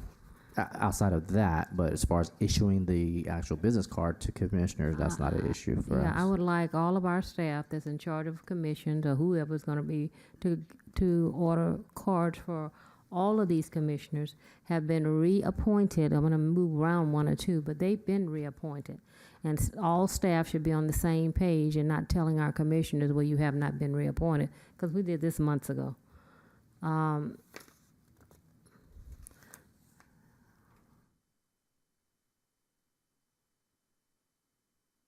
You guys having a sidebar? My apologies, Madam Mayor. Okay, so, and then also, the commissioners that I did move, the charter says they serve until reappointed. They are commissioners. They're commissioners. Environmental, planning, they're commissioners. And we do reiterate that and reference the charter, Madam Mayor. Okay, they are commissioners. If they want a business card, give it to them. Oh, yeah, no, I don't. They're not getting them. I'm telling you what I know. I'm Would you like telling for the us to city take over the manager what I know. Ordering them? No, we'll like you said, Madam Mayor, we had already advised the commissions that they can let their staff member know that they want business cards, and we'll get they just have. The I think we need staff to member bring can put all of the those little people, orders young in. people in that staff commissions, and give them the same quick and dirty We'll orientation. We'll reemphasize. We'll reemphasize, and we'll. I think you need to, because alternates have been told that if a regular council member is not there and that person has to sit in, that they don't have any voting rights. That's not true. That's not true. Well, I'm telling you what I heard. I'm only telling you what I heard. I just heard. agreeing with you. Yeah, we'll It's not true, but we'll take care of it, Madam Mayor. please. We'll take care of it. Cards for everyone, planning, environmental, public works, those are commissioners. They have not been removed, and they have not been reappointed, but they serve until one of those acts take place. Okay, so, Madam Mayor, my office will host a meeting for all of the staff for Please. commissioners. And then we can invite city manager's office to just reiterate the message loud and clear. We have had staff reach out to our office, and we've been delivering the messages one by one. But to your point, I don't mind, we can host a meeting for all staff, that staff commissions and council aides, so everyone gets the same message loud and clear at once. And then whomever invite or orders the business cards, they can come too, and we can pass around a sign-in sheet and make sure that anyone that does not have a business card can sign up that day and get the orders placed. I'm happy to work with whoever orders the business It's cards. just been going on too long. That's why I'm bringing this up again. No problem. And so with that, I'd like to make on the Public Works Commission, move Marion Martin up from the alternate to the vacant position. That's my position. On the Veterans Affairs Commission, and then I will call for Janelle Watt has not been at any meetings. So I'd like to remove her. She's my appointee. I don't know where Janelle is. She hasn't been to any. Okay, that's why she hasn't been to the meeting. Madam Mayor, Yes. is your pleasure to just have Ms. Watt removed and we'll post the vacancy? Yes, please. Okay.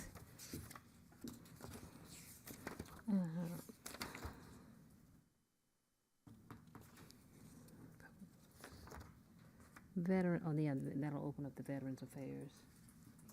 And that's my motion, that we appoint those two and remove one and appoint one. It's been moved and properly second. Any discussion? Please cast your vote. Parks and Rec? Parks and Rec has an alternate position that's open, and that's my alternate. I'll look, see if we can do something with that. You can have. Madam Mayor, Okay. Yes. just for clarification, we're making Mr. Martin a regular member. Yes. but- Okay, got it. We'll notify him. And that's it for me. And did we cast our vote? We did all that? Yes, Madam Mayor, it's 4-1, the motion carries. Okay, thank you. 4-1, Okay, memorial adjournments, is that next?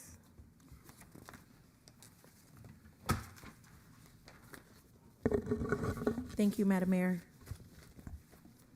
These are the names that I was given. Stephanie Bentley, Francis L. Wright, Michael Stafford II, Brandon Carswell, Alfonso Lucky Johnson Jr., Pamela Hawkins, Ian S. Galan, Philura Williams, Yashua Robinson, Marcus George, Enrique Castellon Davis. Thank you. Anyone like to add anyone? MPT Bishop. Sure. Let's bow our heads.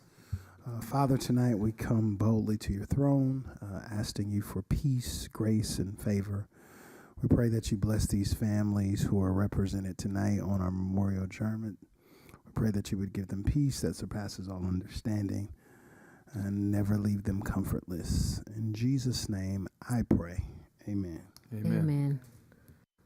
We have any oral communications from, I think Kim is here. We do, Madam Mayor. Thank you. We have 5. Yes. Okay. The first one is Louis Lee II. Yes, this is for non-agenda items. Come on down.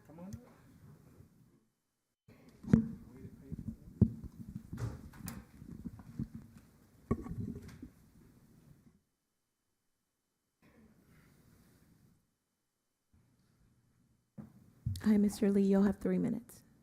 Thank you, Mayor. Distinguished guests and colleagues. My name is Louis Lee. You might have seen me last time I was here. I'm with Eubanks Conservatory of Music and Arts, Inc. And the reason I'm here is because I need your help. We're trying to work a MOU with the LA Unified School District to bring our after-school culture arts program to the youth, but we've got some restrictions from 2:30 to 4 o'clock. That's not enough time, and so there are other considerations that we want to try to overcome. So we've spoken to Mr. Bobby Grove, Mr. Tariq, and is he here now? Tariq? Oh, okay. I got your email. Yes, sir. Okay, good. I didn't know that. Okay, yeah. And also Margie, and they endorsed the program. Would that be safe to say that? With partnering? Yeah, thank you. I think we are still waiting for a decision from the Community Services Department, but I think we should have it. Yes, sir. Within the next couple of days. Okay.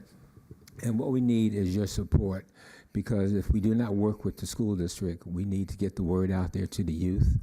And we're going to bring in all the cameras and make it a podcast for the youth. And some of the issues that we are dealing with is when we sent the proposal, which I have one here for you, Your Honor. Mayor, excuse me.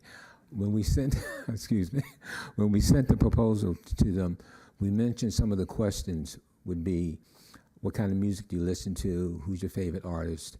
What do you think about law enforcement? What do you think about God and religion?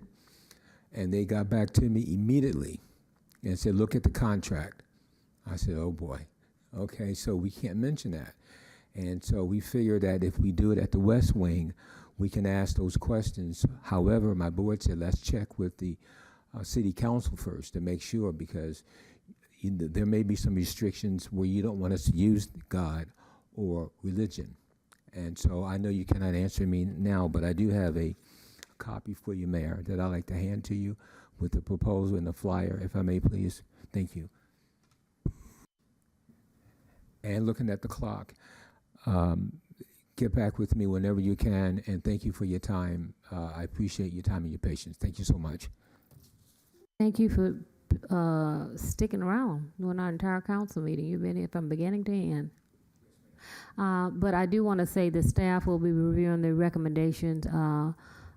Council follows their lead. So once they give you thumbs up or thumb down, they'll come back with a proposal for the city council. But the city council does not bypass staff's recommendation. And they will look at all the pros and cons, and if there's a way that can happen without us saying that we're responsible, because there is funding available through different sources, and they'll discuss that with you.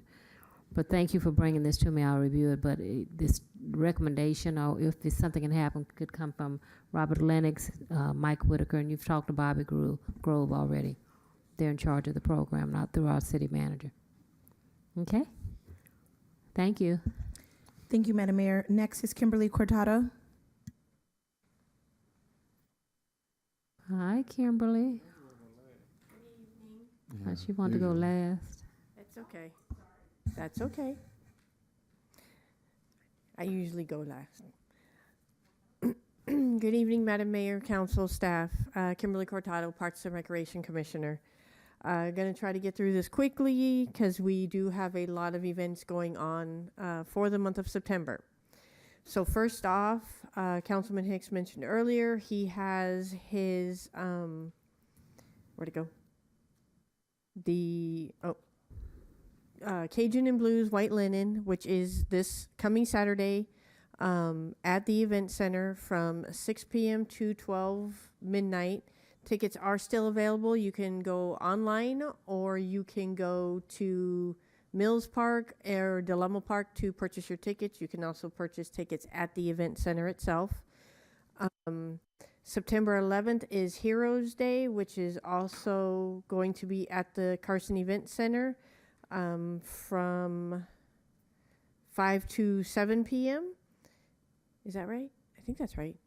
I got a whole bunch of stuff written down here. On September 16th, Councilman Hicks is also doing his 4th annual, like he mentioned earlier, prostate cancer 5K run walk at Cal State Dominguez from 8 a.m. to 12 in the afternoon, as well as on September 16th, the Country Western Fair that will be held at Dominguez Park from 11 to 4. September 22nd, we have the Mariachi Fiesta, which will begin at 5:30 at the Carson Event Center. I'm not sure, but I think tickets might be sold out for that already. That's what I thought. Tickets are sold out for the Mariachi Fiesta, September 22nd. September 24th, Callis Park is doing Classics for Kids that they do every year. It is their, I want to say, 15th year doing this. It's a fundraiser that they do for the youth at Callis Park. If a child can't afford something, supplies for sports, the association does pitch in and help with that. Repeat that. If they can't do what?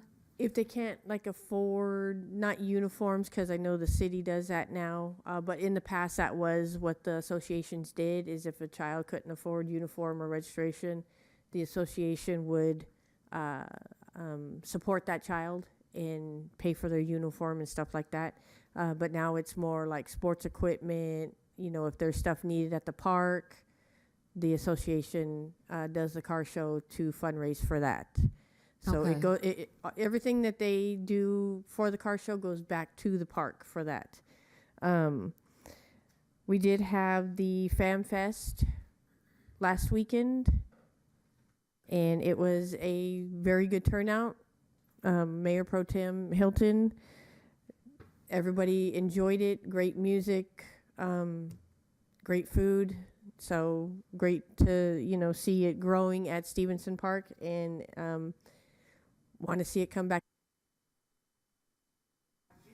Thank you. Have a good night. Mr. City Manager, I'm looking for a report back on how many kids we serviced that needed uniforms, that we used the money that was donated. How is that going? I know all the registration fees are waived. Some parks didn't get that message.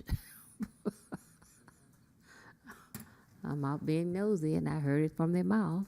We'd have registration fees. The flyer even said registration fee on the flyer for football. So there is zero registration fees. And if a child needs a uniform, there is a fund that's set aside to assist them, but the parent has to come and volunteer his or her time in the snack bar. So, I would encourage you to, again, circle the wagon, because the flyer was printed and it says registration fee for flag football is $20. It's not. It's zero. Yeah, Madam Mayor, I'm assuming, I haven't seen the flyer to the one you're referencing. We do charge a fee for those who are non-residents. Oh, it right? said residents, and it Okay. had another fee, $100 and some for non-residents. We covered all the bases. So I'd have to see that and check with staff, but ultimately, yes. Yeah, it Madam Mayor. is. I did, but I think we need to be very mindful of that. For Carson residents, zero registration fee. For non-residents, whatever your comfort zone is, and the uniforms. And staff needs to be reminded that a child does not need a uniform to participate, but we put something in place where they can have a uniform. You have to pay for the trophies. You have to pay for. No, they don't. If they choose not to, they still participate. And that's for the fundraisers coming from the parks if they don't have the money. But there is money for the uniforms, and we've provided money for the registration fees. Look at the flyer. Okay, any more oral communications? Yes, Madam Mayor, there are 3 more. Angelica, last name starts with a P.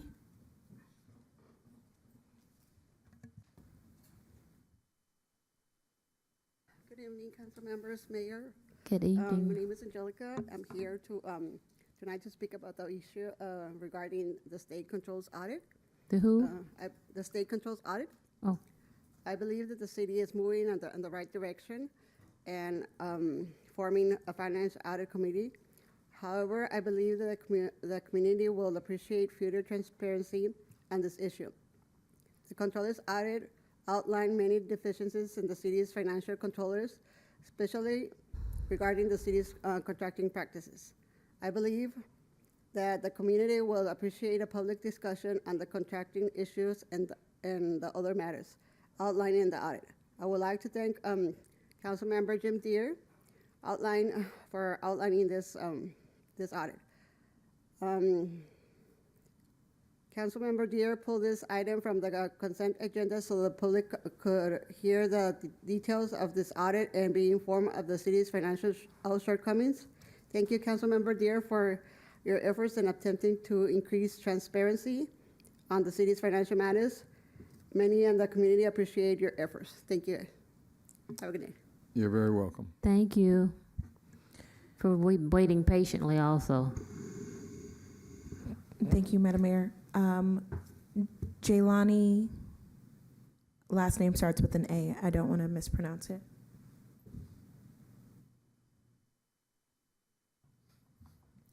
Good evening, Carson City Council members. My name is Jelani Arriaga. I'm here tonight to speak on the graffiti issue in Carson, which has been growing out of control, as you guys know. I would like to applaud whomever had the leadership to recently paint over the large graffiti on the high wall along the 405 South Freeway just behind the CHP way station. That graffiti was the welcome to Carson side along the 405 that thousands of people saw every day. Again, I thank whomever had the leadership to get that site painted. I would only ask that it be painted again as it has already been tagged once more. I don't know if you guys have seen. Painting it over 2 or 3 times should encourage taggers to paint in other areas. Similarly, I would ask that you turn your attention a bit further south along the 405 freeway to the Wilmington Avenue to the 405 South. That area along the 405 South, running from Wilmington Avenue to Alameda, is also an eyesore for most people who live in Carson. Most of the walls along that stretch of freeway are covered in graffiti for all folks driving through Carson to see, and I ask that you apply the same leadership to that area and set that graffiti under control. Again, it's the area along the 405 South from Wilmington Avenue on ramp to Alameda.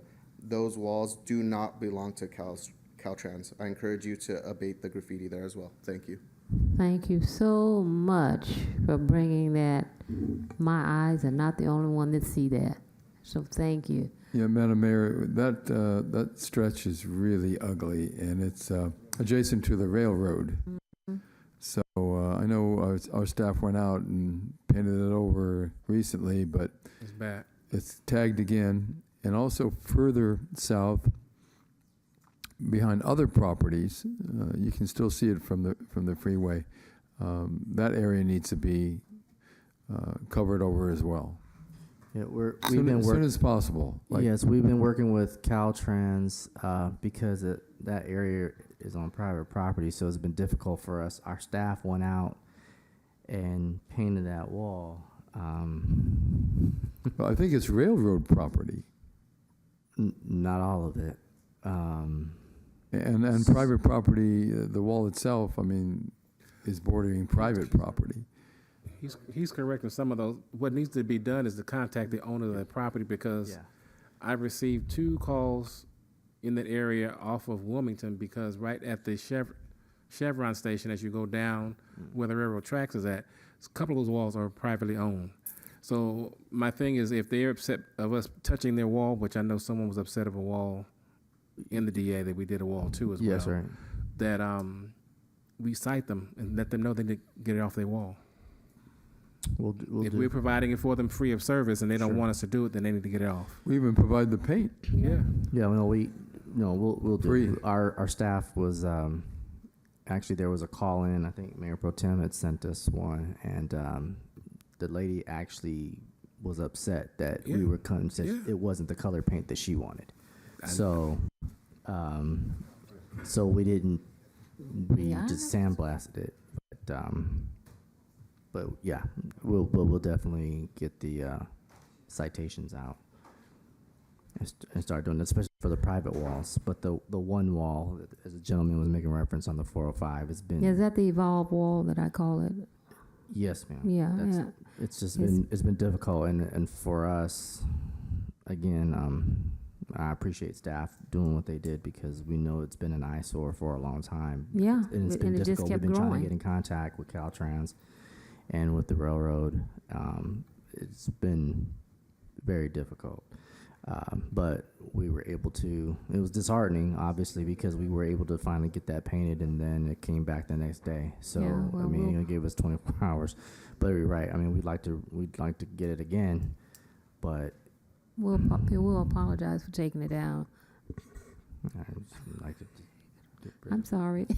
But it started small, and it just took up that entire wall, and that's what I said. Once you let them go, and murals is popping up all of a sudden, we never had that in the city before. Now people are taking their little paint brushes, and what they call art is not art. So thank you for removing, but it's just an eyesore. A 3D graffiti, right? Okay. Thank you. Yes, madam. We just have one more. One more? Yes. Last but not least, June Aglepe from Assemblymember Mike Gibson's office. Hi, June.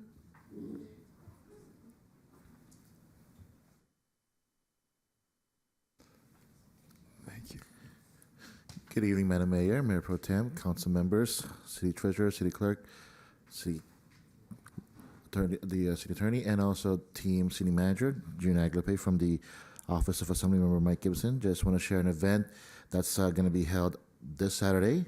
It's called Mothers in Mourning and March. And of course, this is in reference to, of course, anyone who have lost loved ones through gun violence. And we're going to have this event at Jordan High School this Saturday, September 9th. We are meeting there at 8 a.m.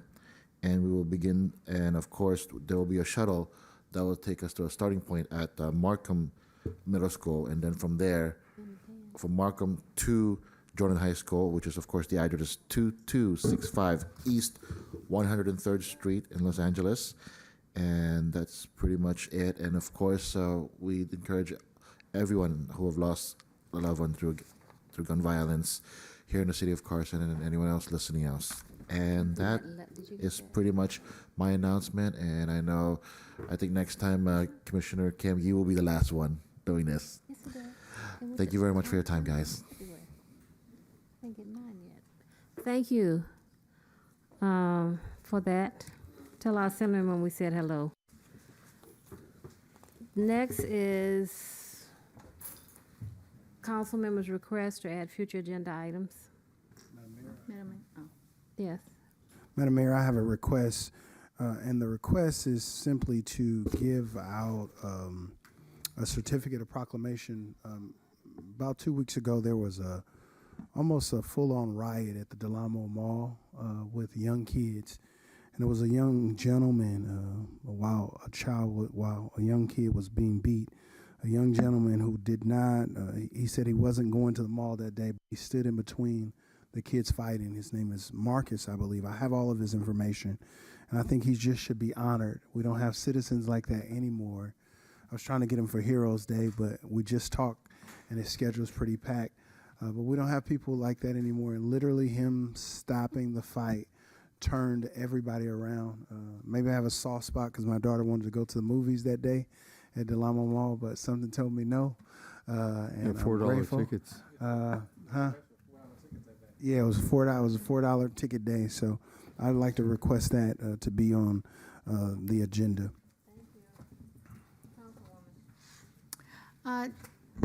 Yes, thank you. I think this is more of a question that I have for Madam City Attorney. I know we touched on it earlier, to do an event or like a Maui relief event. So I'd like to volunteer to be part of that. But again, you would need to let us know how we can do that, maybe using a nonprofit organization or. So when the item was up, the council did not vote to include doing a event. If you want to go back to that item and take it up again and just amend the motion that in addition to the 7,500, you're gonna also encourage staff to work on a benefit that would raise funds allocated for the Maui relief. You can do that and then instruct staff to do it. Councilwoman, I think, yeah, I'm in favor, but I think it should run through a nonprofit. There's a lot of volunteers out here that we didn't run this through staff the last time. We had all of our nonprofits that come through, and they did everything. So I'm sure we can muster up enough volunteers to make this happen. So That sounds great, and you can instruct. Then you can do that. Then you don't need to. If you're not instructing your staff, you can go ahead and organize that. Mm-hmm. So if you want to officially do it as a council body and say that's what you're going to do, you can open up the item again and amend the motion to say the council will work with a nonprofit organization also to raise the council monies through. What item was that? 37? 30. 38? 25. Oh, 25? 25? Well, I was on 37. No. It's in the 30s. I thought it was 37.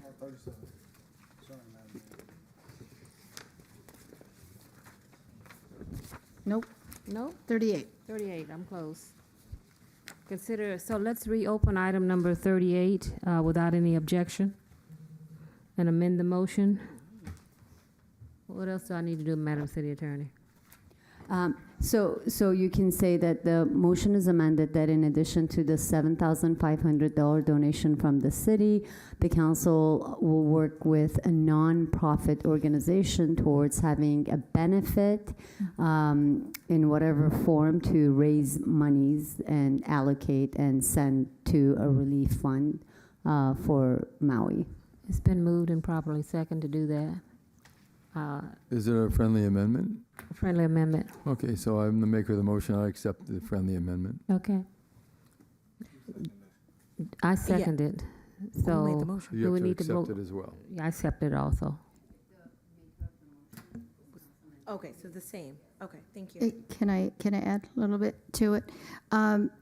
Since 39% of Maui is AAPI, Asian Pacific Islanders, I think it would fit if we did it in the month of October during Film History Month. I just, if you add that, it doesn't have to be, but I just thought of the idea, Whoever, since when that's what the population yeah. is there. Okay. So run lead on that, and we'll all pitch in and help, and whatever month we come up with, Absolutely. we come up. Okay. And we'll pick a nonprofit organization that would Help us. wants And to do it. all volunteers, you know, we had an array Absolutely. of volunteers. It wasn't just Asian Pacific Islander. It was everyone that came and assisted with these events when we did them last time. But we didn't put that responsibility on staff. Okay. Thank you. So we need to vote again? I think you just did. I mean, it's part of the motion. You haven't voted yet. I think you just, Councilman Amended it. Deere made the friendly amendment. There was a second to it. Now you vote. Let's vote. It's not blinking. Okay, It's unanimous, Madam Mayor. thank you. Okay. Councilman, any other requests? I don't have a request, but I do want to make a statement when we're talking about lead person on all these special events. I want to remind my colleagues that lead person came when we didn't have any money. Staff always ran, it was their responsibility to put on these events. And we became lead, and our only role, and I must say it, only role, that's why I stopped going to the Juneteenth and the Jazz Festival. They have a nonprofit that's running, is to raise money for these events. It's not to give direction to staff, it's to assist in fundraising. And that was the reason we came up with lead person, because there were no funds and we had eliminated all the funding from the budget, and now we're bringing it back. And I think we need to keep in mind that that's what the lead is. We need to get our volunteers and our residents back involved in planning these events. And staff should not be intimidated, because I don't care what you said, how nice you are to them, staff has a way of feeling intimidated. And so now we want to put them together, let our volunteers come, the nonprofits, if it's one or two, whatever, and run lead on this event. And I always say my events, to me, a good event is the ones that I can walk away and not attend the meetings. I don't attend any of our meetings anymore. I meet with certain staff, but volunteers, and I go and let them know how much I appreciate them for running lead on these events. But I think we, at some point in time down the road, once we get all this ironed out, that's staff's job. Recreation always ran, and community service, they put on these events. We have the funding right now. And so I know we're talking about a lead, but that's what a lead council person does. He or she raises money, because we didn't have the money at that time. And so I volunteer for the Jazz Festival and the Juneteenth. I'll raise you the money. And if you remember correctly, I didn't ask the city for a dime. You weren't here when the first Jazz Festival was put on after they were cut. So I would like us to get back in that mindset. I know we're not there yet, but I just want to throw it out to say that's what a lead council person does. He or she raises money if it needs to be and assists, but we don't give direction to staff on what it is they're supposed to be doing, because they know. They're the experts. We just want to let them know we support them. So at some point in time, I think we need to get back at that, but we're not quite there yet. But we will possibly get back there, because when you're talking about a surplus that we have right now, That's what this money is for. They passed the utility user tax, and what's that other tax? Measure K, so that they could have the money. The city could have the money to put on these special events, and we wouldn't. And we always want our corporate sponsors involved, but council, be mindful of our staff. And even though we say we're not, they get intimidated. Council said this. No, we didn't. We didn't. So we want to make sure that the nonprofits and the staff, and if you've got a good nonprofit organization, they will be your labor free. If you have a good volunteer organization, and that's what we should be striving for. Filipino Independence Day Foundation, the Filipino Independence Day celebration was always volunteer driven. Let's not run them away. That's my 2 cents. Okay, all communications council members, I had my say. Madam Mayor, I've got something. Yes.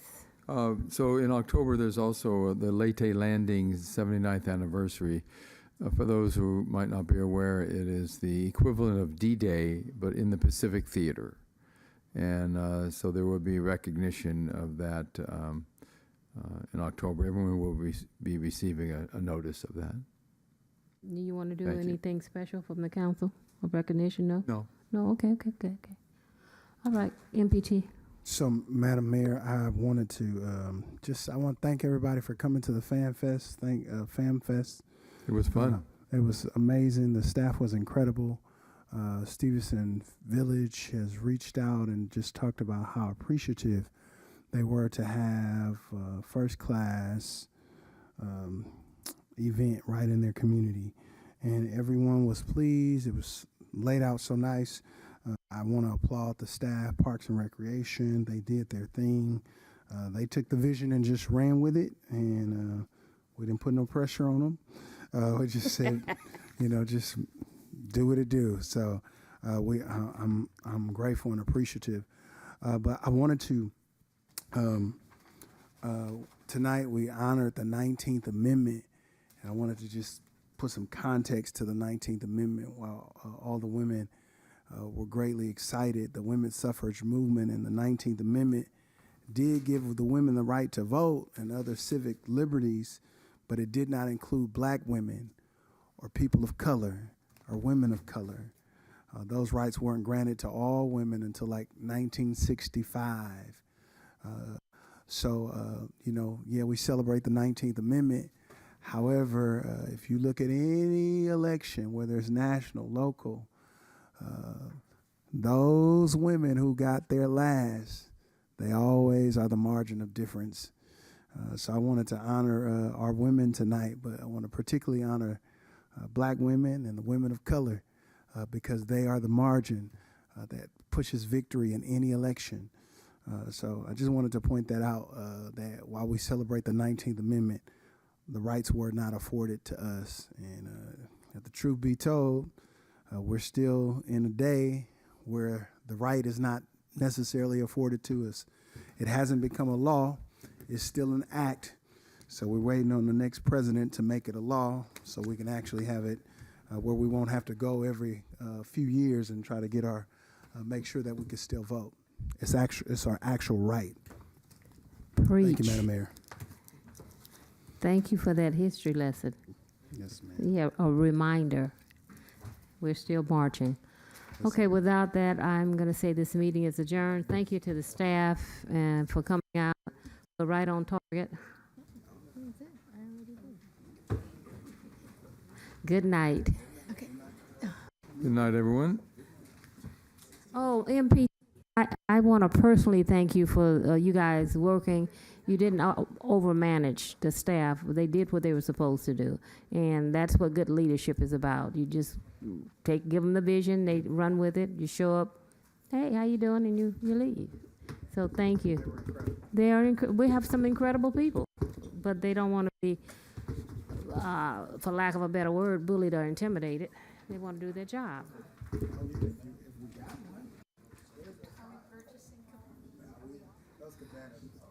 Those